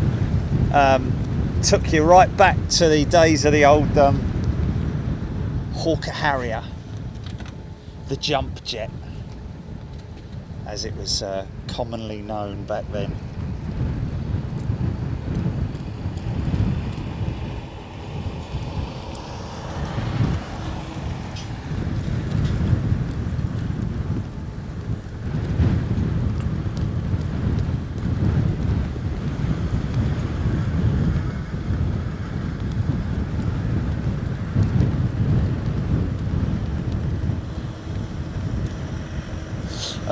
Sarah Long, Big Jet TV Live is the app if you want to grab hold of it, and Big Jet TV, we are on Twitter. Big Jet TV Live on, oh okay, there we go.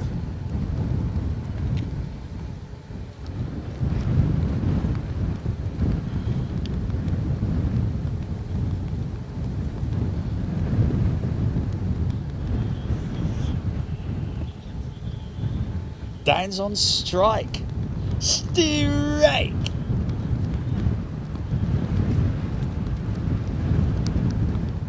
Thank you, John Stoner. Lynn Kingholm, yes indeed, the Harrier jump jet. Always a crowd favourite, wasn't it?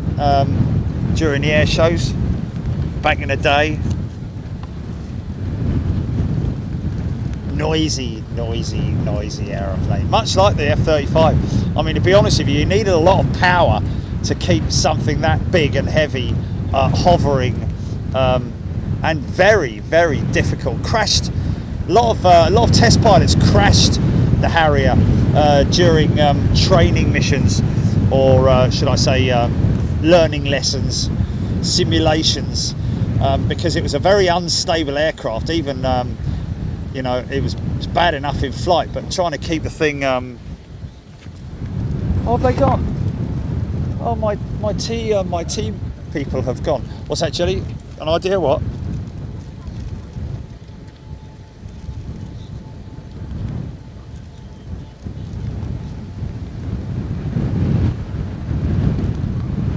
Oh yeah, we should do more on that, man.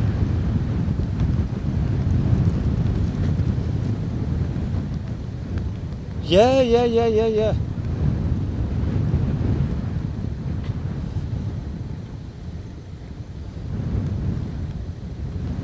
There you go. Yeah, exactly.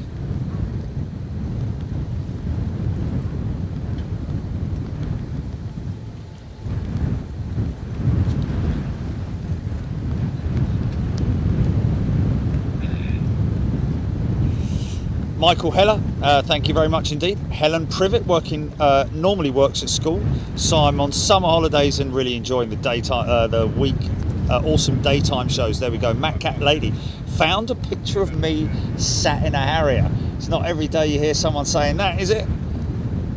Les Tankard watching from the garden in sunny Warrington. Good afternoon, everybody. Hope you're doing well. It's lovely weather now. It was very looking a little bit dodgy earlier on. Now it's cleared up a little bit. The cloud is fully broken, but also bear in mind it's very, very windy.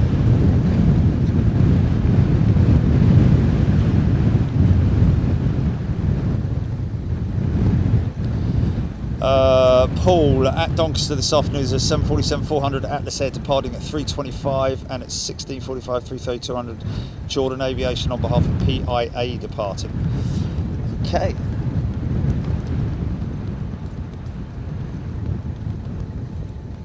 Dan's a bus driver. Kevin Beasley's the yellow vehicle of refuelling wagon. Certainly looks that way, doesn't it? Although they've just returned, haven't they? Would they be going out on afternoon exercises? I don't know. Pretty sure that's a refuelling wagon. A Bowser. whichever way you want to call it. Definitely looks like one, doesn't it? Emma Tozer, normally get the Typhoons from Lossiemouth, fly over me here in Barrow on the odd occasion.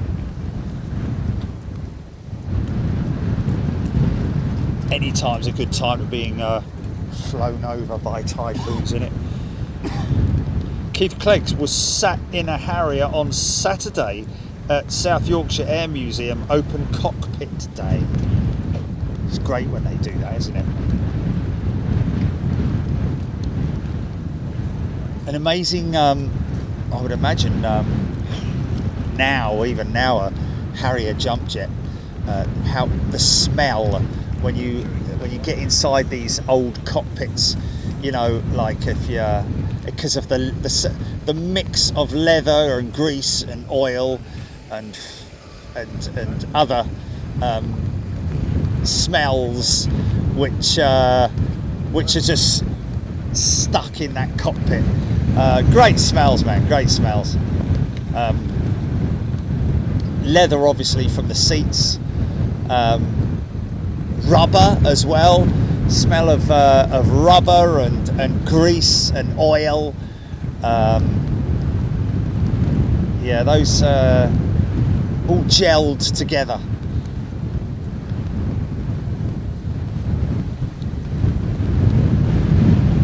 Oh blimey, I was going to say that's a lot of returning jets, isn't it?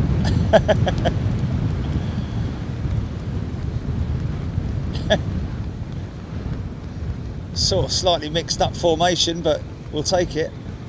I think they're starlings murmurating, aren't they? It's murmurating the starling. Here's another one of those Bowsers, just about to make its way round the back of that shed. This Bowser, where's he going then?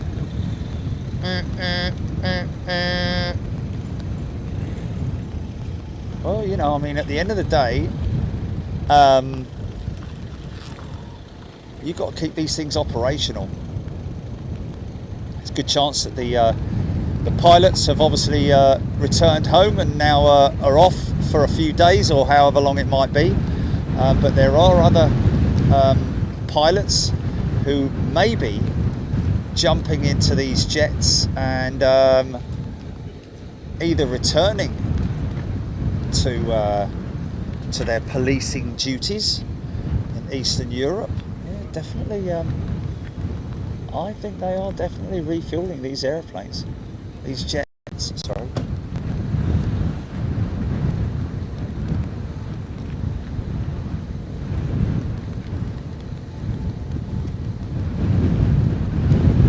Oh, William Killiner, yes. Garage smells as well, let's remember. South is nice. Old planes smell like history, they do. Linkinghorn. There's a NATO Boeing E-3A Sentry circling in the North Sea. They would fill them outside, not in hangars, for safety reasons, so they are fueled and ready to go at a moment's notice. Keith Cornell say, okay, good point. Refueling those jets outside and then they will be wheeled to their into the hangars. Yeah, good point that, Keith. I'll go with that. Makes perfect sense. There's another one. Or is that a cleaning truck? I think that might be a yeah, that makes perfect sense. That does, doesn't it?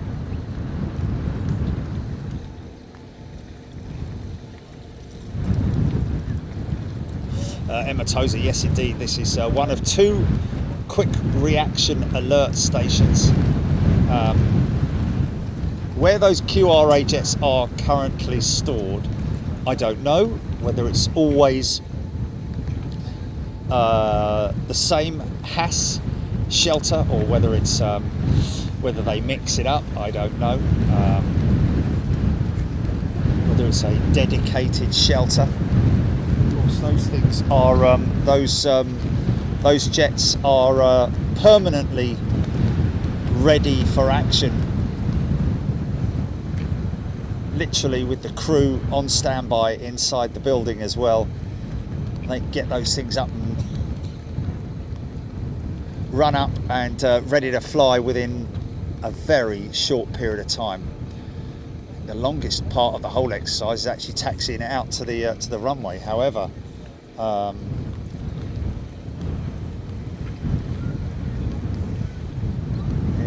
don't know if there is a quick fire route to the taxiway route to the runway. Whether they're perhaps able to intersect, I don't know. Just at that point where we're looking at there, I probably wouldn't imagine it. Wouldn't be enough runway. But yeah, certainly enough time to get those jets down there. They might even come out, intersect, head straight down the runway, do a 180 and then head straight out.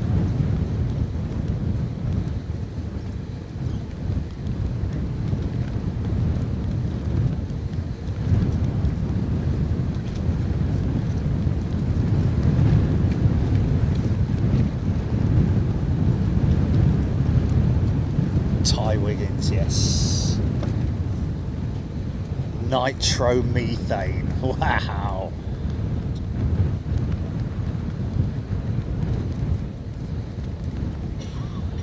Matthias. Yeah, they were the days. 2-stroke motocross. Raced a few of them in my time. Terra G Castrol R40.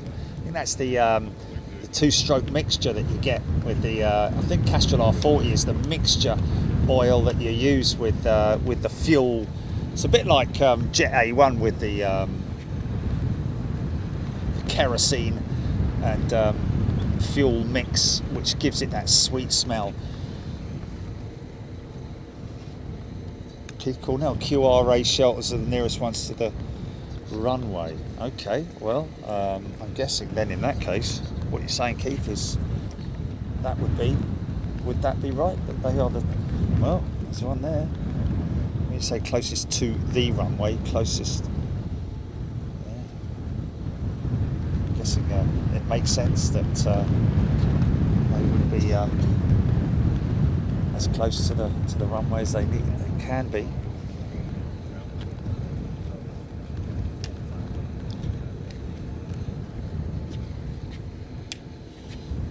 Finley, watching while working in a warehouse.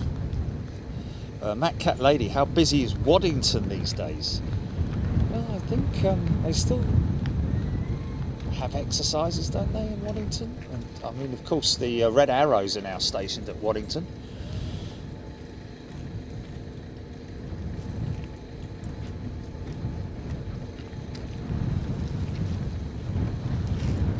Tarnish 7. It's a bit like, very much like back in the during the Battle of Britain, where you saw those when you saw the fighter pilots, Spitfire and Hurricane pilots, sitting outside in their lounge chairs, ready at a moment's notice. As soon as the bell rang, bosh, straight out. Oh wow, there she is, man. Yeah, I've got that, Jilly. What's that? What's that over the top? Latam freighter. Okay.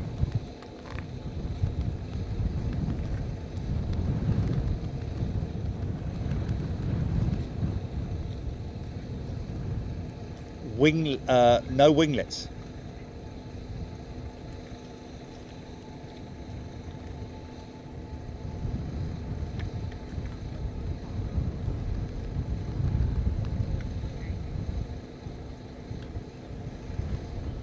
Where did we see a ton of them? Where did we see a ton of them? It's a Latam. Oh, it was Miami, wasn't it? Yeah. Yeah. Right, bear with me 2 seconds, folks. Just going to nip down and get a sandwich. Oh, I tell you what I have got. I've got one of those lattes.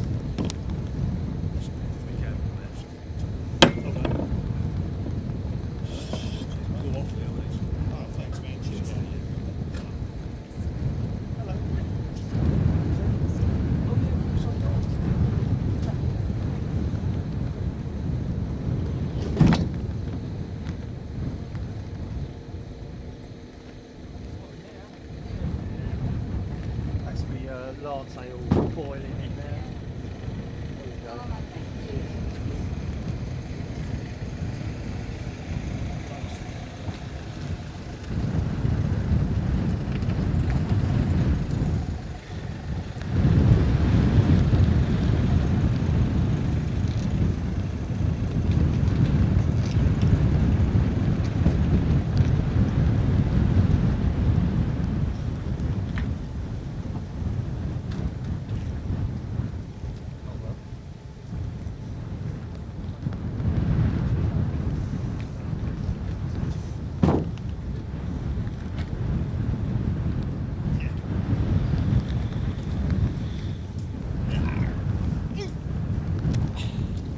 Right. Paul Skilling, brilliant shot. Oh, the freighter. Bootleg going to Amsterdam. Oh, nothing nicer than a hot cheese and ham sandwich. Oh my God.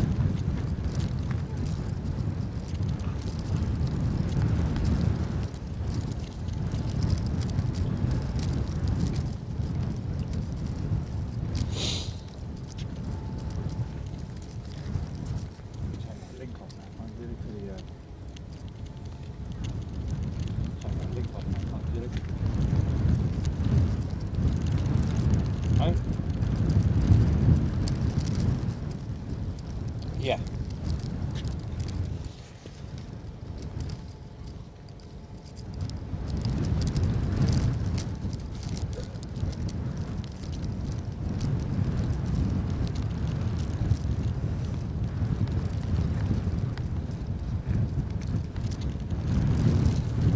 Margaret Tomlin asked Steve to pop you a burger over from the Spotters car park.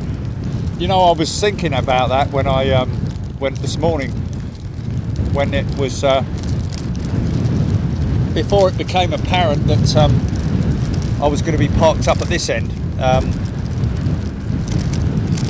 was going to get a lovely burger with onions from Steve, a well cooked burger with onions.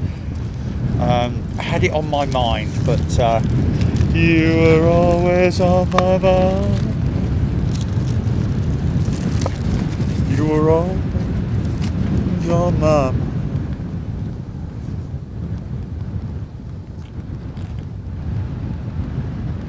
The smell of a burger and onions reminds me of the fair.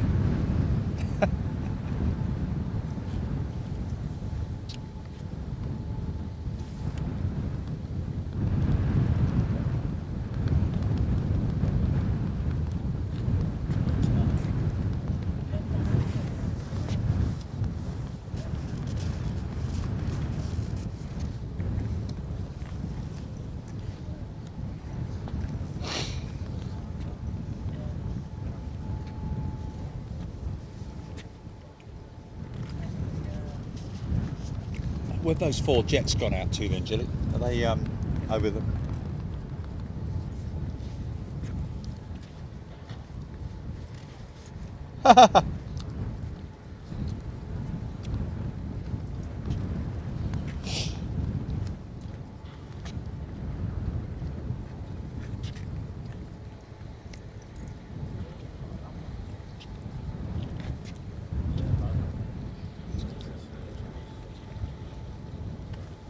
Well, I guess I never told you.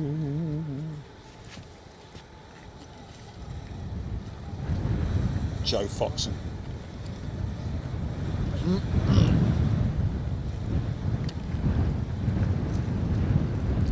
think Steve leaves about 3 o'clock, doesn't he? Something like that.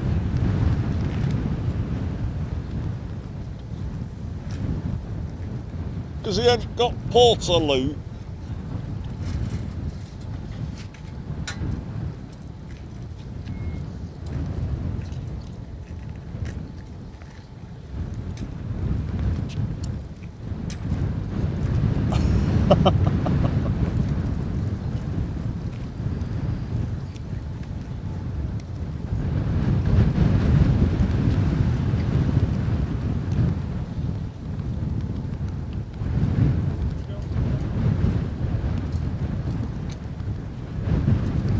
All the things I should have said and done.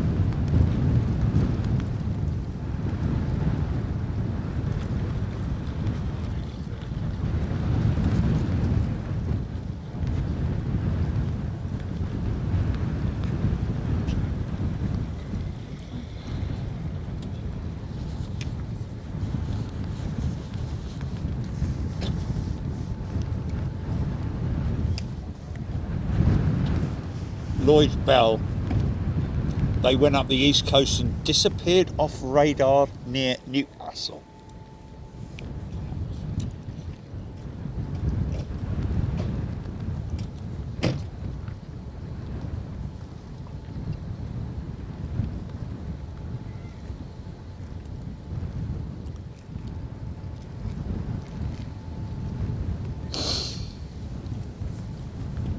There's 767 may pass south and heading towards ice in a few minutes away. Paul Skilling.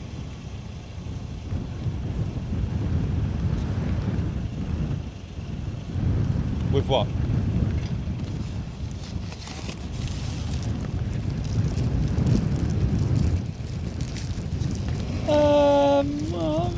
To be honest with you, it's not something that's sort of like struck. It went up to sort of like 2.5. What, on a military? Really?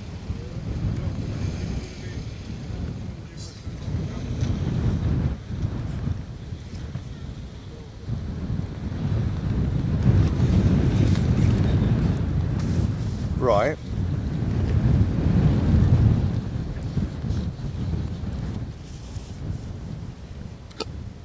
Well, I don't know. I don't want to suggest that.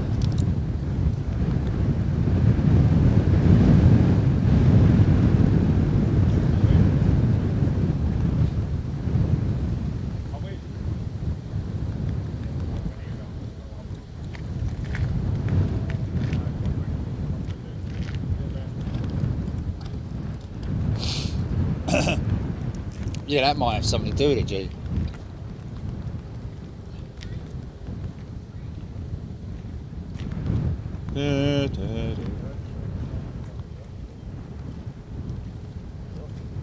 Bandit 99, Qatar Air Force C-17 heading to Wartime.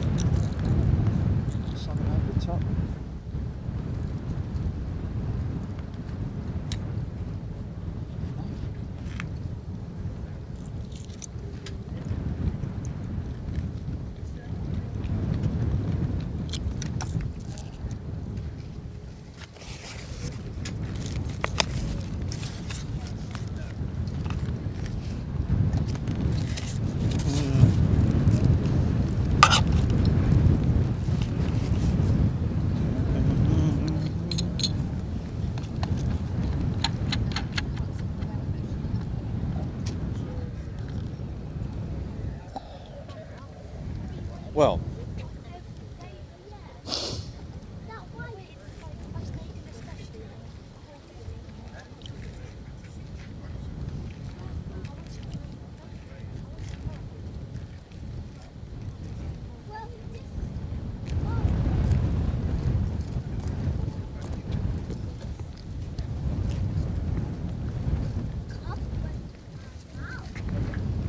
Oh yeah, it's only a tiddler, isn't it? Over the top.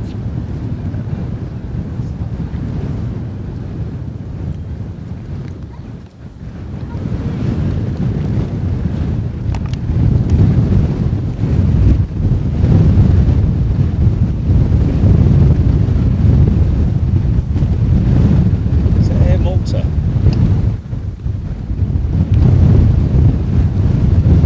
Oh, it's EasyJet. Right, yeah. Sorry about that.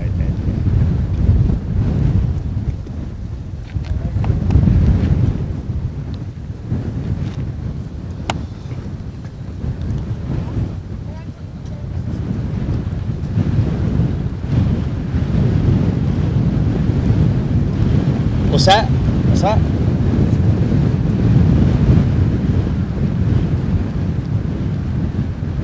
Oh.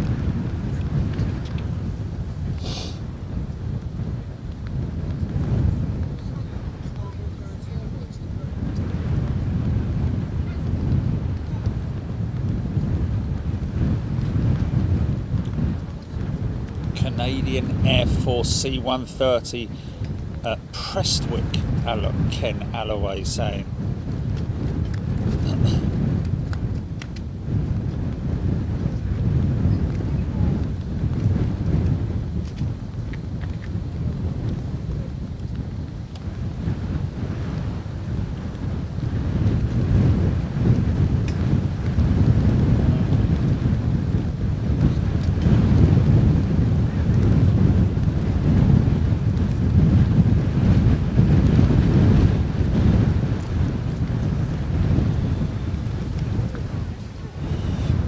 Mark Harding's stepfather was based there with F-15s at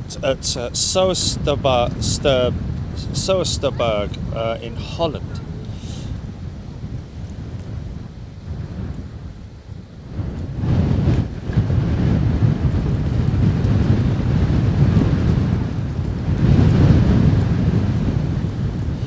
Alex Conway, Joe, please keep an eye out for my cousin's Qatar flight coming to Heathrow tomorrow. We won't be at Heathrow tomorrow, Alex.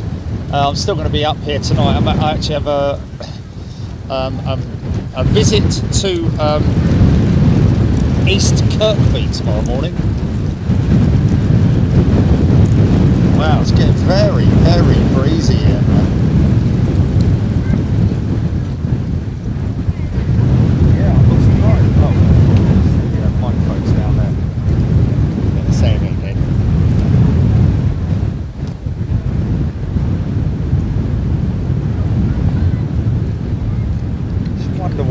That building is over there. Whether that's administrative offices or what, I don't know.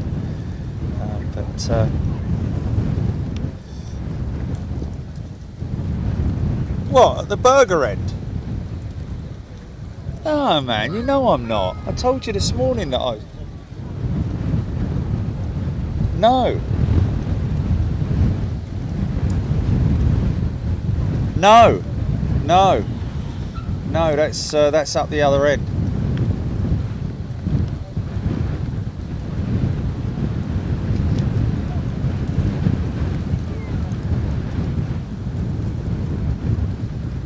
Yeah.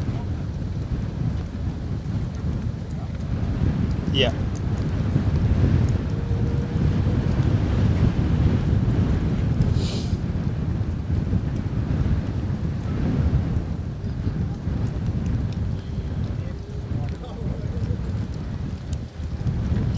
Sarah Long, yes, I am seeing Just Jane tomorrow. I don't think they're doing any taxi runs with her tomorrow. She's going to be sitting in her hangar. They might wheel her out, I don't know, it depends on the weather really.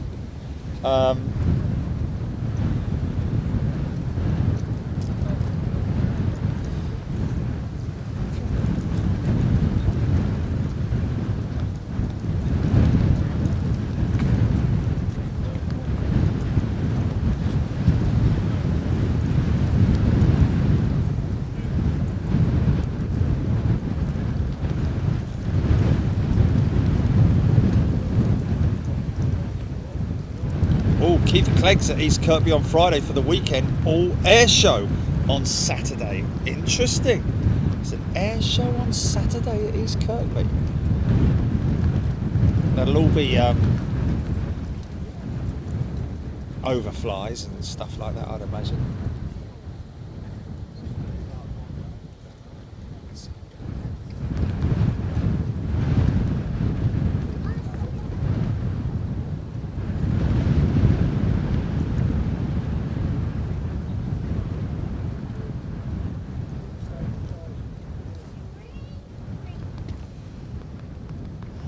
No surprises there.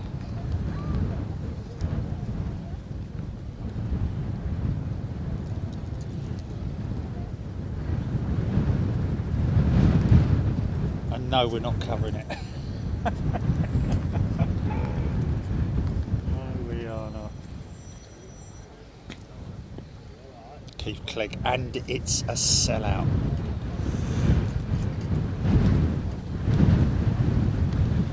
Sarah Long, amazing. I think I own at least one rivet on Jane with all the sponsor money I've given them. Yeah.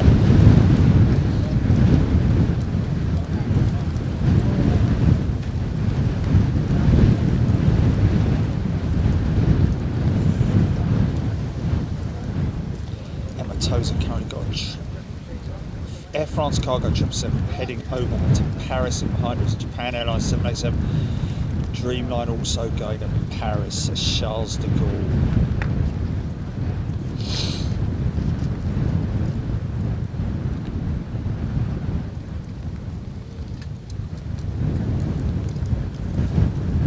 Yeah, that's what I thought. High Sky 320.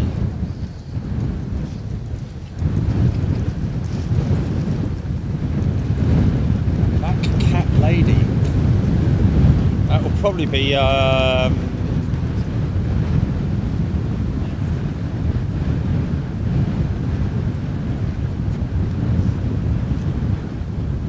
which direction?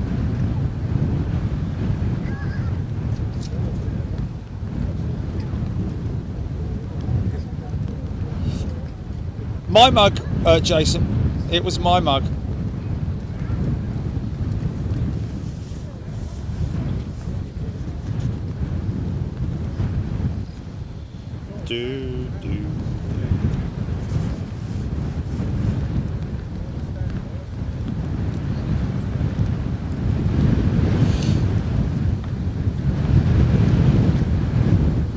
Russ CT RAF on operational standby for 24 hours. Yes, constantly on standby. That's why the QRA is as it is. Of course, these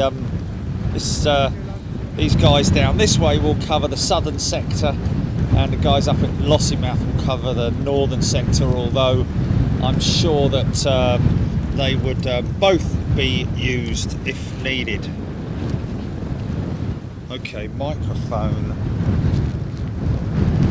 Yeah, I think we could do with a microphone switch, Chili. Just see where we're at with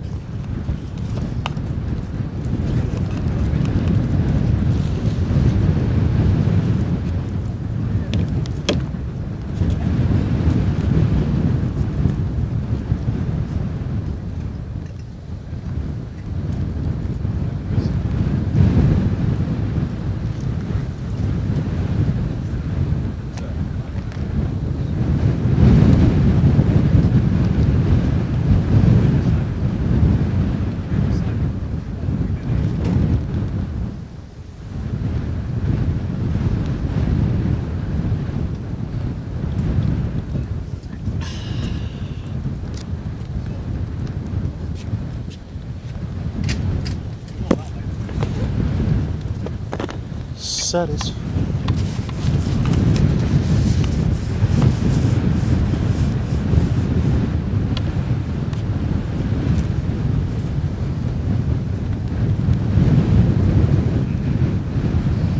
I don't think there's going to be any more launches today, Julie. I think it's just going to be returning stuff now.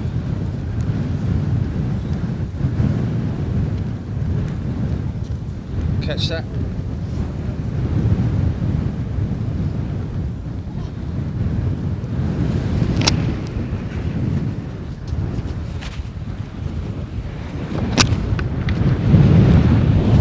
Satisfied.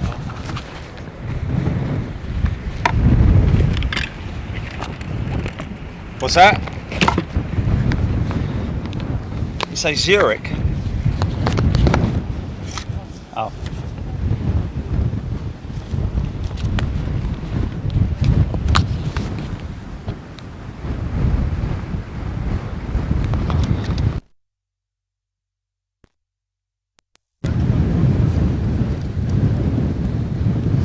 Audio in and out. Jennifer Money is a new member. Welcome, Jennifer.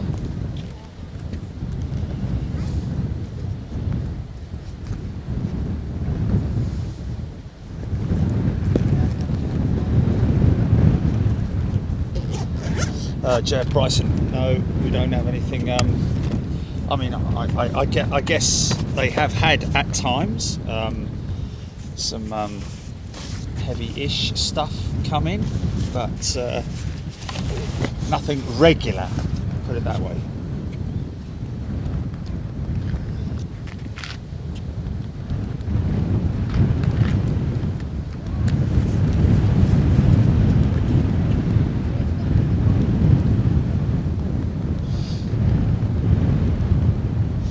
Cynthia Hazel Allen tomorrow flying home from Brazil on an A350. I bet you're looking forward to it.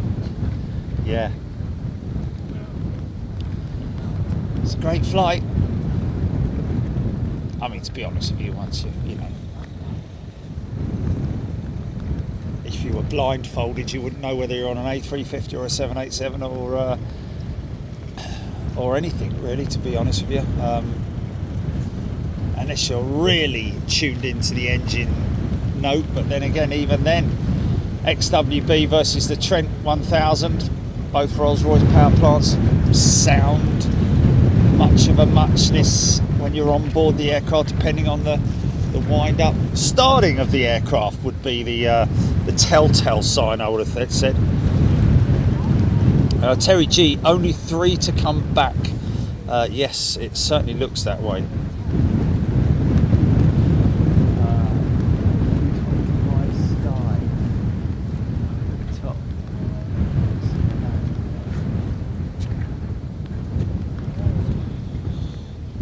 If it grooves, Jerry, to your northwest, there's a Lufthansa 350-900 going to be flying just to the north where you are in about 2 minutes. Okay. Out for it.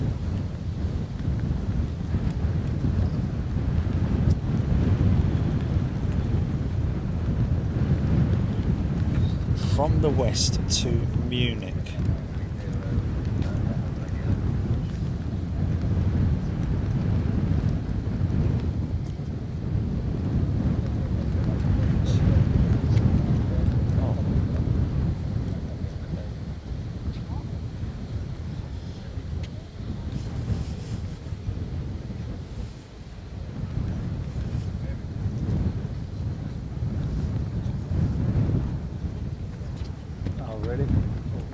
What's that though? It's a long range, that is. Whatever that is.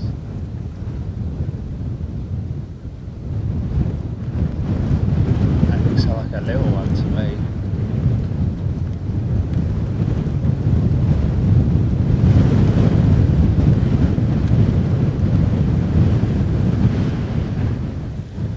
But the 359's heading towards me from the west, isn't it?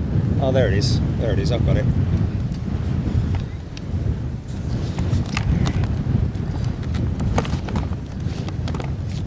Say that then. That's the 359, isn't it?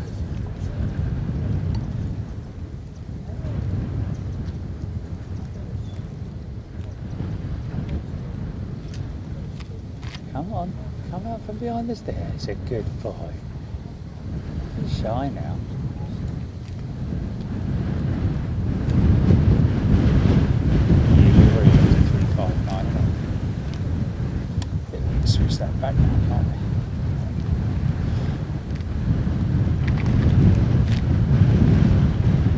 this is the Lufty 359.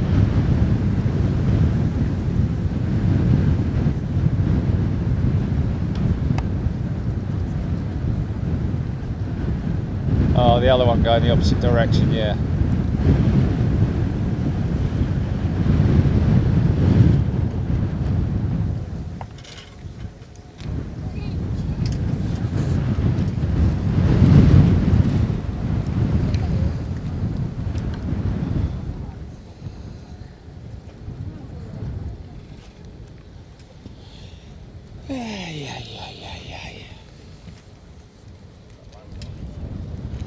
Eddie P9 flying on a 777 to Doha from London Heathrow on Friday.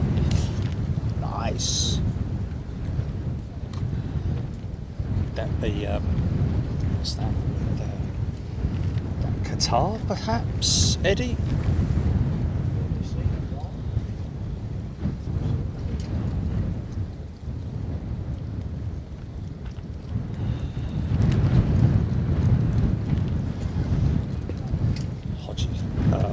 High Sky will be passing under that. I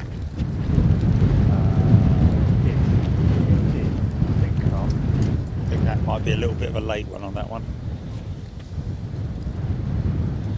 Cynthia Allen. I travelled on a 321 from Brazil to Sao Paulo.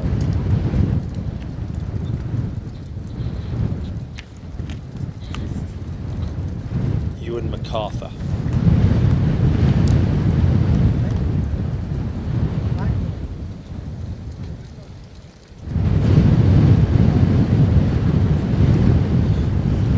Yeah, people are always amazed at the power of the zoom of this camera. I would call it. Would you call it highly underrated in terms of the way that it's promoted by Panasonic? I would. They don't do anything about. I've never seen an advert for it or anything like that. I think we're about the only ad campaign for it, aren't we?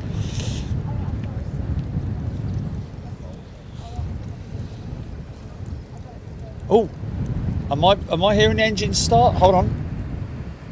I'm hearing engine start. Yeah, we got engine start, folks. We definitely have got engine start. And by the way, a big shout out and thank you to everybody who gave towards the Coningsby. There was for charity. I need to try and remember this off the top of my head. Basically, running around the pitch of as many Premier League football clubs and EFL clubs as they can, and I believe that our membership gave somewhere in the region of 50% of the target, which they reached. Yeah, we definitely have engine start, folks. Thank you for all of that.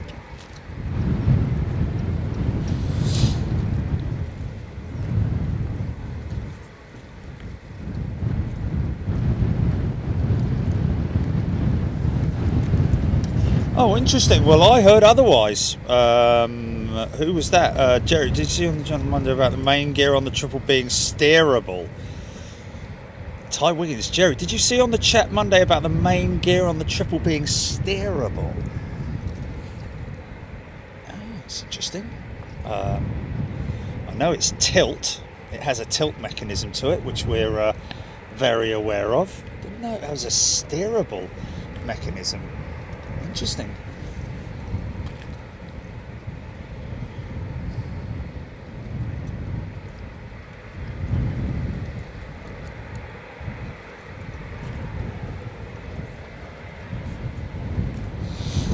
Oh my God. Oh dear. Oh, that's just gonna rumble on and on and on, isn't it? That. Wow. It's like a helicopter. What's that over there? What's that over there? Is that me seeing things, or is that? Hold on a minute. What am I looking at here? Wait a minute. Wait a minute. Oh, I thought it was a helicopter for a minute.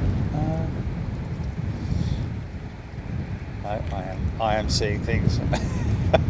I'm seeing things I want to see. What's that? Hodgie, Lufthansa 747-400 going to Washington in the new livery in about 5 minutes. TCC, the officers have had their lunch, time to rock and roll. Adrian Edwards, thank you very much indeed. Big fan of the of what you do.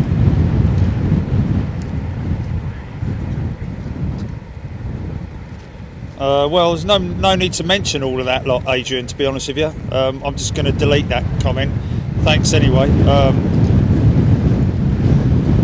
Don't need to mention. If you mention them, it goes. So Ty Wiggins, did you see the chat Monday about the main gear? Oh, that's interesting.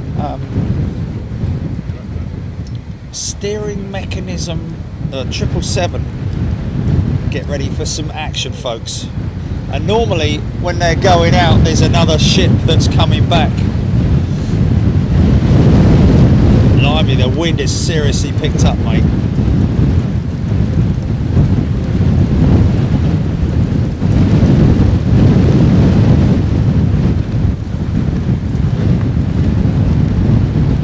777 main gear steering. Mate, still amazing. Okay. Main and nose gear steering. Wow, I didn't know that it does that. Wow. How crazy is that? I'll have to look into that. Thank you so much for bringing that to my attention. Really appreciate that, Ty. Thank you. Okay, more Eurofighters on their way out, folks. Not sure how many are ready for action, but like I say, normally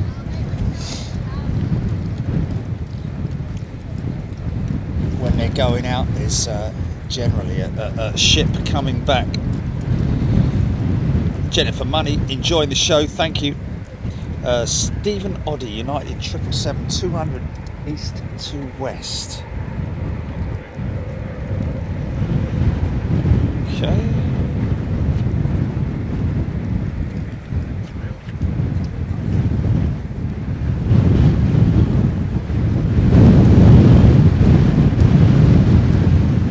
Okay, so we've got returning jets on their way in as well as these ones going out.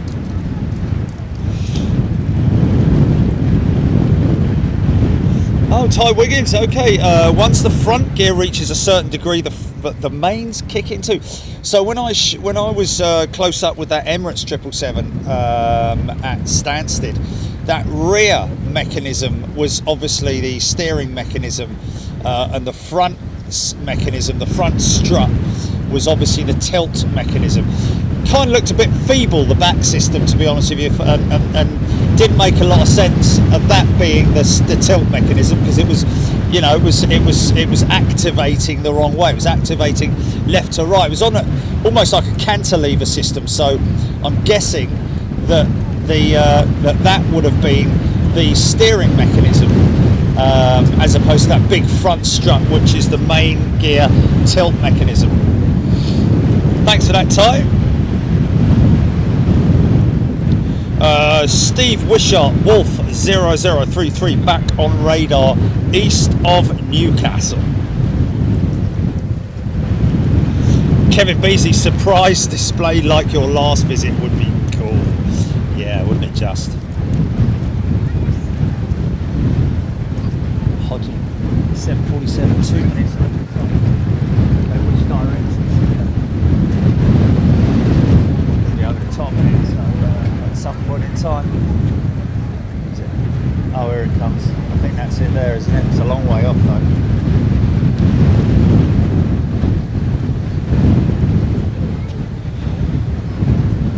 Captain Bob used to make nose gear indicators for the C5 Galaxy. Cool. Leroy, looking for it, Leroy. She's not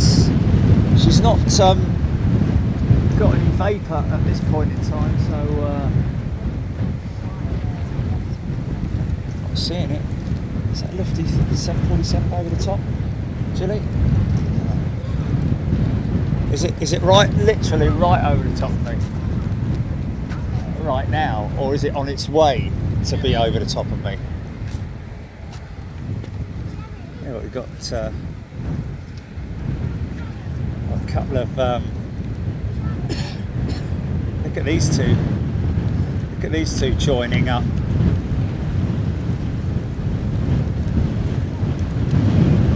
Yeah. Don't know what that's heading towards me. Oh yeah.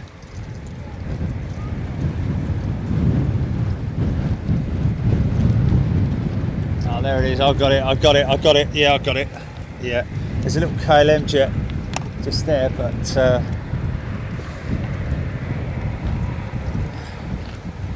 going to be a difficult one to pick out, isn't it? Come on, little camera, you can do it. You can do it. Okay. Stand by. There. Hold on. Not yet. Okay, should be coming into shot just about there. There she is there.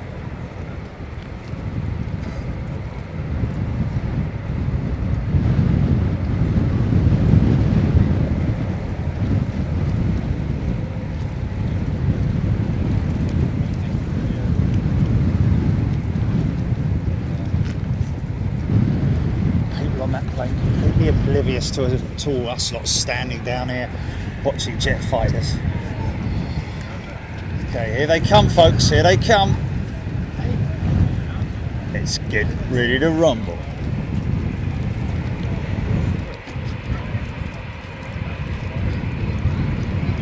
Captain Bob was to move the nose gear in high winds. Okay.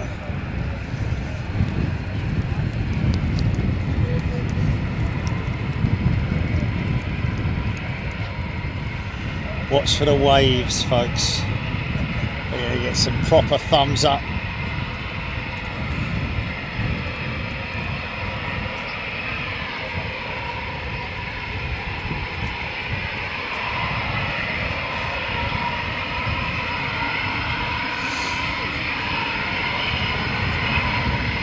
Blackjack is sitting up there. But I don't think she's coming out today.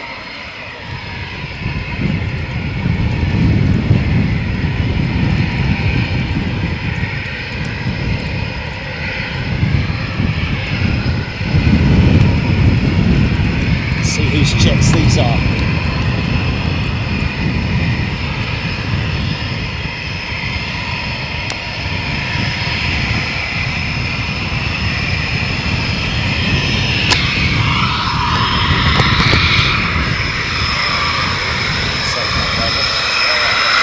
T-ship.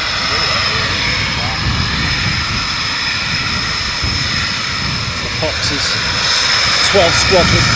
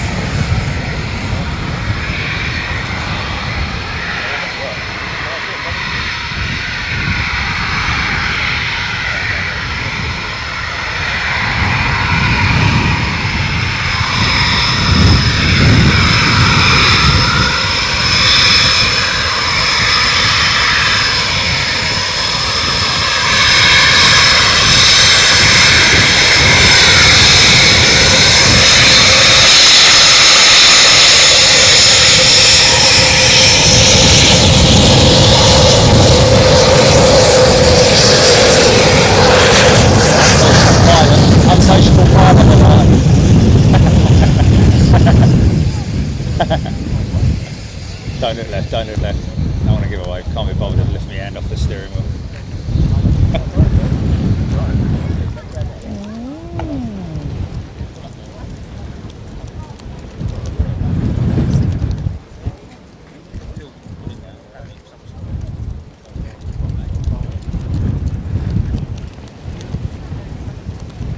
What's that?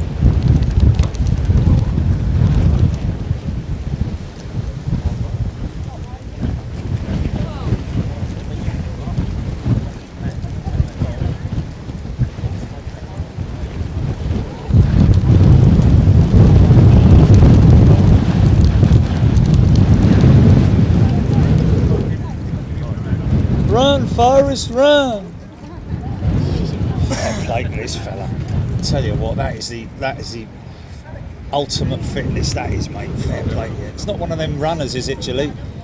Yeah, that is proper effort. You can see there's a lot of weight going on there in that backpack. It's not a load of polystyrene, is it? Might be whatever he's doing. Fair play to him.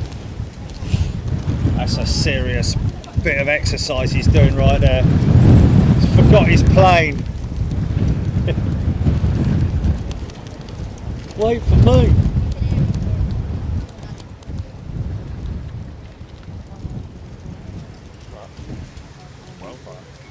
Oh, he stopped running now. He stopped running as he's out of here. Yeah. He stopped running now. He's behind the bush. He stopped that. Where is he? There he is. Oh, blimey, O'Reilly. I mean, mate.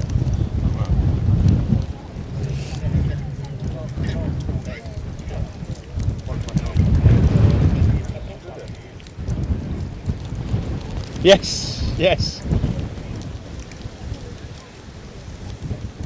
Maybe he left his plate out after dinner and didn't wash it up, so they're like, right, 3 laps of the flipping airfield, son. Come on. Oh, he's back on it again. Fair play to him. Oh man, that's harsh. The old Bill are down there as well, aren't they? So maybe they're Royal Air Force Police. Okay, folks, get ready to turn it up. Volume at 11, please. Come on, let's get a QRA. Just one QRA, man. That's all we want.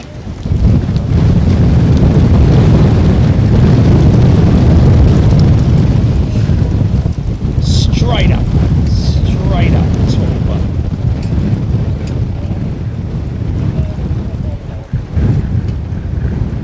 Well, you know, a QRA, like an unrestricted departure. Yeah. QRA style. Yeah. No. Oh, the wrong one.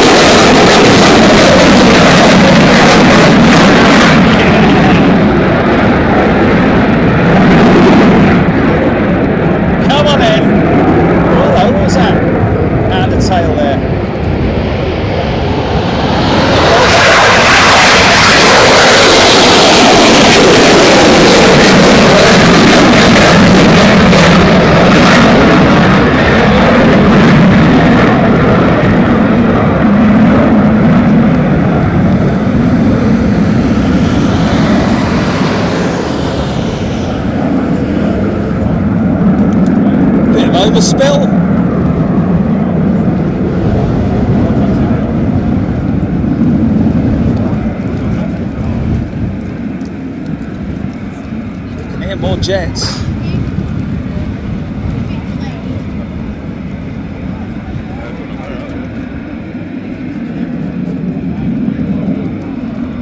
Oh, they've left you behind, mate.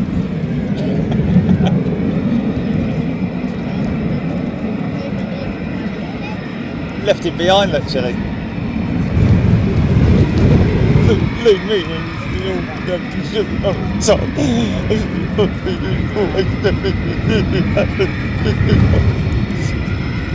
Come on, son.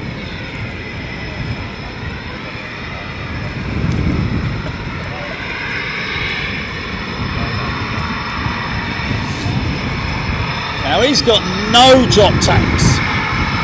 I didn't actually look at the other ones. This one ain't going out for very long, I can tell you.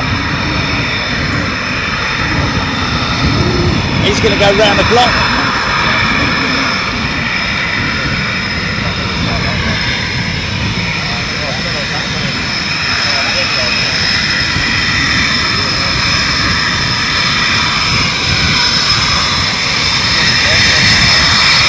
Hello, it's got right on the side.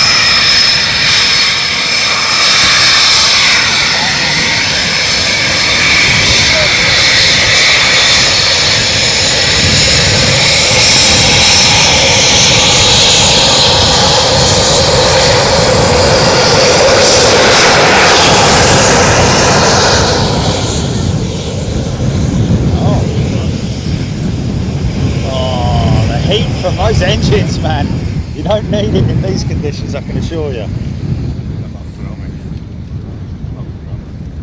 think that's 29 Squadron, isn't it? I think that's 29 Squadron. Am I right in saying that, folks? Let me know. Answers on a postcard.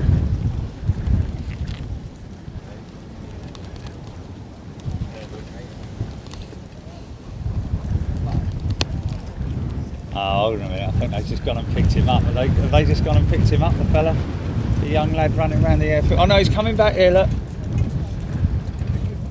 He's coming back, he's at the do. I reckon he might be, you might be right, Jilly. I reckon he might have not polished his shoes properly or something. Get on your knees, Baggett! Run round the soldier!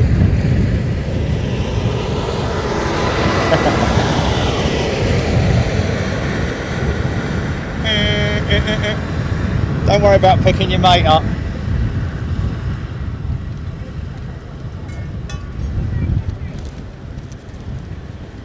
Fair play to this fella, man, I'm going to be honest with you. Blimey, O'Reilly. I wouldn't have even made it to the end of the pathway. Mind you, I've had me moments running across aprons and taxiways, haven't I, Jilly? With me backpack on, you know. Give myself a little bit of credit. Come on, son. You got to really push it because everyone's going to be watching. Start running. Start running. It's very red. Yeah. And he's running against the wind and all. Fair play. Oh, it's my jacket's gone. Jacket's gone. Jacket's gone.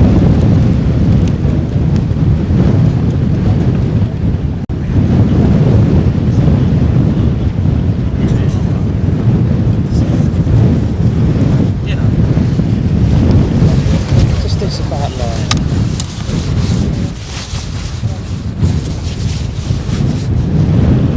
Clothing can be such bad behaved articles and whatever. Okay, here we go. Thanks for waiting. You are now live. Wow, look at this thing, man. Flat out.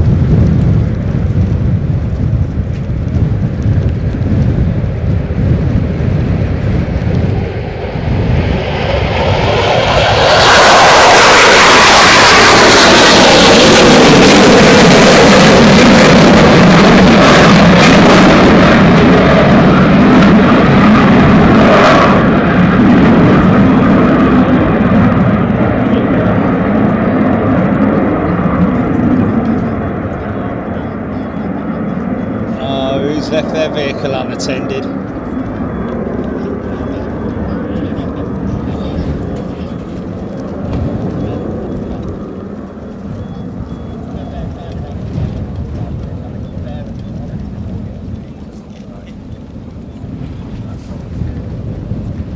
What's that?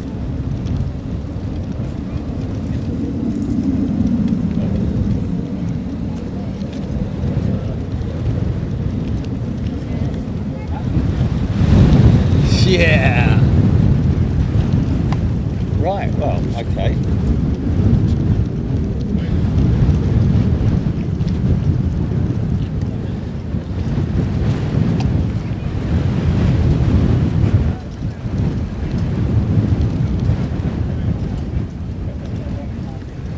Is that it?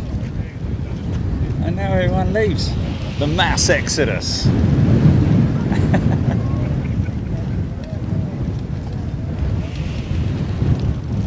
Oh, bless him.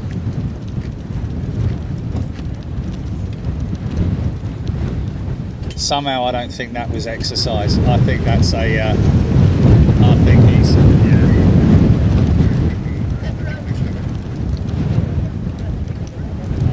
towards,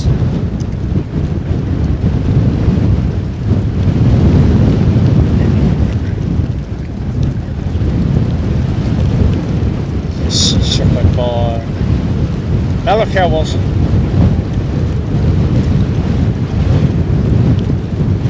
Not Godfrey, is it? Wilson, sort Godfrey out, will you? But I have to say, sir, I think that Godfrey is very, very slow, sir. Just a stupid one. Stupid.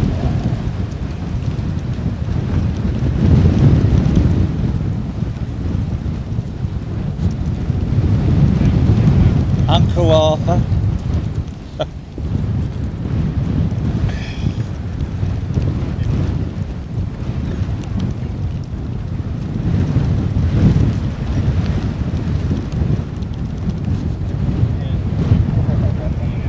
Said and done.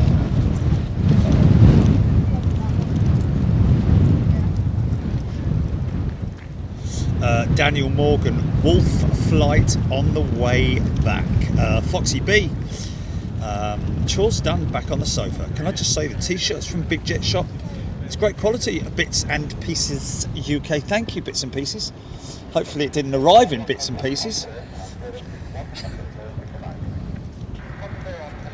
Lloyd Bell, Wolf 33 over Louth, 31-32 over Hull.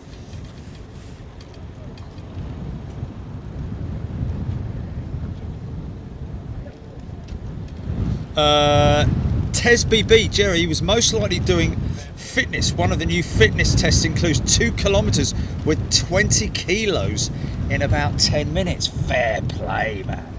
That's uber fitness, isn't it? I could probably do 20 yards with half a kilo. No, come on, Jerry, don't beat yourself up, son. I mean, how much does that bond weigh? The bond weigh when it's fully loaded with all the battery thingamajigs and all that. You know, although I don't charge, I don't time myself, but I'm not bad. I'm not that bad. Yeah.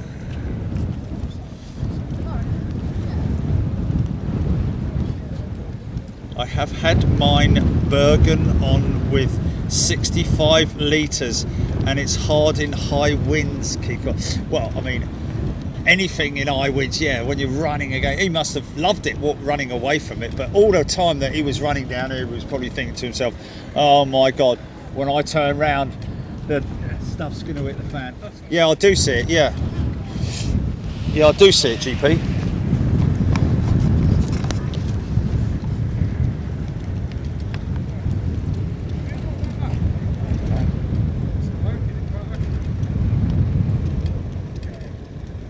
Stand by. What's that? Is that the Atlas Air 747? Yeah, it is, isn't it?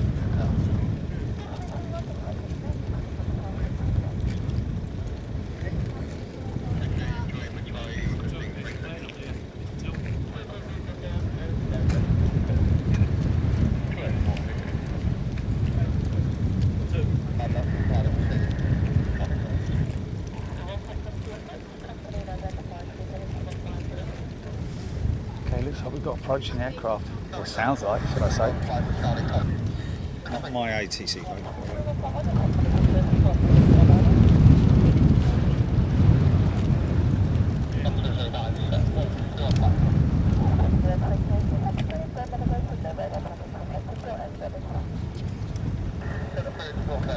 Bootle lad, look out, a wolf's about. Warlord flight off to refuel with TTN 39 by the looks of it, Lloyd Bell.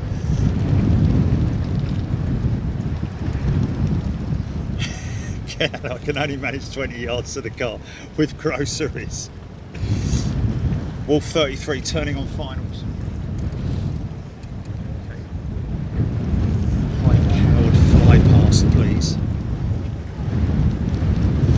Melanie, walking with a double bass on your back in high wind is no joke. Sandy Humby, that was from Schiphol to Chicago. Yeah. Now there she is. I've got her visual. It's a long way out, but it's a long way out. There she is. Come on, girl. Flat out over the field. Come on. No let up. That's it. There we go. As fast as you like. This thing is not slowing down. Look how quickly she comes up on us. Oh man, this is going to be fast. Come on, don't slow down. Don't slow down. Don't glide it over the airfield. Just give us a massively big booming over the top. Wow, this is so over the top. I'm gonna have to lose it for a second.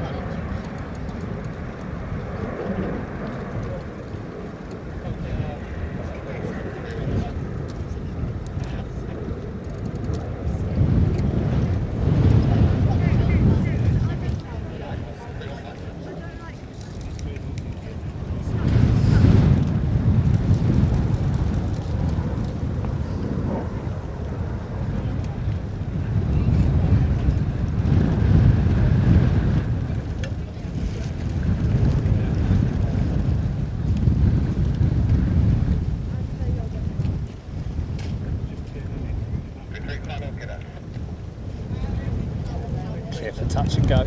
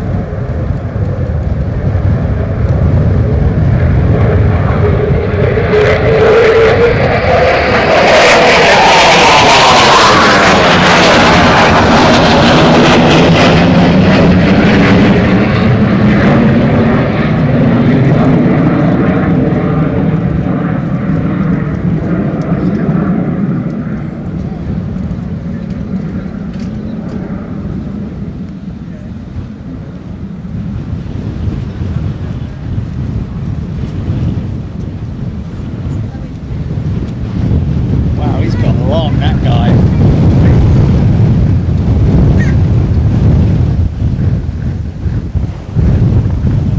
Wow, looks like he's not stopped for anyone.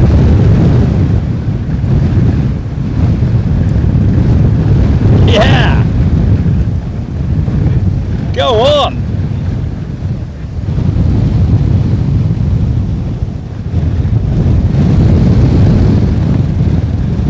Full tilt.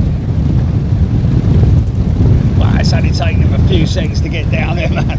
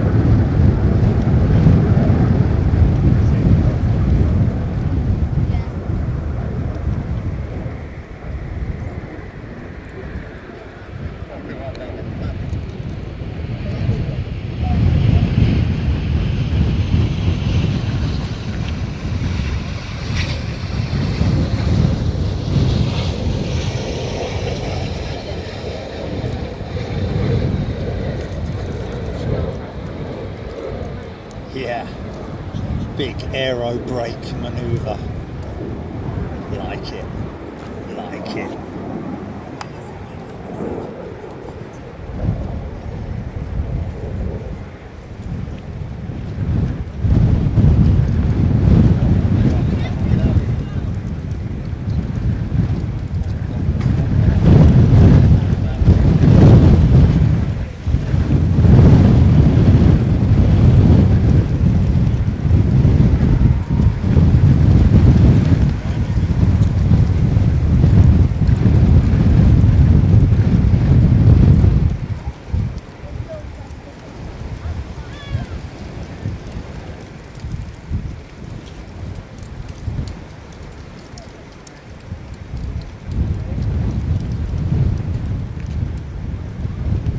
Come in, or are you staying out to have another go?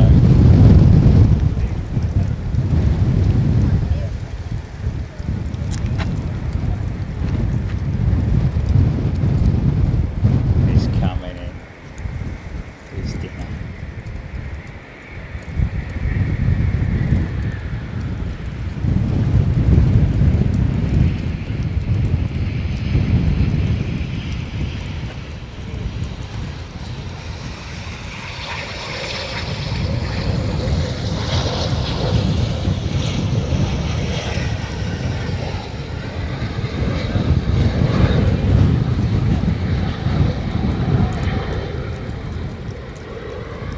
Squadron jet. Hello? Is that, I'm guessing that's just a drill.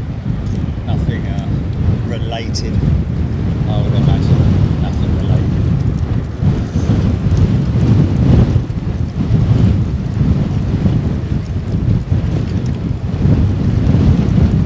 Was it? 800 knots.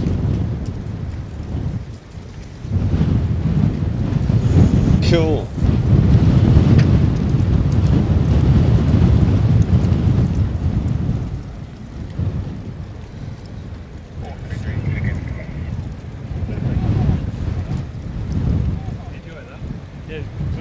Hazel Moore is a new member. Welcome, Hazel. Yeah.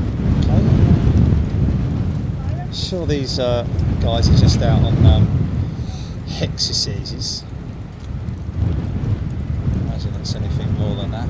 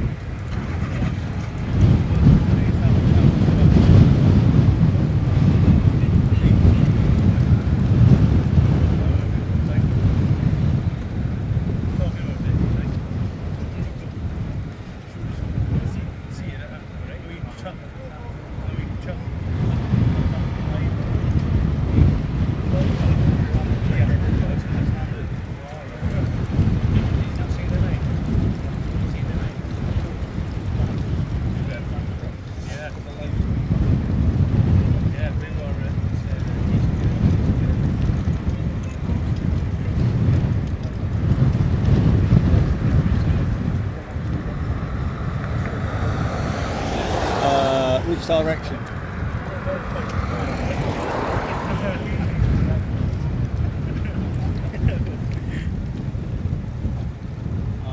Okay, I think I've got him. Oh yeah.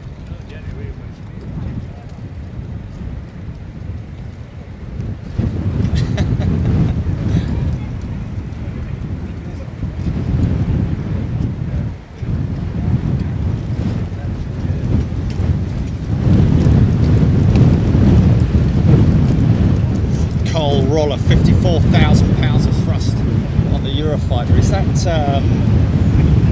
that out of each engine or both engines? I think it might be both engines actually. Because 54,000 pounds, when you consider the weight of that thing, you talk about power to weight ratio. It's a serious amount of power for such a small aeroplane. Jet fighter.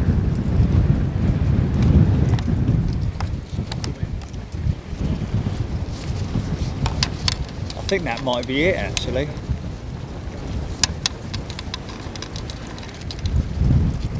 Sorry about that.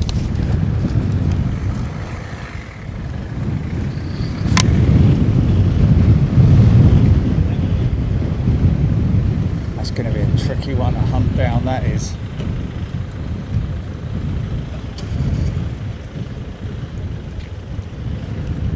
Okay, down and right.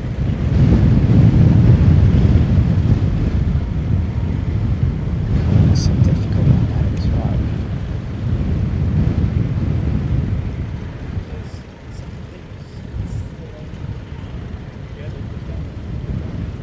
Old livery Lufty 747.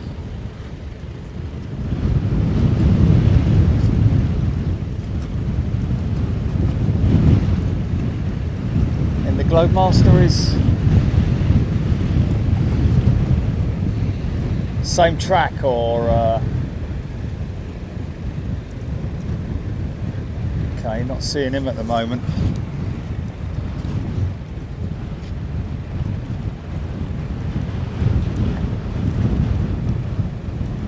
Oh, there she is. Yeah, I've got her over Scampton.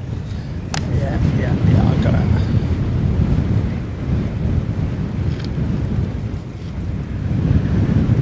Yeah, it looks like she might be making a course change.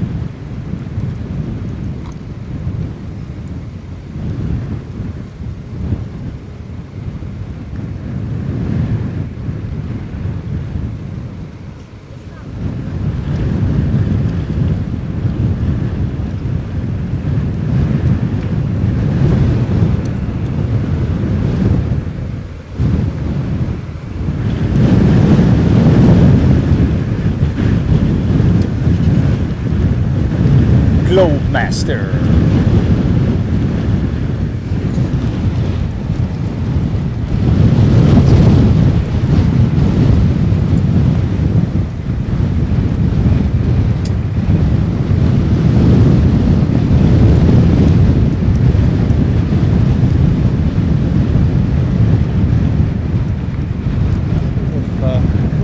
aircraft out, haven't we, Gilly? Think that might be them done for departures.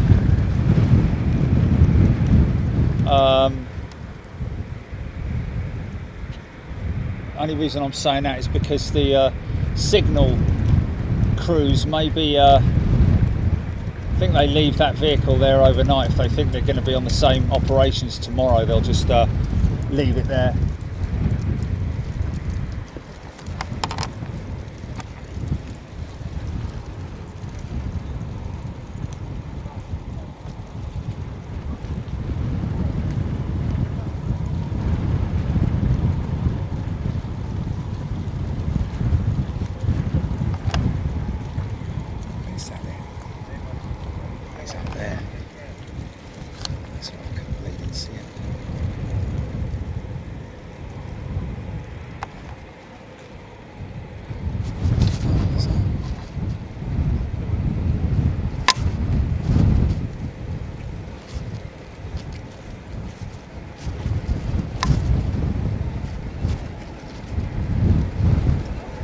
All the way from Reykjavik.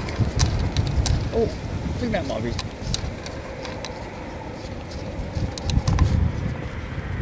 I think that's the aircraft that have just returned that I'm hearing.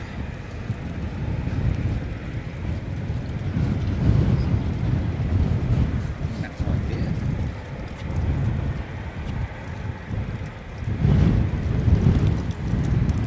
Craig Turner is a new member. Welcome, Craig.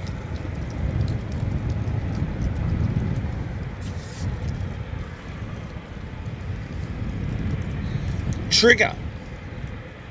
Just going from work, big jet on the PC and tax refund on the doormat. Brilliant. Wow. Embraer? What? Where?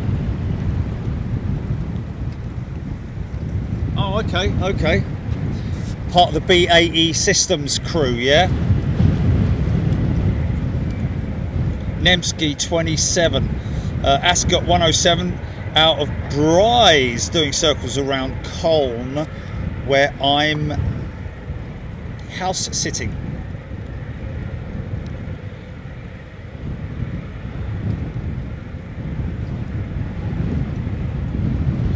Jeanette Haynes, thank you. Glad you enjoyed it. Obviously, little lulls in between, but we got there, didn't we? Daniel Morgan, BAE 36. Oh, okay, I've lost that one. Neil Christiansen, 47. I think that might be the one I've just seen. I don't know. Oh no.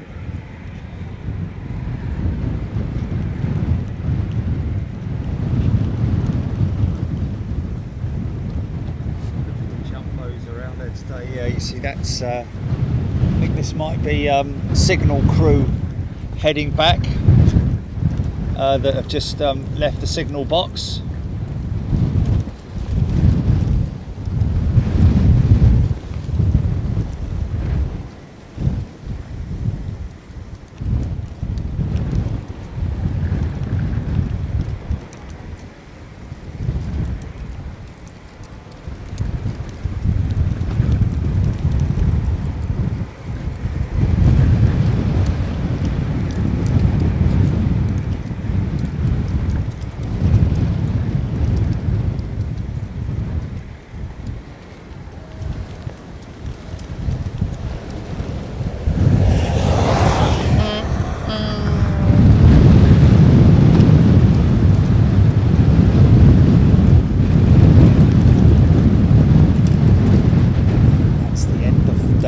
Operations outbound for outbound stuff. Only inbounds now to do.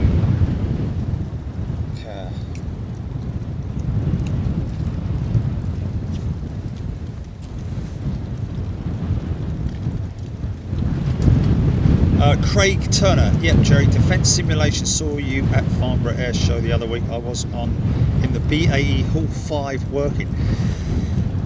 Sorry, I didn't manage to catch you, Craig. Don't know if I was zipping past in me on my scooter or what.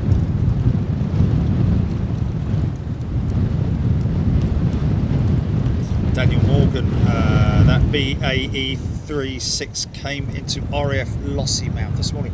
It's done the rounds, isn't it? It's here this morning. Judy Seaman, thank you. Thank you, Debbie. Diane 78. Is that the other? Is that the other lofty 747?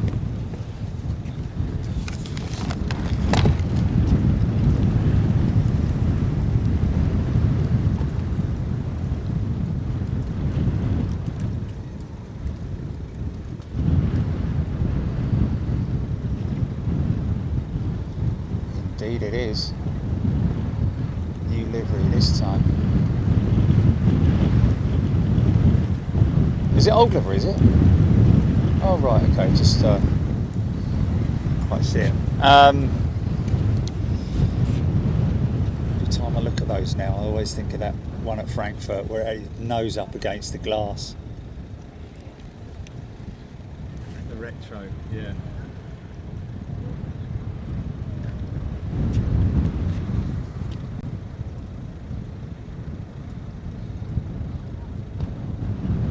Jenny Money, I don't know if we're able to get them. Are we able to get callbacks? No, not something we're able to offer at the moment, Jennifer. Mentioned by Forces News, the famous Big Jet TV Live has visited RAF Coningsby. The famous Big Jet TV. Fair play, thank you guys. Yeah, Stuart Imlog. Airbus cancelled Qatar 380s. I think you mean 350s there. Stuart, but even so, yes. Tony Briggs, first truck sound of the day. Always got to be one in every show, hasn't there? Jill Blakeney, always enjoy the military shows. Thank you, Jerry and Jilly. Great as always, thank you. Rab H. Skilling, great shot. Instead of scooter cam, we should have chili cam. Harry Walker, welcome to Big Jet TV. Yeah, it's yeah.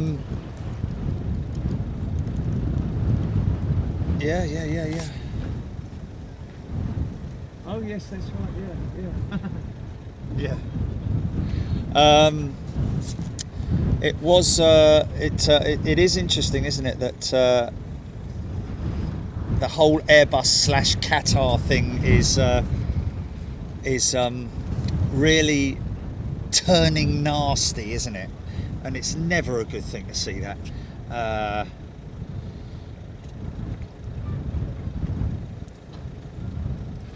Well,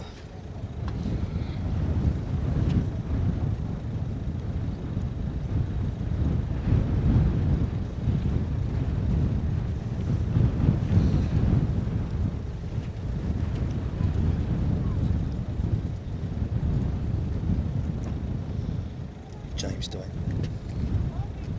His mate in Copper Peddy, Australia. G'day. Cooper Peddy, sorry. Tweet from Sam in Boston. Airbus have axed the remaining Qatar 350. That's a shame. Yes, indeed. I mean, obviously, it's, you know, the thing is that don't forget that yeah, this is a big ongoing legal wrangle between Airbus and Qatar, and it's a great shame it's happening, to be honest with you. You never like to see things like this happen. Wasn't there talk a while back of Airbus cancelling all of the remaining narrow body orders with Qatar, and then Qatar winning in the courts, having that overturned so that Airbus had to honour them. But yeah, very nasty state of affairs. Never like to see something like that happen. It's I mean, to be honest with you, Airbus won't really have a problem with it, because I'm pretty sure that there will be enough people lined up to take those orders, and there's I don't know how many of them have already been built or are in the process of being assembled, or how far down the line they are, but Airbus won't have a problem in shifting them, that's for sure. It's just the you know, and in terms of monetary losses, again, it won't be a huge loss, will it? It will probably be Boeing's gain, I would imagine. They will switch out those 350 orders for Boeing 777X, I'd imagine. It's really the only route they can go down. Or 787-10s maybe, instead of 350-1000s. But yeah, I don't know. We'll have to just see how that transpires.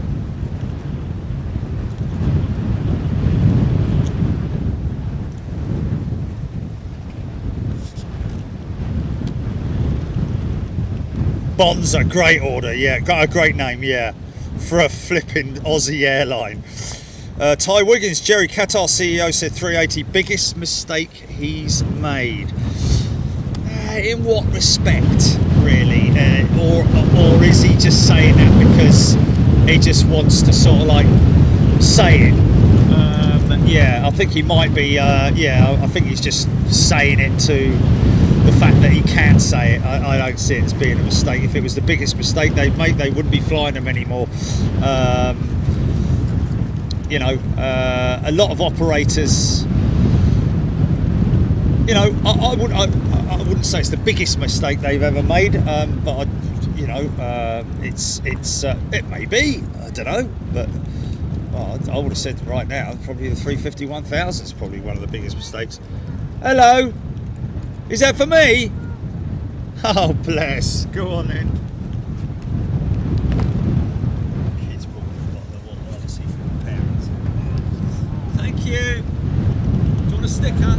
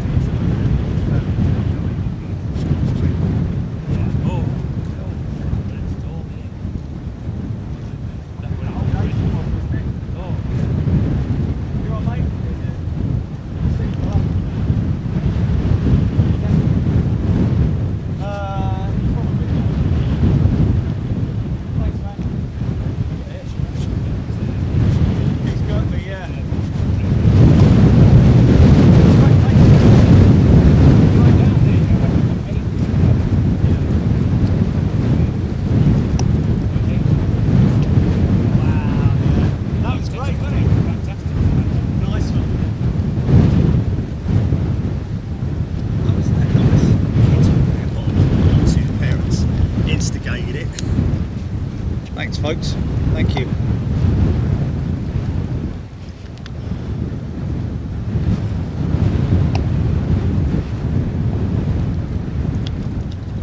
Ty Wiggins, Qatar CEO comments, simple flying. That's from. Yeah, I'll be honest with you. Simple flying. It's pretty much a slam dunk in it in terms of.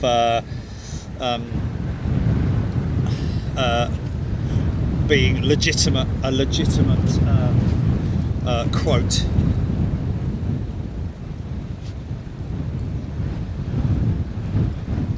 Dale and harsh. A little windy to say the least. I've actually angled the mics inwards so that they don't pick up too much of the wind action. But there's very little you can do. Funny enough, I was I know it's a little bit frustrating when you're watching something and you've got a lot of wind noise, but you know, the other day I was watching the golf on Sky Sports and they were filming up in Scotland or wherever it was, and my God, the wind was blowing right old hooly, and you know, you could hear it quite clearly on the mic, and even the BBC, or the Sky, with their, you know, big expensive microphones and sound operators and all that kind of stuff. You know, even they can't eliminate wind. You can never eliminate it. You can do what you can to try and dampen it by way of you know, these little wind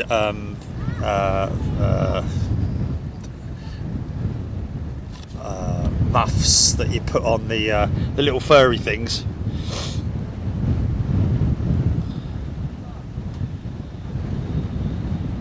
Jason Gamble. Jason, you've missed. I'll tell you what you did miss was a great return to Coningsby for that group that you're looking at right there.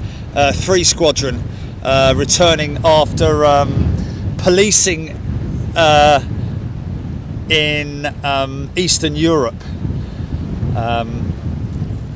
Whether they're going to be replaced by whether they're going back out there, I don't know, or what the plan is, but we had a great 8 ship and then the six returning aircraft. We had 2 from Coningsby that flew out earlier, joined them on their return, fly over the airfield as an 8 ship, and then we had the actual returning aircraft as a 6 ship coming in, which was pretty fantastic. We got a timestamp on that, Jilly.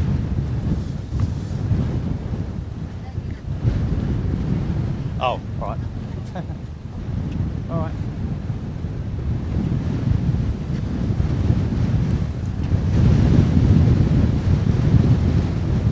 Stand by.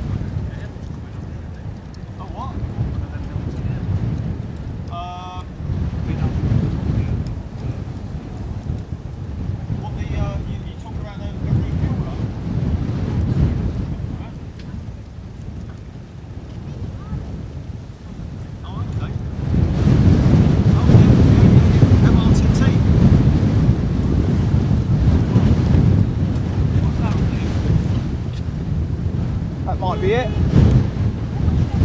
Airbus MRTT, folks. 1450 was just before the returning of the 6. We've got an MRTT overhead, Chile, I think.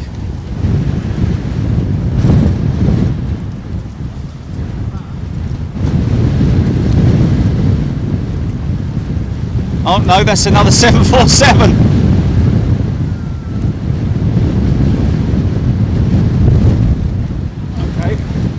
I'm looking. Okay, stand by. To my left or right? Oh, there he is, there he is. I've got him. Nice one, fellas. Oh, that's going to be hard to pick out, even though it's... Come on, mate. Okay, so left of that cloud, around about there. Come on, son. Come on, son. I'm going to get him. I'm going to get him, because he's heading for that cloud there, so...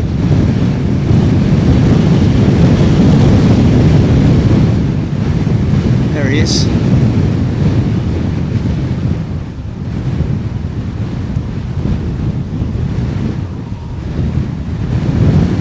So he's possibly been on exercises with the Typhoons.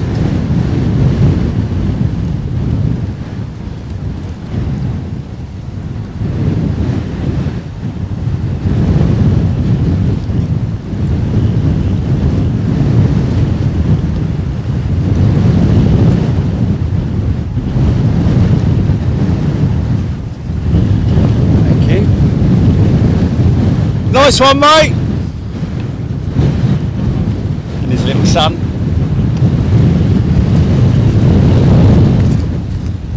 This is me all new singing, all dancing platform, folks. Buffalo, new Buffalo board. All new. Very proud of it. Thing is, it's all collapsible now. You see, I can collapse it. So we. It's been through a... Do what? Oh yeah. Ice cream holder. So I can put my flag in there, can't I? Put my flag in there, can't I? Mini roll holder.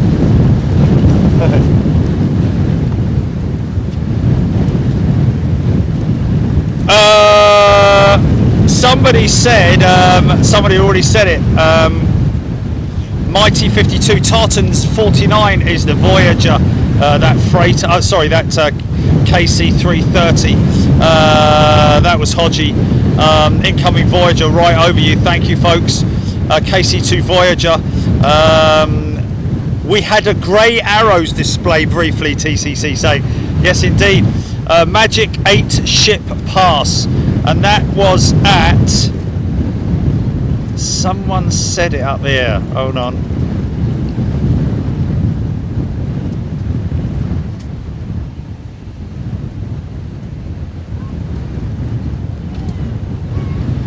okay, Derek Gray saying, hey Jerry, Boeing 747 coming into training Prestwick Airport today. This is a new British registered company. They have brought the 747 from Moldova, registered to the UK, planned operations at Prestwick. Interesting. Someone told us, actually. Yeah, it was the timestamp for the A ship.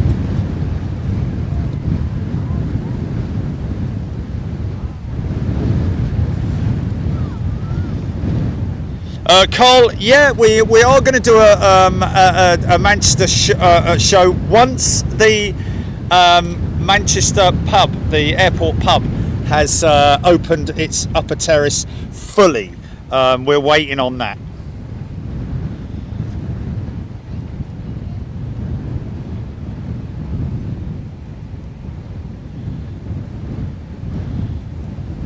Yeah. Bits and pieces 12:45. Oh, Rusty White 1450 was just before the return of the 6.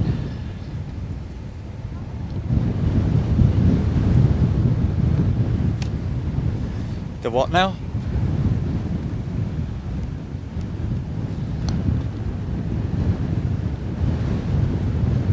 Can't be that far off these guys returning, can we?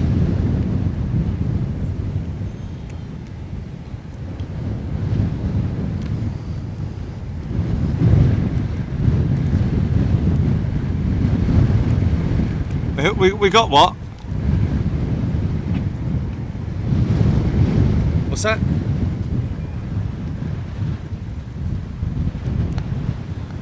Yeah.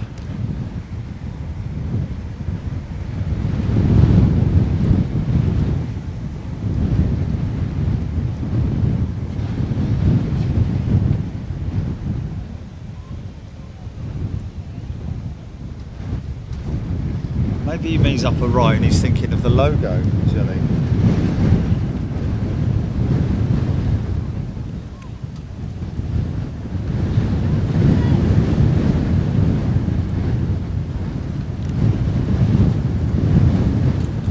Rusty White, I think the 6th ship was 1450 onwards, so there we go. Harry Walker, BAE Embraer due in half an hour.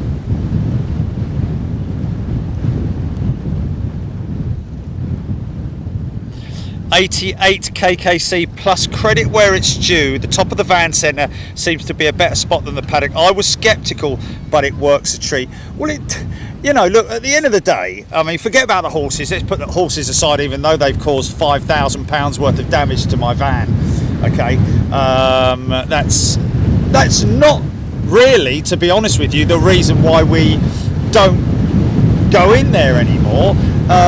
The reason why is because if you go and compare a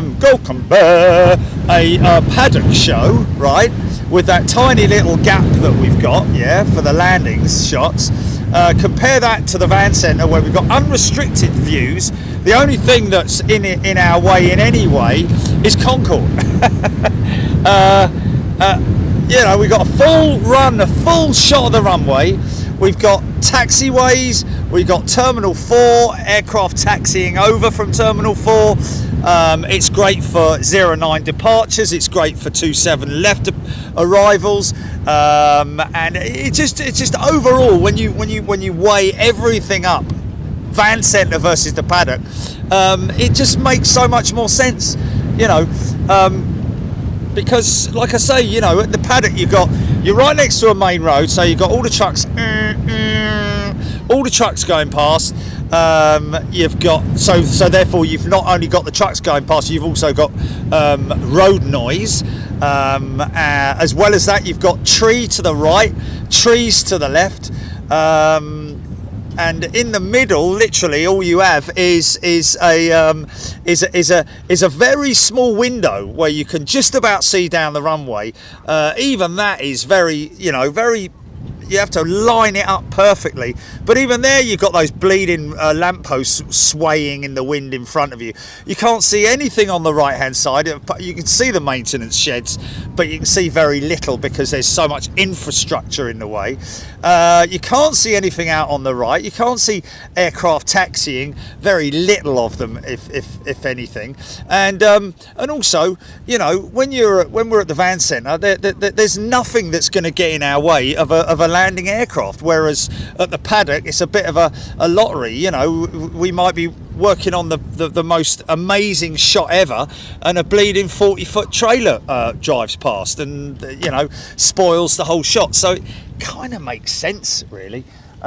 We can go back to the paddock whenever we want, you know, don't get me wrong. Hey, you never know, the next big windy show we might do from there, because it's kind of like, it kind of works from there, but we haven't really seen how the van centre's going to work in terms of windy arrivals, because you see that whole approach shot as well, and it's more or less the same distance from you, so it kind of makes yeah.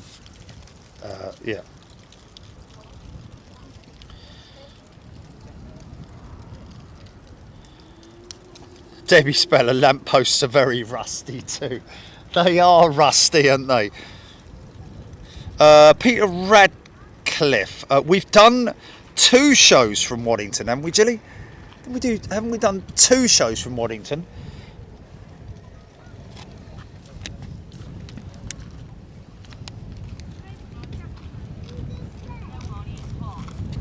Yes, Operation Cobra Warrior we did at Waddington, and then the next one was, didn't we do,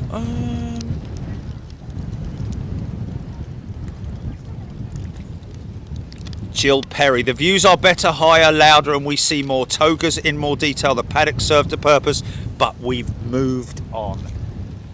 Can you be my spokesman from now on, Jill? Well, spokesperson. Sorry, spokesperson. I was behind a Mini yesterday, and it was called a highwayman. What was it called? A journeyman. What do they call a Mini? Is it a journeyman? It's a bit sexist, isn't it? I don't think they can fit journey person in the back on the back. They might run out of space, or do it in very small letters. I'm the dandy highwayman.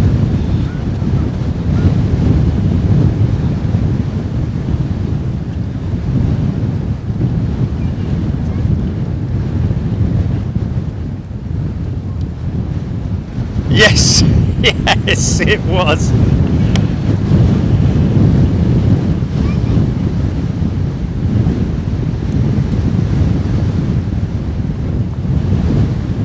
Mark Lambert, yes, I agree. Yeah. I mean, don't get me wrong. We still have a contract that is ongoing. I have to pay for the privilege to go into the paddock.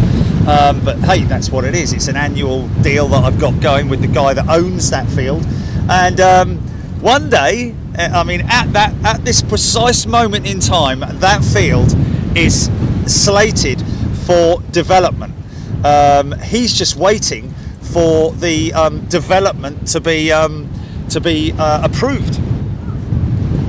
I did actually say to the bloke, I said, listen, why don't you just build a temporary, a big grandstand where you can sell tickets for people coming in, man.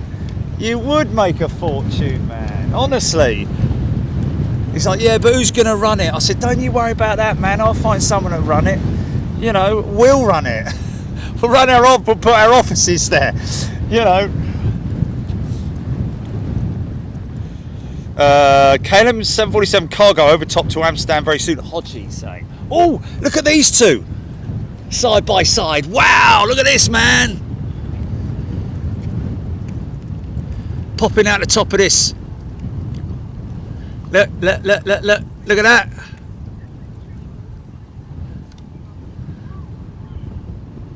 Have a look at that.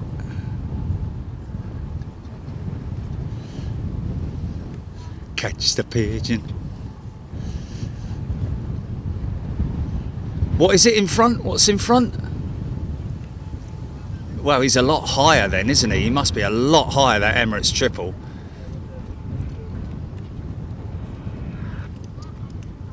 Are they coming back, mate? Pardon? Are they coming back? Well, the ground crew have just been talking. Apparently they're doing something. God, only 2,000 foot separation then. Only a 2,000 foot separation. Look at that. That's crazy. They're taking a different route. Look, splitting off. They're splitting off. Okay, group leader, I'm going right. Yeah. How cool is that, man?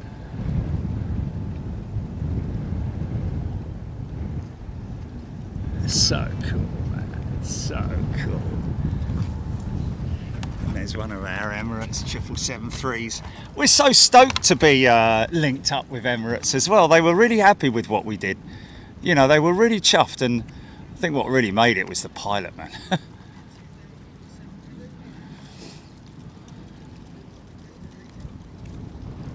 Jumbo jet. Look at that cruiser t-shirt on the go again, Gillian. We got cruiser in the new. Yeah, I've got to get myself one of those because I haven't got one.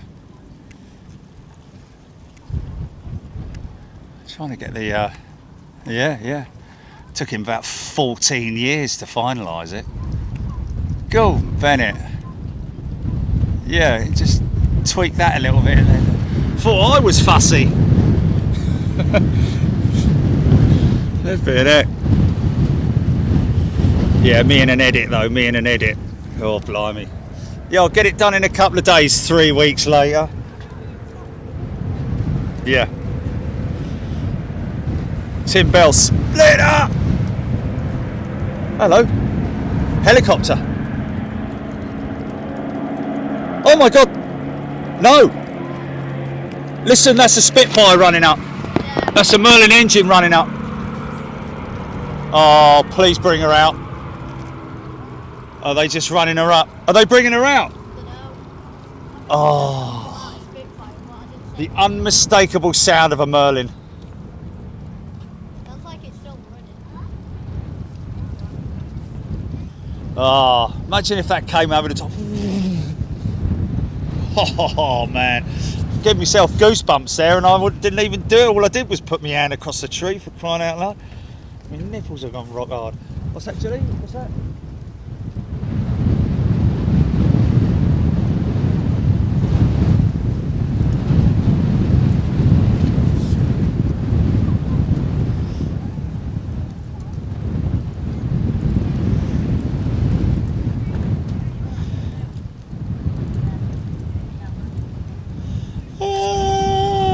I don't know why you're saying that, Keith. I mean, I do know what you're saying, but I think they're going to bring it out. oh, sounds like they might bring it out, Judy. This, ladies and gentlemen, might be the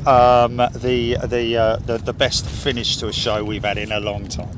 I know what you're saying, Keith, because of the close proximity of the the ILS is right there in the field, but all you got to do is split the field in half. It's his land that they rent the field from for the ILS, but obviously he also rents the field to the owners of the ponies, and rents it to me as well. But it's only like £250 a year or something like that. However, you know, if he can sell it for 5 million, 10 million, 20 million, however much it might be, to develop something on it, because when you take the hedge line out, everything from on the left hand side as we see it, there's a possibility that you know, you could develop it into something very, very Harry Walker, please come out. I think we're all I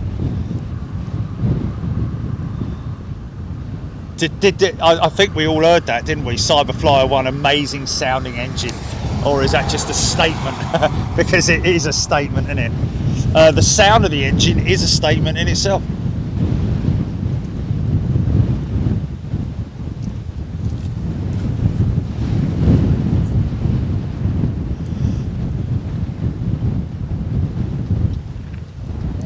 What's that, GP?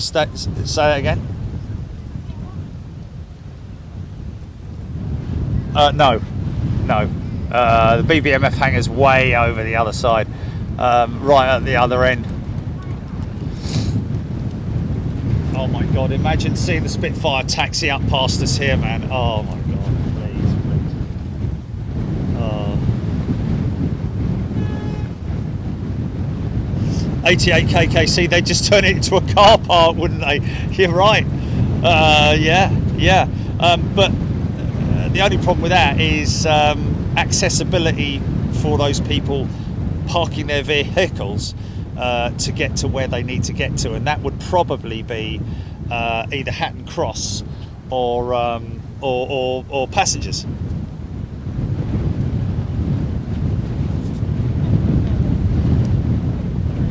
Trigger, Spitfire and Mustang, one of the best synchro displays I ever witnessed.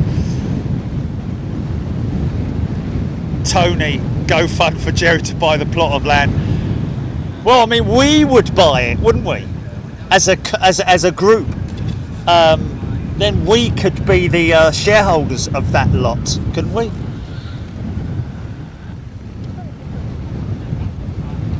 Lloyd Bell, Embraer over hull at 10,000 feet.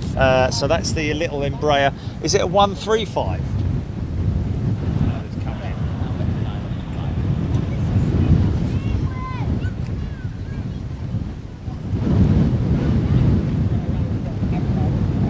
Wow, Ty Wiggins had a Mustang fly over him about 5 different times last year.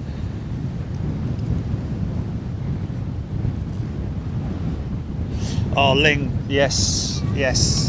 Sound of a Merlin engine passing by, you know, in whether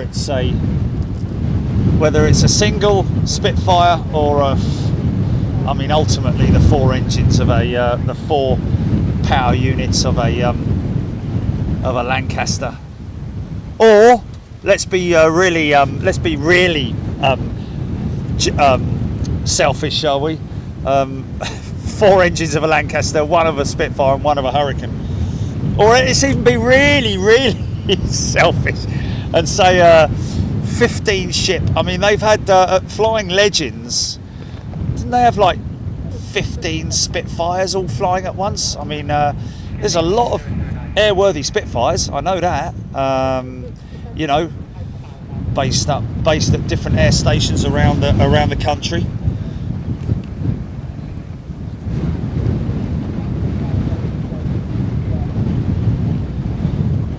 Harry Walker. It wouldn't matter, would it, whether it's a Hurricane or a Spitfire? Come on. Don't be shy now. Don't be shy. I think it's too windy myself. I think the wind is still it's still gusting pretty hard, isn't it? That wind there. I mean, you saw a couple of the Typhoons struggling a little bit. What's that? Shall I ring him up and ask how much he wants for it? I did ask the bloke who owns the last house at the end of Myrtle Avenue if he wants to sell his house.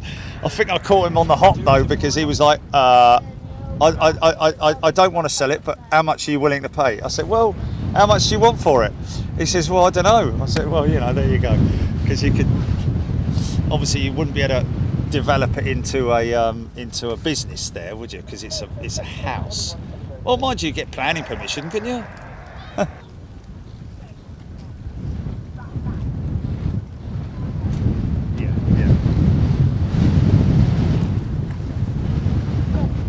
Oh, it's a 145 inbounds Coningsby in a few minutes, Martin P saying.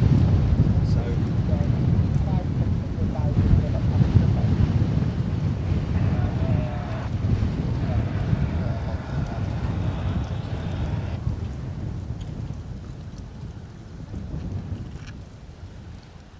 what's it called when you a takeover bid?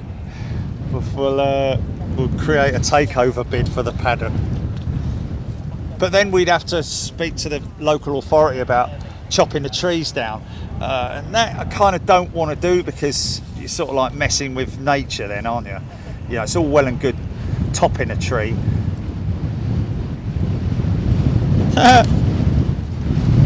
Stephen Bell, they have Spitfires at Sywell near me.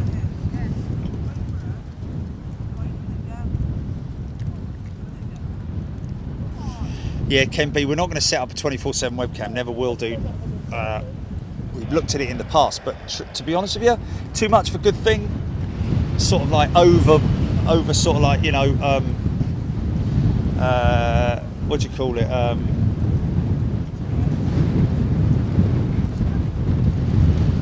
Dilutes it, doesn't it? It dilutes it.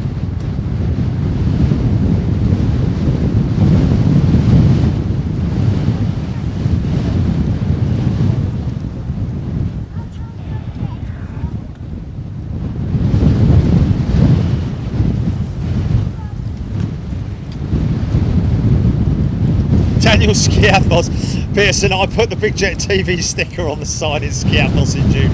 Now they've gone and flipping replaced all the sign. Oh, that's funny, man.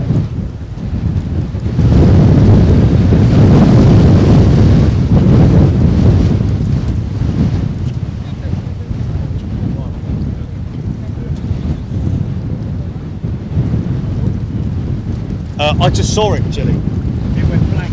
It went black for like literally a split second. A split second. Yeah, Andy P, mine did as well. Tony, saturation, you got it.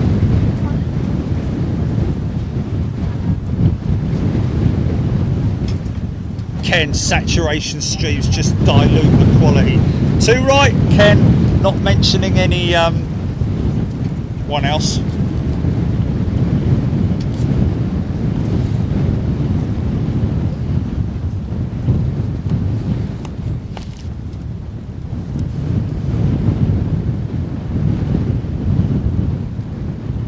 Wade Perry, 20-story high platform.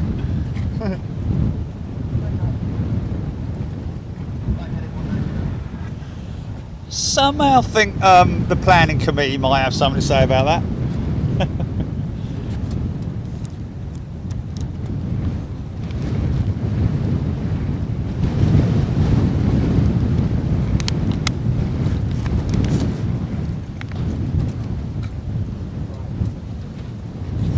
Chris Sharalambous is a new member. Well, it's a returning member actually. Welcome back, Chris.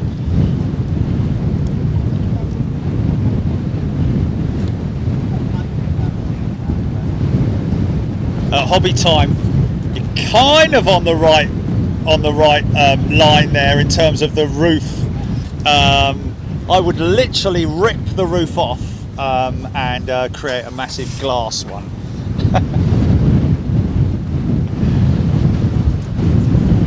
In fact, I'd probably apply for planning permission first to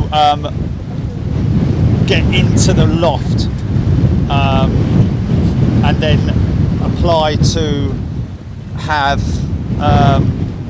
it would be kind of an Astrodome really, but it would be an all glazed top. Obviously it would have to be angled ever so slightly, otherwise you'd have all sorts of things sleeping on it. Pigeons, spiders.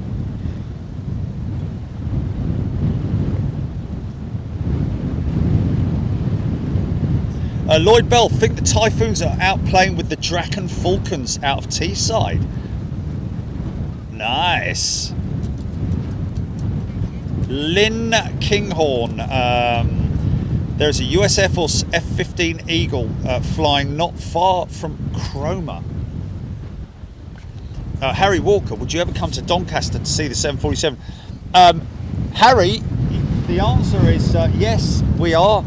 I've spoken to 2XL oil response team who obviously operate a couple of 727s up at Donny, and also Magma Aviation is another option that we're looking at for Doncaster. So most definitely we are planning. So last time we went up to Doncaster, it was very foggy conditions and the 727 wasn't flying. So all we could do was a walk through in the hangar, which was a horrendous stream because the audio, we had problems with the mic. It wasn't anything else, was it? It was just the mic. It was the mic, wasn't it? Oh yeah, we did the Vulcan up at taxi. Well, it wasn't a taxi run, was it? Well, it was part taxi run. They taxied it back to its stand, but it was. Okay,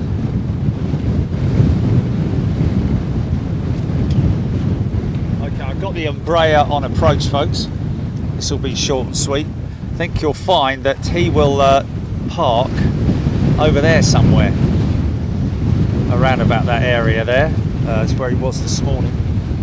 BAE Systems, so that's electronic gadgetry, specialists that radar,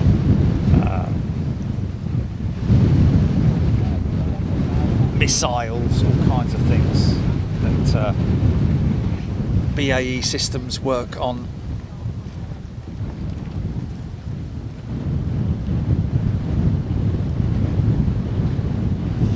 Matthew Clark, better do Doncaster quick before they close it. Yeah, you know what? That's crazy, isn't it? I did hear the other day that apparently it has been officially stamped now, hasn't it? Doncaster for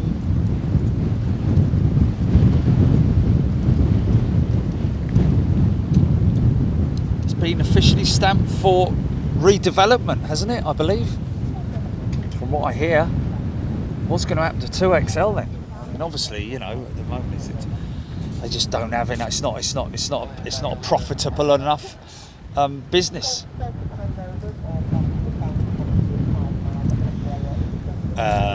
Martin P, thank you. BAE Systems 145 on short finals. Just waiting for it, folks. Don't worry, I won't miss it. Andy P, I still don't have a picture on my TV. Well, you got a picture on your phone? Maybe want to refresh, Andy P.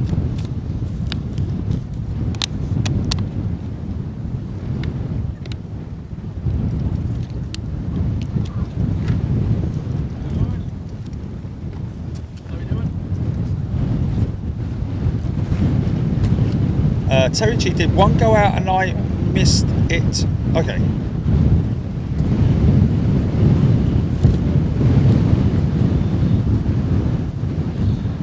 Dan scans the electromagnetic field for slight increases in electromagnetic frequency.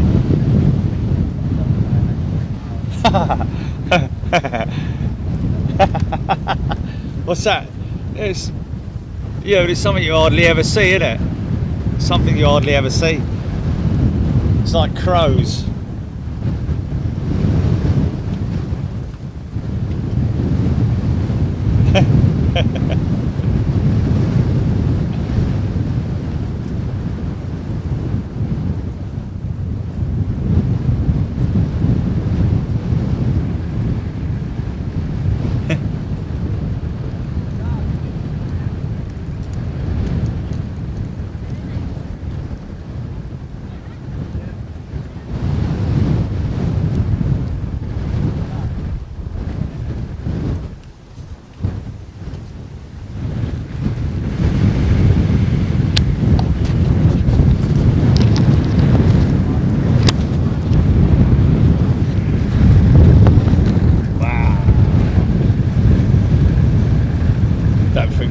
Spit out at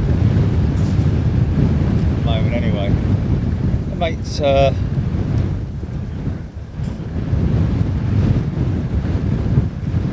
far too windy for a historic aircraft to fly, man. What's our TRT, GP? Okay, battery. Need to consider battery. Ex-Hop, Air France Hop, according to Paul Hodgson. Oh, easy, son.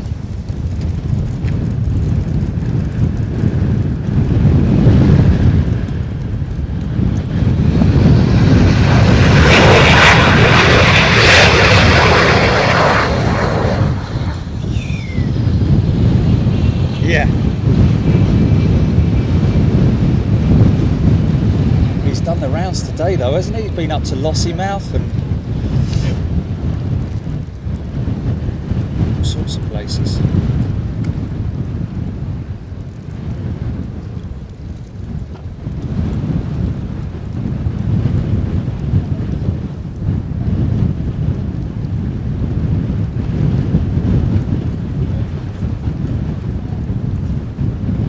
So how many TIFFs have we still got out there? At least 4, innit?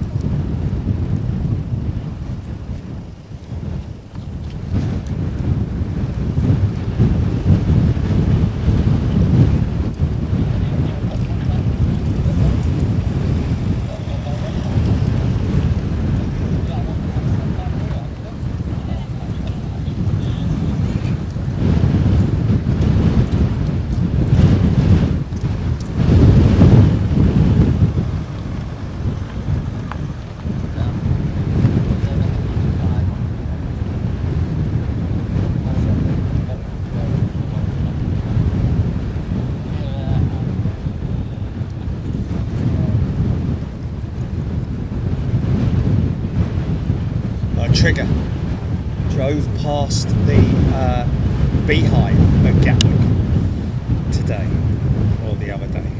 Yeah, indeed, has a lot of history. The original Gatwick Aerodrome 5 Typhoon's still out, right?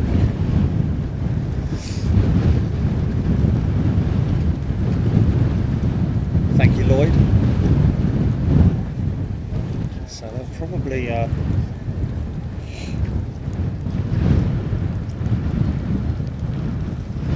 we hear something to my right. Oh, they're just running something up.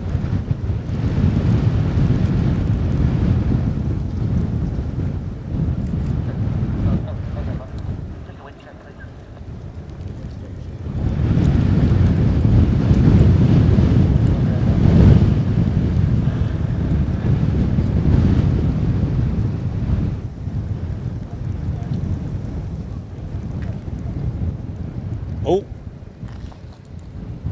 I hear engines, but I also hear what appears to be a Merlin engine on idle.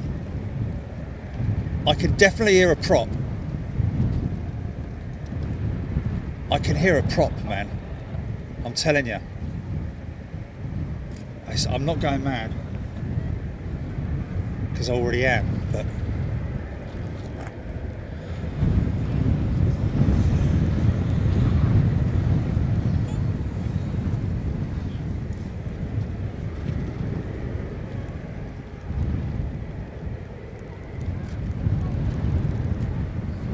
is that that Hodges talking about, that Condor Green deck chair tail livery? Is that the same routing as those other jumbos that we saw earlier, Gilly?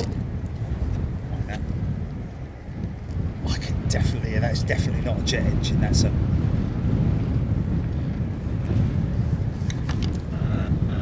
yeah, it's Condor 330 deck chair, green deck chair livery. Yeah, no, I'm looking. He's going to pop through that cloud any moment now. Don't be shy, man. Here he comes now.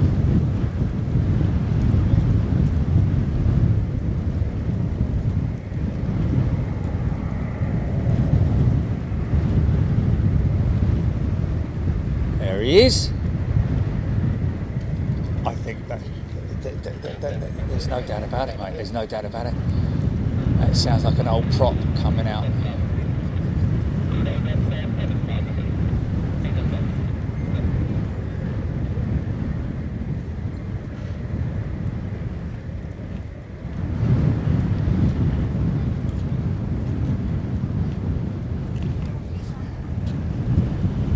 Ye oldie tail dragger. Somebody on the scanner asking for a wind check.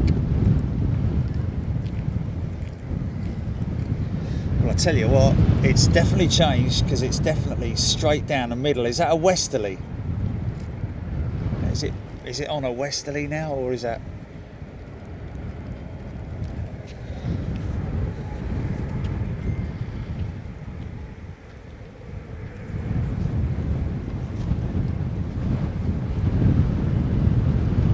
Martin Jordan. I'm going to be honest with you. If this does happen, it'll probably top the 8 ship. Will it, or won't it? Yeah. Bye.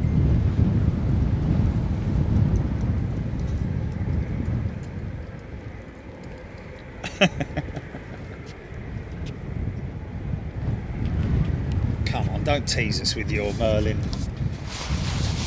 running it up over there. It's not very fair, is it?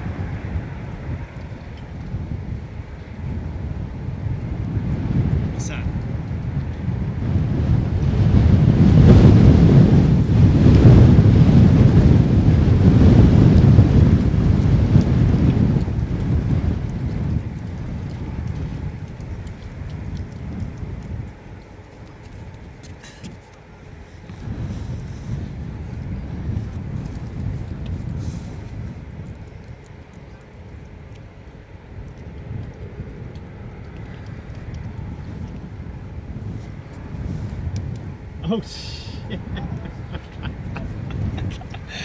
Yeah.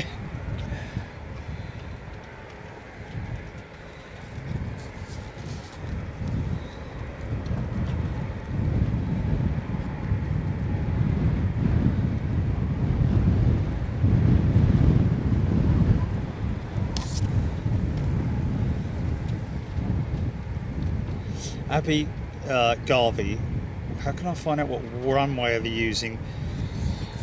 Well, Abby, the best way to look is see what runway they're using now on your flight radar app or whatever app you might be using, and look at the wind direction, and then look at the weather for tomorrow, see what wind direction they are on.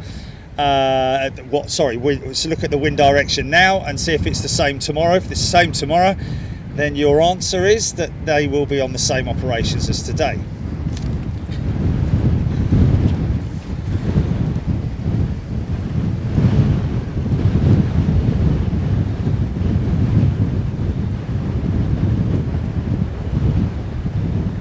Andy P, there's about 3 flights a day at Prestwick. Wow.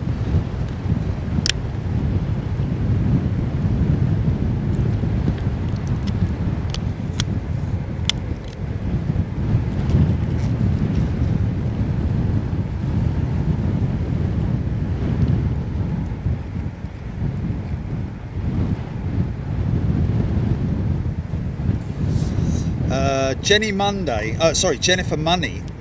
I've enjoyed the shows from Lakenheath because as a child I spent a lot of school holidays at years uncle's pub in Mildenhall where a lot of USA pilots visited. Wow.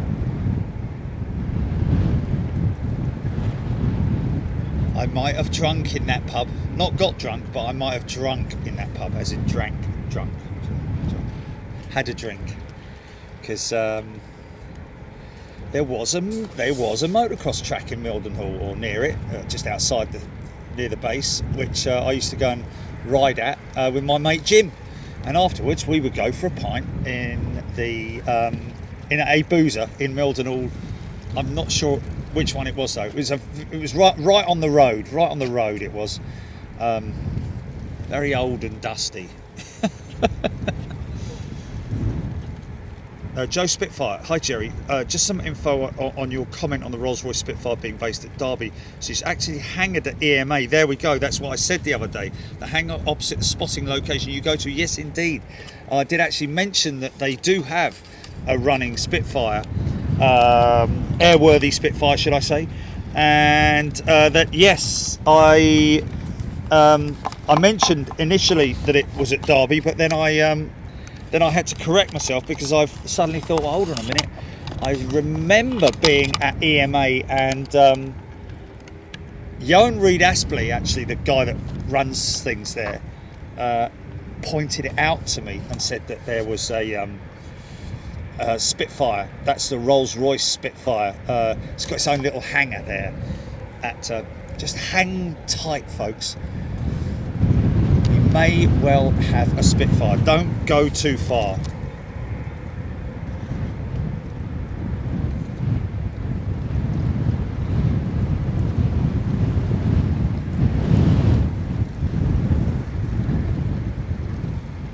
'17th Mustang. Prestwick will surprise you. You can have a quiet day. That's just my luck, but that's the day that I turn up. Then a tanker and F-18s come in from Canada or several US Air Force aircraft come in, or at a pinch, or some German tornadoes, yeah. Aviation in 4K. The EMA show is planned for the 17th of this month, folks. The 17th of August is it's the night show at East Midlands.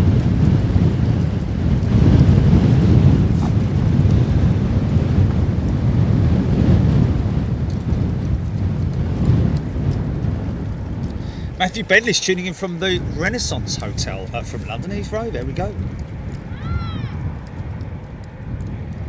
Margie Ann, EMA is my daughter's initials. Brilliant.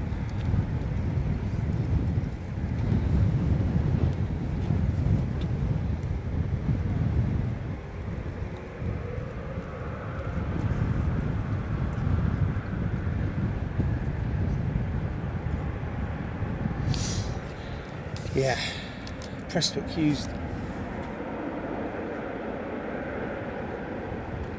for fuel stops for some aircraft as well, aren't they?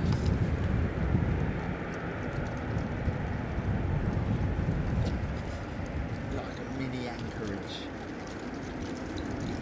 Come on, bring her out, BBMF. Don't be shy, man. Oh, yeah, battery.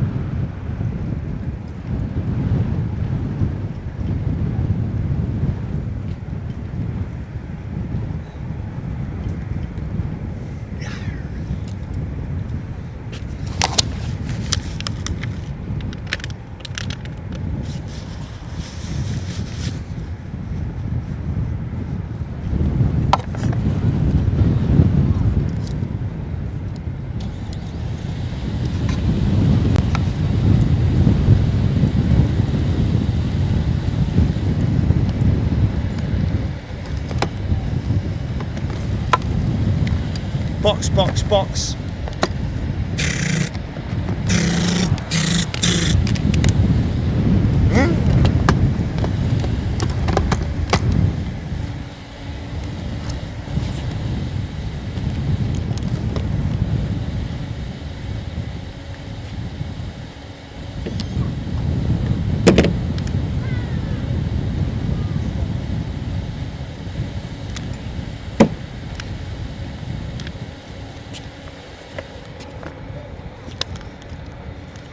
Monkey Boy 85. Never seen you before, Monkey Boy 85. And that's a name that I would remember. Not had a shout out for a long time. Well, that's because I've not had any word from you, Monkey Boy 85.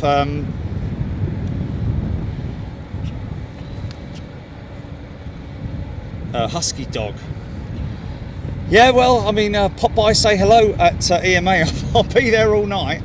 And one of the aircraft that we are planning to lock on is a DHL 777 piloted by a good friend of ours who is going to it's actually I think it's his nephew or something like that, the fella that works at EMA, Steve Hughes. Thank you. Been watching playbacks like London City.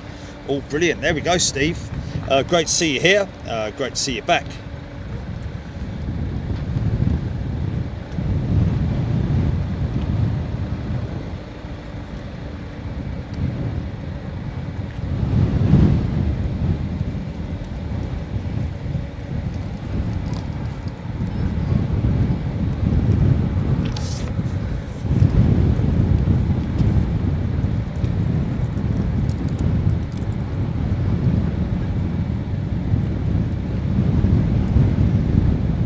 Lane Hewitt, that sounds more like one engine.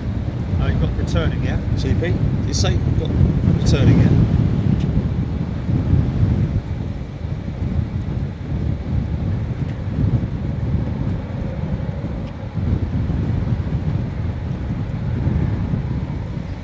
Matthew Thompson, obviously being gifted a membership. First time chatting from California. Thank you for the free membership. There we go. Welcome back. Welcome, sorry, Matthew. Good to see you here, and thank you. Whether the folks are still here who gifted those memberships, I know that somebody today gifted 5 memberships. Thank you so much, very much appreciated.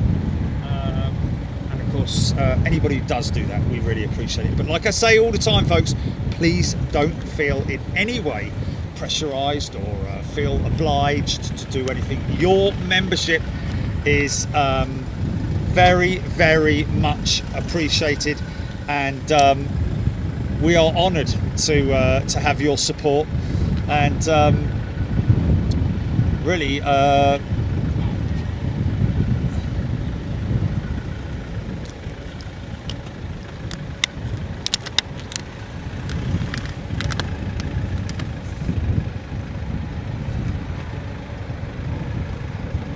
Oh, blimey.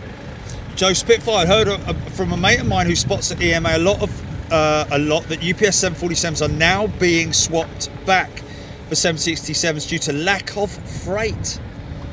Well, hey, look, at the end of the day, the big demand post-COVID has now dipped again, and I think that we're kind of getting back to those pre-COVID freight demand levels.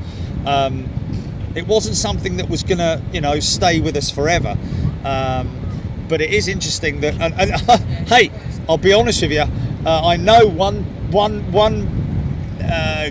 group of people who are going to be very happy to hear that, and that will be EMA themselves, because apparently, yeah, you see. That sounds like a jet engine now. Anyway, apparently the UPS 747s causing all sorts of logistical parking problems at EMA. So if they're being told that hey guys, we're gonna switch out back to the 767, they'll be like, yeah, bring it on. For us, that's not so good, because that was something that we were planning to film when we're up there on the 17th. But hey, if it isn't, it isn't.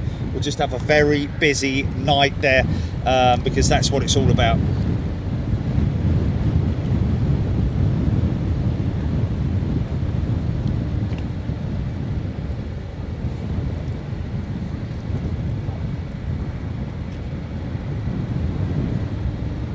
Oh, Ty Wiggins, that's very kind of you, but yes, basic membership $199, my friend. And yes, of course you can downgrade that, but we appreciate your coming straight in at super class. You're a legend. But yes, you can, of course, downgrade yourself to premium membership. With premium membership, you get to come overseas with us to European spotting shows exclusively, as do first class and super class.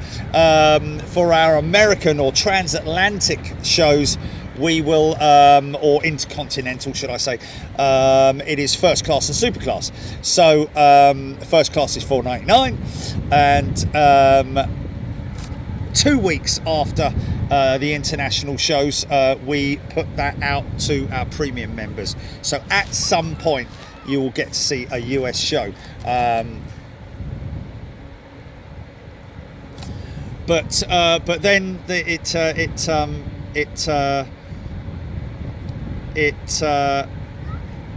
lot of people like the fact that they can be there with us for the US shows, or the intercontinental, should I say? Only the US at the moment, because we're obviously looking to do something in the East at some point in the future. Most definitely, I think Narita's probably going to be our first Eastern Promise show. Julie Seaman, thank you very much indeed.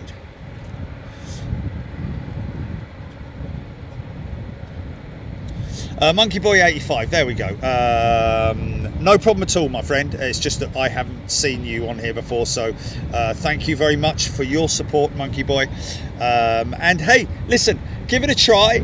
It doesn't matter, a lot of people don't understand what I'm talking about half the time, but yeah, give it a try, and we'll always be here to chat with you and answer any questions that you might have. Joe Foxon, yeah, I wish you could come with me as well. A 747 full of, well, need a few more than that, wouldn't we? Big Mac, looks like they're on their way back, heading over the coast. Matthew Thompson, loved the Farnborough show.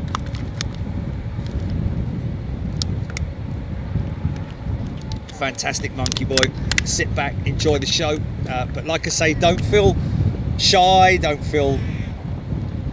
in any way feel that any question that you might have is just go with the flow and ask any questions that you might have. Husky Dog.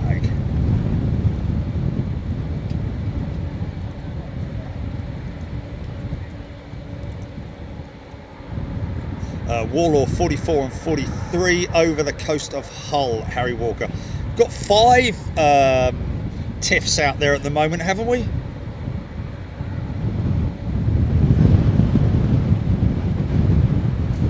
Aviation 4K Dublin shows were awesome. Well, it was only slated as one show, wasn't it? But we did a show for a couple of hours the day before the evening. I got some great sunset shots at Dublin. Go back and check those out, folks. Yeah, that was a great show. Two different runway operations there as well.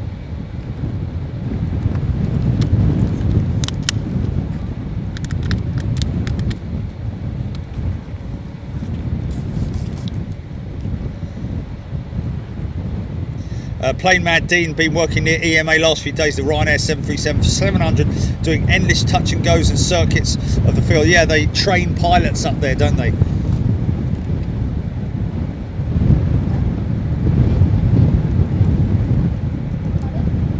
Garrett Miller, any chance visiting Cincinnati, Northern Kentucky International Airport, DHL and Amazon Prime North American HQ, lots of old smokies. This one put on the list, isn't it, Chile? Cincinnati? Yeah, we are. We are. It's on the list. It doesn't mean like, you know, top of the list. It's just on the list.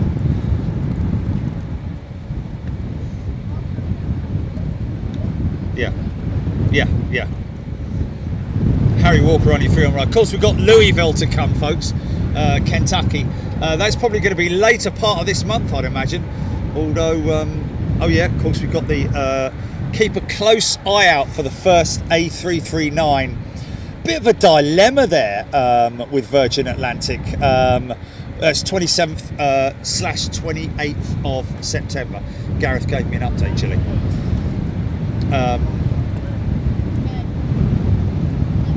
Yeah, but the dilemma that I have is, would we rather be airside at Heathrow to catch the 339 coming in, or would we rather be at Toulouse to catch it going out? And with the worry, yeah, the worry for me would be with Toulouse is, would we get a wing wave? Because the last time,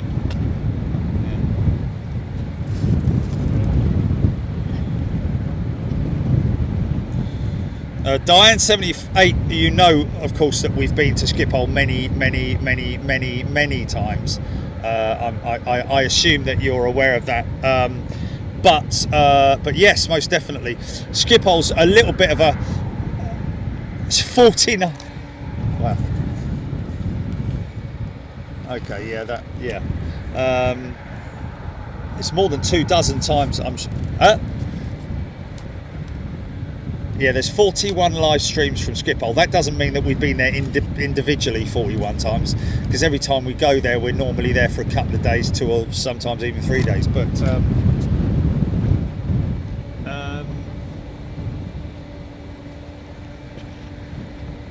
yeah, Schiphol's a little bit dodgy at the moment, isn't it? With delays and stuff like that going on, and we want to wait till that all settles down a little bit before we head out there again.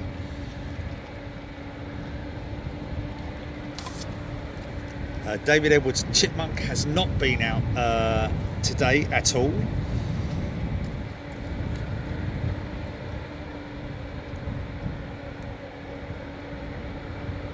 Robert O'Keefe, we are doing Narita.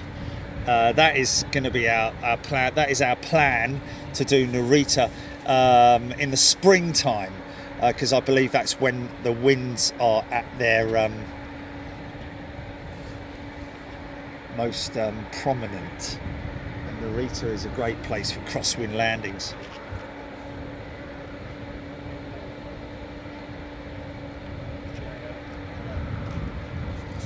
Andrew Alborn, great show the other day from Stansted, thank you.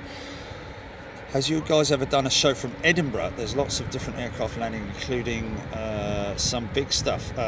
Haven't done anything from Edinburgh yet, Andrew.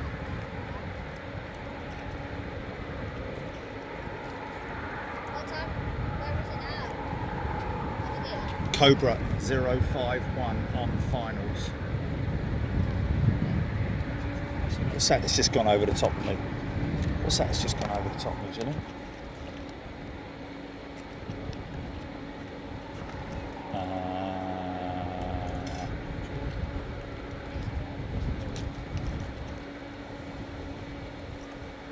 Ah, okay. Ryanair 737. Okay, inbound, visual.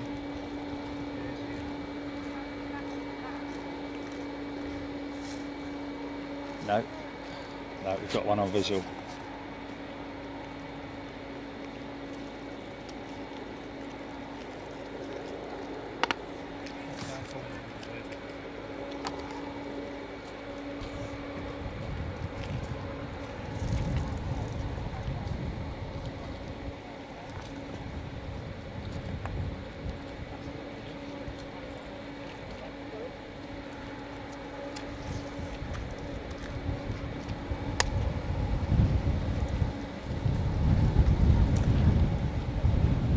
Guy looks like he's coming in pretty slow. Hey! Where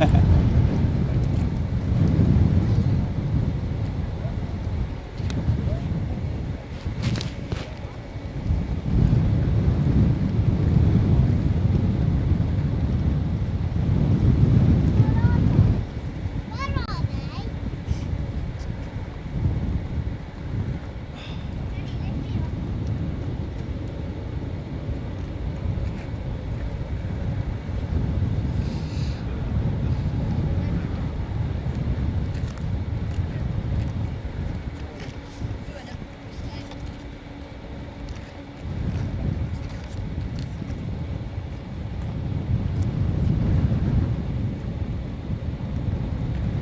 So this is one of two.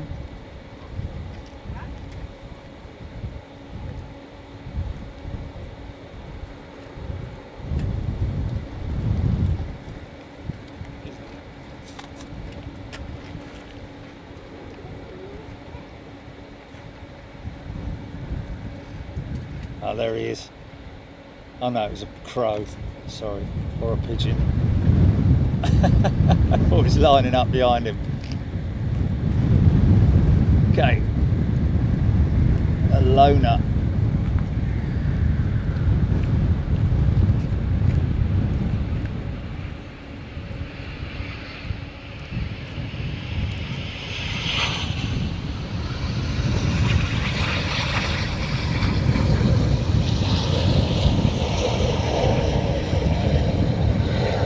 Yeah, Willie King.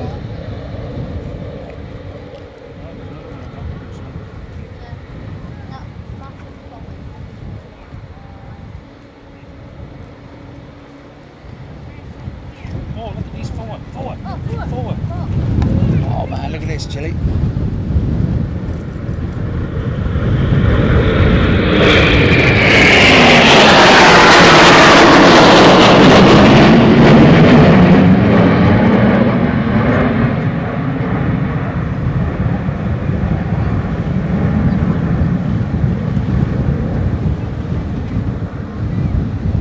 The old run break.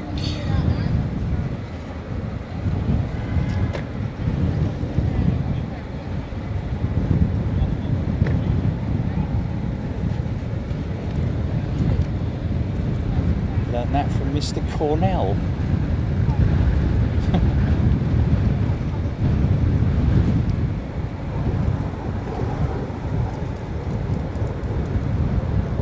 Hey.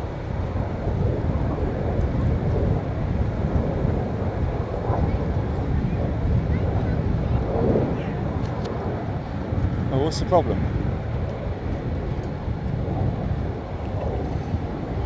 Nah, it's nothing to do with the equipment, mate. Nothing to do with the equipment, David. It's all to do with what's there. It's all good. It's all well and good when you're wired, when you're hardwired into something, but when you're relying on signal and also not only that, but being able to be protected from other equipment that's in the area, transmitting, especially when you've got. Oh, look at that shot there. Yeah, it's nothing to do with the equipment. We could have the best equipment in the world, which, to be perfectly honest with you, we have.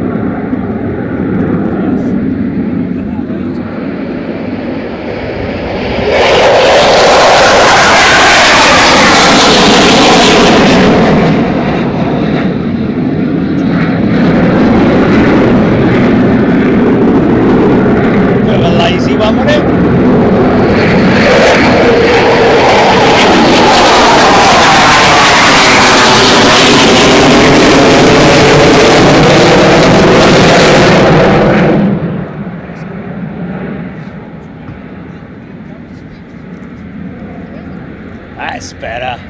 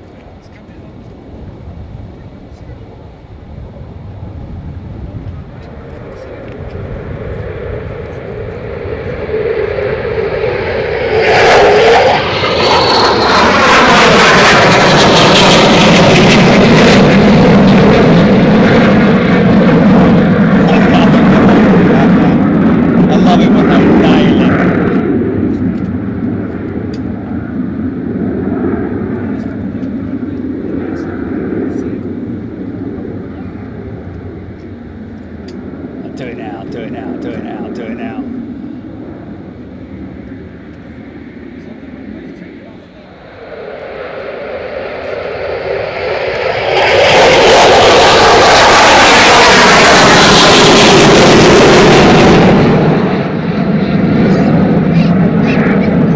Here comes Mr. Lazy. Oh, he's touched this time. Oh, done a big long run as well, just to be sure.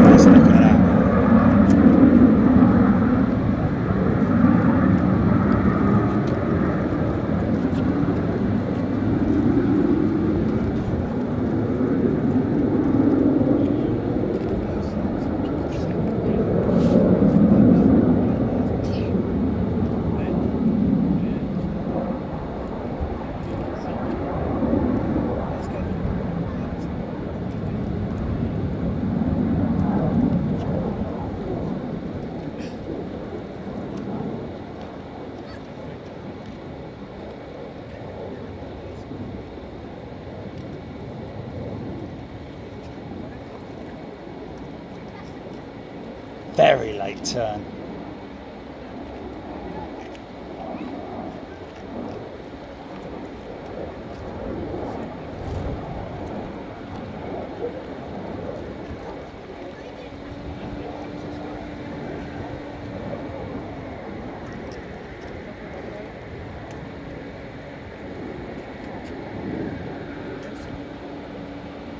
Sit down.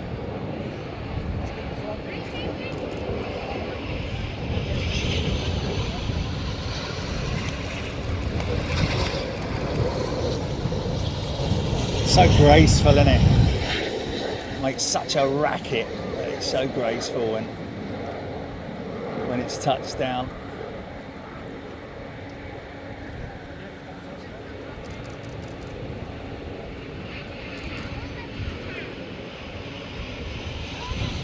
Wow, looked like that canard had no pressure in the system there. It looked very floppy, didn't it?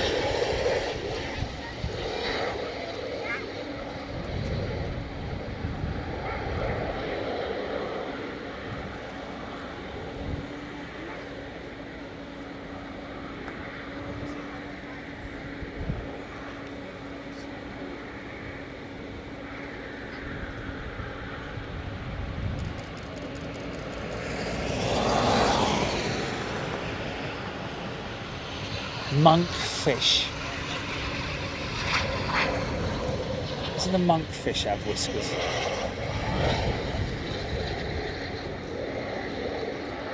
Oh, sorry about that, folks. Missed it. One last one of the day and I miss it. What a sausage. Oh, that's quite flappy, that canard and all. I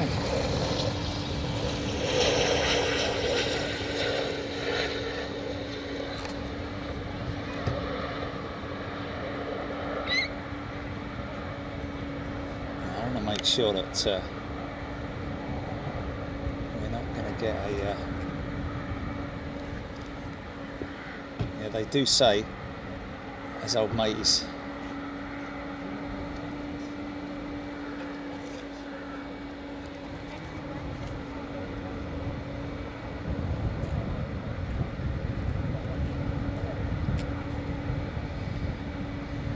once that 4-5's out of town, then that's it, it's game over. And looks like he's lined up ready. I think they used the runway to taxi down and depart. We'll just wait a couple of minutes though, folks, just to make 100% sure that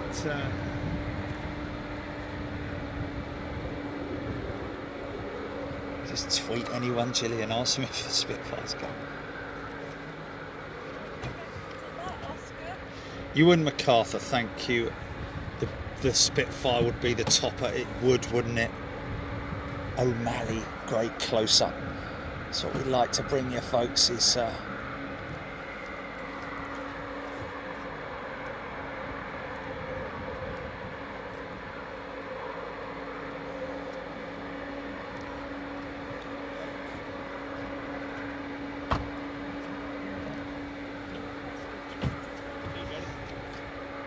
see you, man. Take care.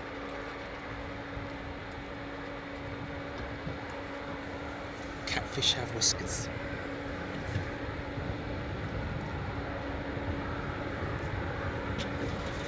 Yes, I know. That's what I'm thinking. It would be a last-minute thing if the... we'll just wait for all those Typhoons to shut their engines down and let everything... Yeah.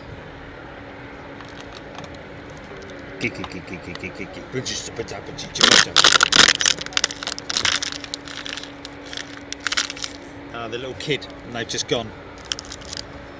Husky dog, thank you. Sue Freeman, thank you. Ty Wiggins, you're right. The wind has died down ever so slightly. It's right, changed direction, not changed direction, but it's definitely.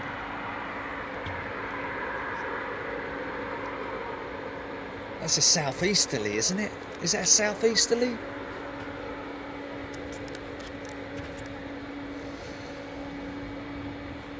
Now they'll taxi this Embraer all the way down.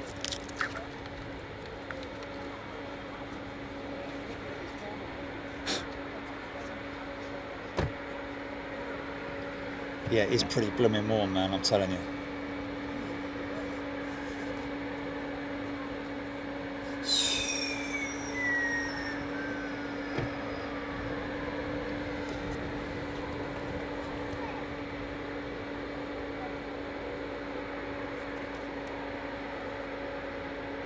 Lane Hewitt, BBM often wait for ops to end before tootling out.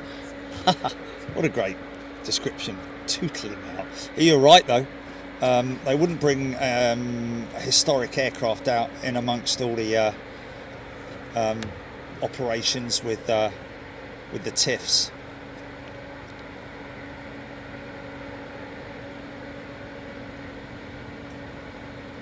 Come on. Thank you, Martin. BOAC VC10, lovely day for it as well. Well, we're just we're making a cake, ladies and gentlemen, and we've put all the icing and everything on top of it. We're just waiting for the cherry to arrive. It may be cherryless, this cake. It's been sweet, it's been a great taste, but we just need to make sure that the see if the cherry does arrive. Mighty 52 BE8 crew ferry, indeed it is.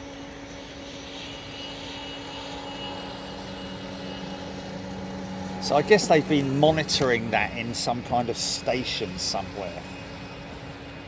All the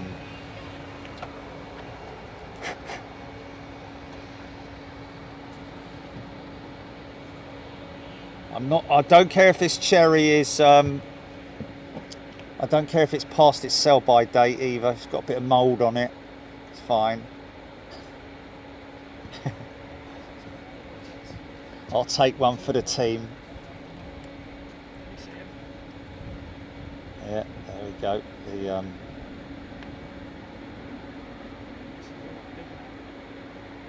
this is the last of the. Oh, yeah, he's going out. Yes, he does a 180.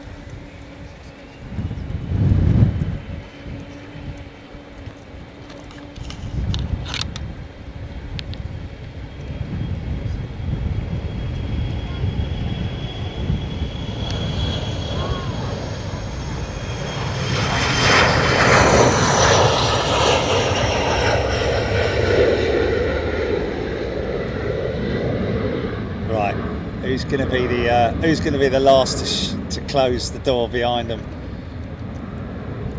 Who's going to be the last out? Let's see how many people are going to hang around to see whether this Spitfire's coming out. Come on, the Spitfire, you can do it, son. Somebody called a BBMF.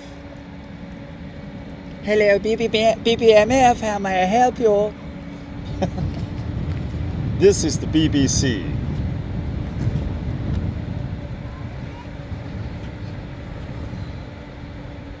Randy Schwartz, thank you. Watching at the doctor's office. Hope all is well, Randy.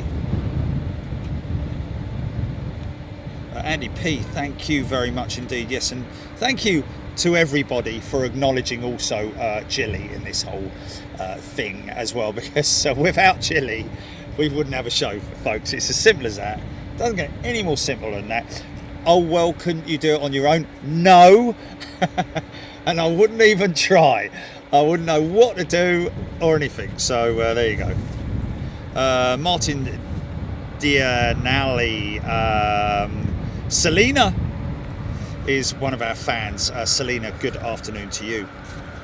Lisbon spot, no afterburners on that 145. Ewan MacArthur, thank you.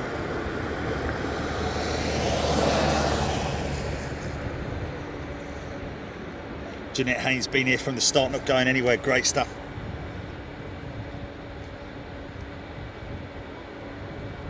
just shout scramble.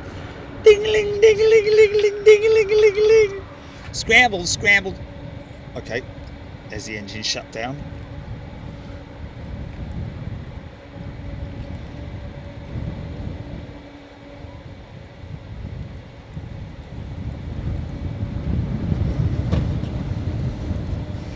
Shannon Lonergan watching from a conference room at a railroad today. Well, I hope you've been paying attention, or it's just an empty conference room. Stoneman JD Stone, thank you. I'm staying till the end. Abby Garvey, Ty Wiggins, don't know that. Jilly in the event, my opinion still holds. Lifetime member, thank you, Ty.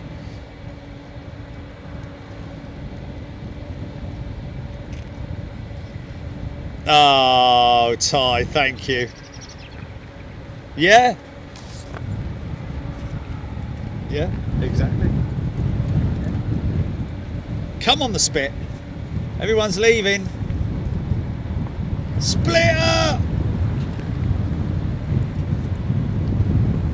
Melody's been up all night watching. Blimey. Matthew Thompson, thank you. Dawn Hansel, thanks for the great show. Off work with a bad back. This has made my day. Oh, Dawn, keep stretching, Dawn. Keep moving the back. It's nothing the back doesn't. It's nothing worse than just immobilizing it. I know. You just gotta. Obviously, no heavy weights or anything like that. I suffer from a bad back. Having put this whole assembly on over the last couple of days. In fact, yesterday I spent most of the day assembling this whole piece together. These steel pipes, they weigh a lot, and so I drove up yesterday. My sciatica played up badly on my way up here. But especially in the last couple of miles, blimey O'Reilly, it was absolute agony. Once I got out of the van and stretched myself and keep me straight, get stretching. Lie on your back, bring your legs up to your chest if you can do. Hold it there for 10 seconds, 15 seconds or whatever, and then relax and then do it again. And you'll find that exercises always help with your back. Chucks away, BOAC VC10 saying.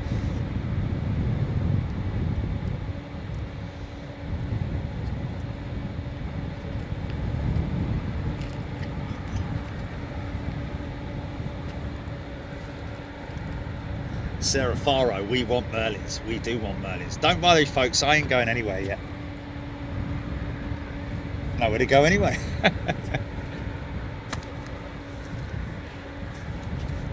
John Stone, thank you. Abby Garvey. Okay, in Shake Shaft. Sue Freeman. Yeah, sciatica is no joke, trust me. Casey and the Sunshine Band, Ewan McCarthy, yeah.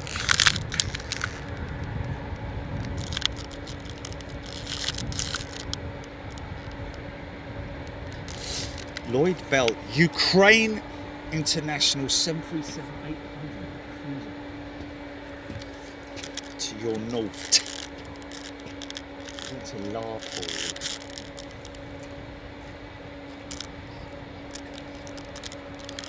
Just wait for that last jet engine to shut down.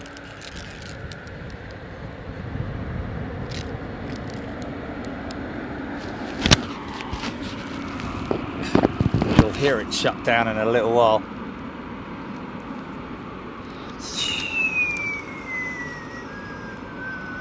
It will go.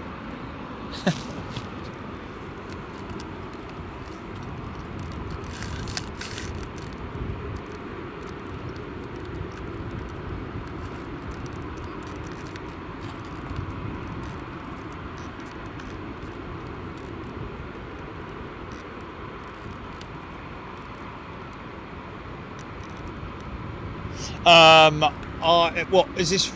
Is this regarding Donny? Is this Doncaster? Well, we did read from somebody that apparently there's the shutdown. We did hear, well, actually read somewhere. We'll have to dig it out. But apparently, Doncaster had finally lost its battle with local planning committee or whatever it might be, that they have decided that or the owners of the land have decided that it is no longer viable to financially viable to run an airport operation from there, so they have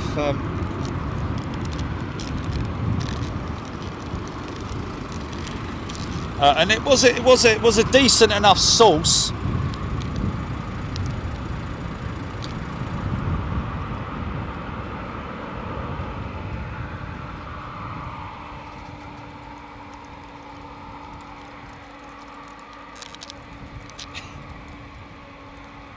Matthew Thompson, did you hear that? Best sound effects ever.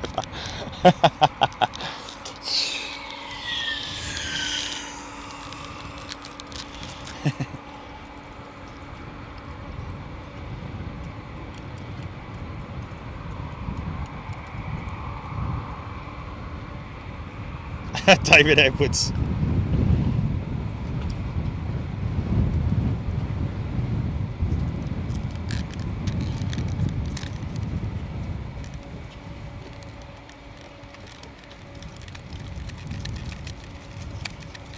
Okay, so it's a little bit up in the air, the whole Doncaster thing.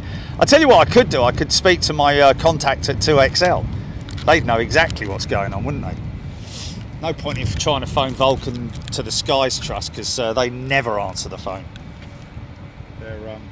They're terrible for communications. I've got to be honest with you. Are our friends at Vulcan to the Skies. No matter how much help you want to give them.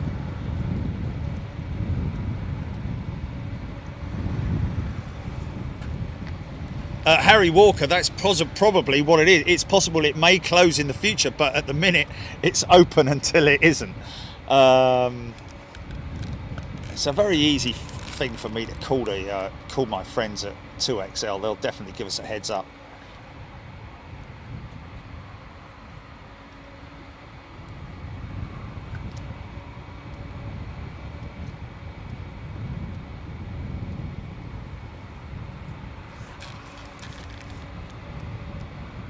Thank you, Matthew.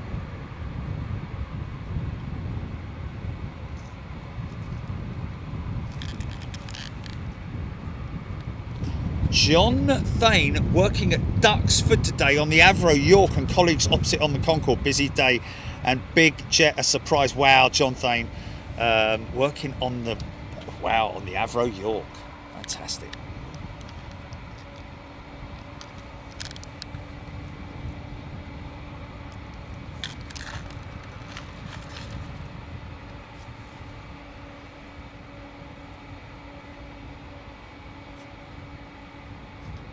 Of course, the Avro York is a sort of like Lancaster type, modified Lancaster for passengers, wasn't it? Was that the Lancastrian, I think? No, the Avro York. No, I'm completely wrong there.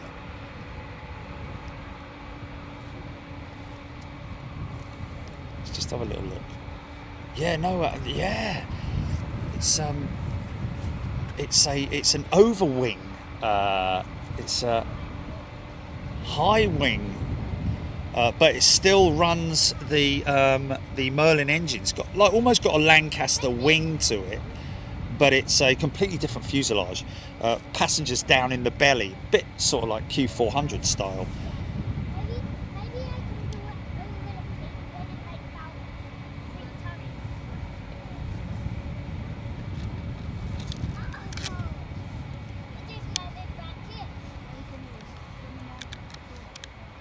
Martin Organ, good day. Oh, I wish I had a big long stick extension with a mirror on it and I could look to the right down there and see whether or not whether the hangar's open or not.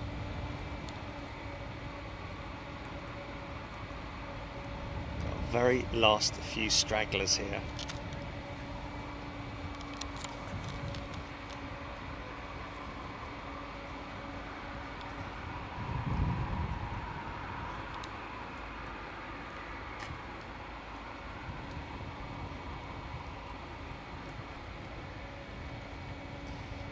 Captain Ron saw the Avro York BOAC in the 50s. Right, all engines have now been shut down and it's completely silent.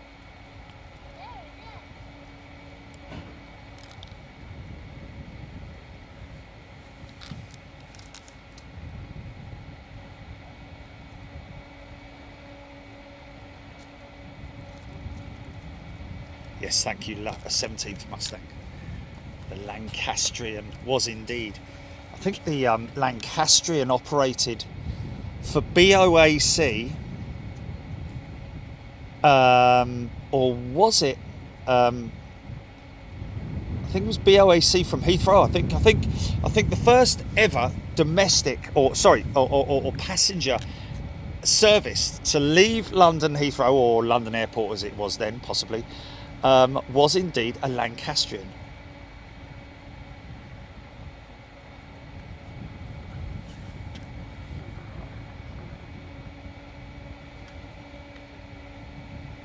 Bobby Fitzsimmons, yes, BA has suspended sales of tickets. Oh, on long haul flights too? No, just domestic and European, I think.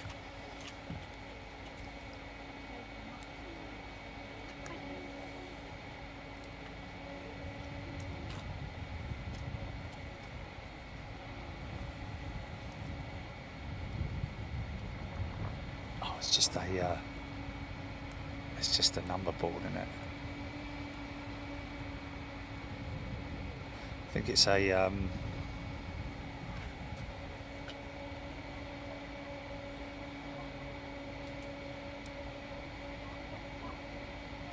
think is that a 100-yard marker? No, it's more than 100 yards. With what, Gilly? What was that?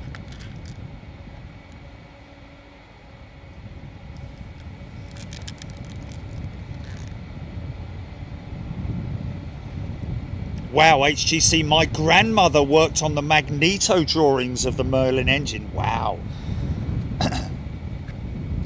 Very important part of the, because the magnetos had to be tuned perfectly because they controlled the superchargers, as far as the magnetos, a bit like the equivalent of like the magnetos actually, sorry. The magnetos delivered the spark to the spark plugs. Very important piece of kit.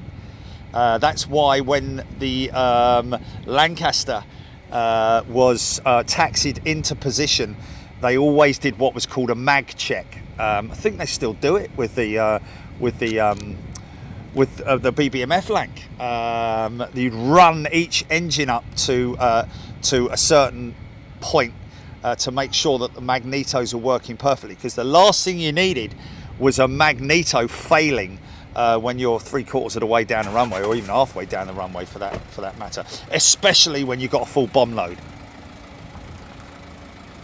Bomb load, yeah.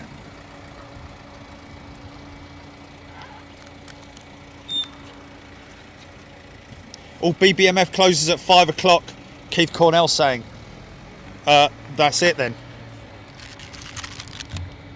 Oh, Mark Lambert, BA reporting. Telegraph is reporting that BA is poised to stop sale of tickets to long-haul destinations like New York. For how long, we don't know. Well, that's it, folks. We're done. Everyone's gone. Silence here now at RAF Coningsby. Listen, it would be great if... Tell you what I will do. I will make a concerted effort to speak to the BBMF and see if we can't get up here and not so much cover something live from their hangar, because I know they're very finicky about who comes and films there. Especially, I don't think they've ever done a live piece there, but it'd be great to get a lot. I actually support the BBMF. I'm actually supporting them financially monthly with donations. So it would be kind of cool to make contact with them and see if we can't either come there and film at their hangar.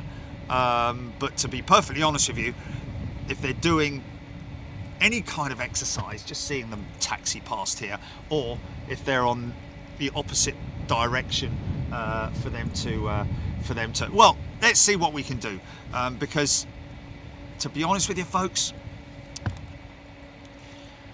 I love my fast jets, I love my commercial stuff, I love everything aviation related, but to have a Lancaster bomber taxiing past you, there is no, or flying past you at 100 feet or 200 feet or even 400 or 500 feet, it's just no better sound, especially on a calm day where the wind isn't carrying the sound away from you. But yes, we'll see what we can do, see if we can arrange something before the end of the summer, and we will look forward to doing that. Is that an old intersection? That there? I don't think it is. Just wondering whether it might be. Because back in the old days, when the war was on, the runways sort of like had an intersecting sort of like structure about them. A bit like Star of David is the best way to describe it. And this, where I'm sitting right now, there's a what looks like a runway. Look. And when you look on when you look at old airfields from now on Google Earth, you'll see what I'm talking about. You can still see the layout of a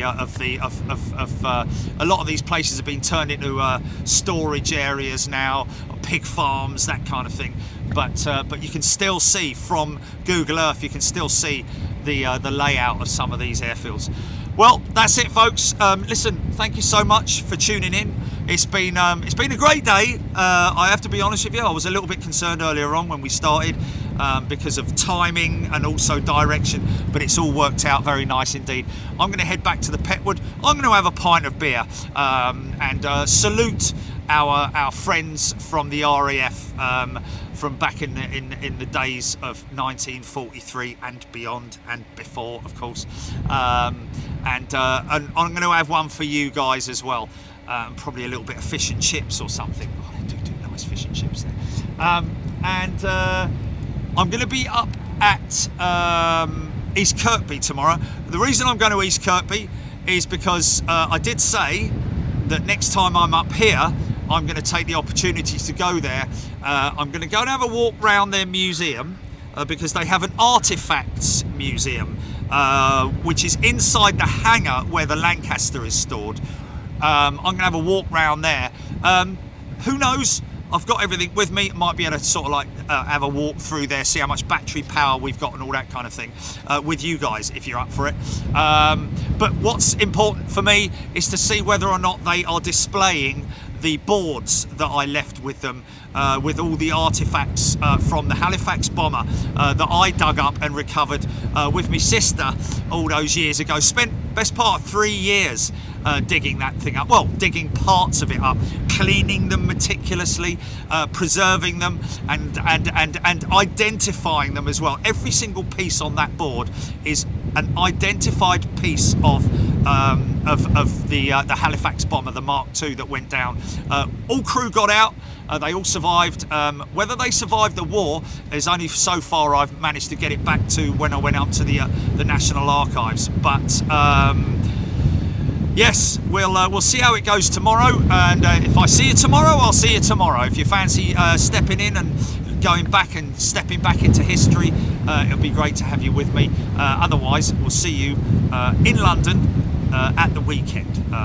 In the meantime, look after yourselves, be good to yourselves, be safe, and be good to the animals as well, folks. That's a really important thing. Thanks, Jilly, by the way, and thank you to everybody. Welcome all new members, by the way, who've tuned in. Great to see you here. Familiarise yourself with the channel and what we do here. Look back in the archives, watch old shows. We get lots of emails and messages from people about the fact that they've been watching old shows. And by the way, folks, anybody who has written in with your sticker, your free sticker envelopes that you send in with messages, there's so many of them, folks, and with your emails as well. I'm you know, it in fact, there was one here, Jilly, that you sent me, wasn't there? Hold on a minute. It's just as an example. Yeah, Barbara.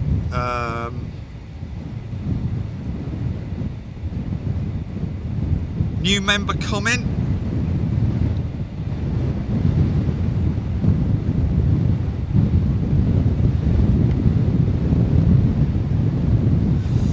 Richard Kniggin, as an example, new member.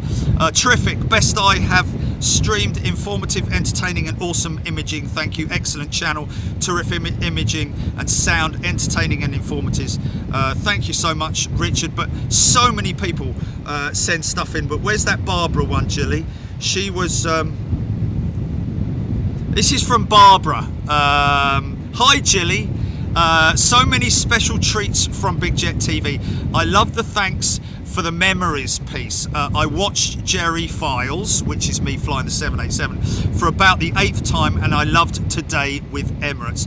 The captain asking if his landing looked all right was so touching. It was beautiful landing, and he must have known that on a professional level, but still cared what Jerry thought. World-class shows from you two every single time, and that's love from Barbara. And I believe that Barbara is 90 odd years old, isn't she, Julie, or something? No. She's nearly 90 years old. Lovely to hear from you, Barbara. Yeah, hopefully it is. Sorry if you're 20 years old, Barbara. But yes, we get so many messages, folks, from people all around the world about their part of their involvement with or association with aviation, their things that has happened to them, their families, being involved in aviation, the past and the present, and it is just wonderful and very humbling to get those messages from you folks. I do read each and every one of them, folks, so please don't think that anything you write is just going to go unread or unseen. I do look at everything that you write in. It's just so much of it. That crow has got a chip in his mouth.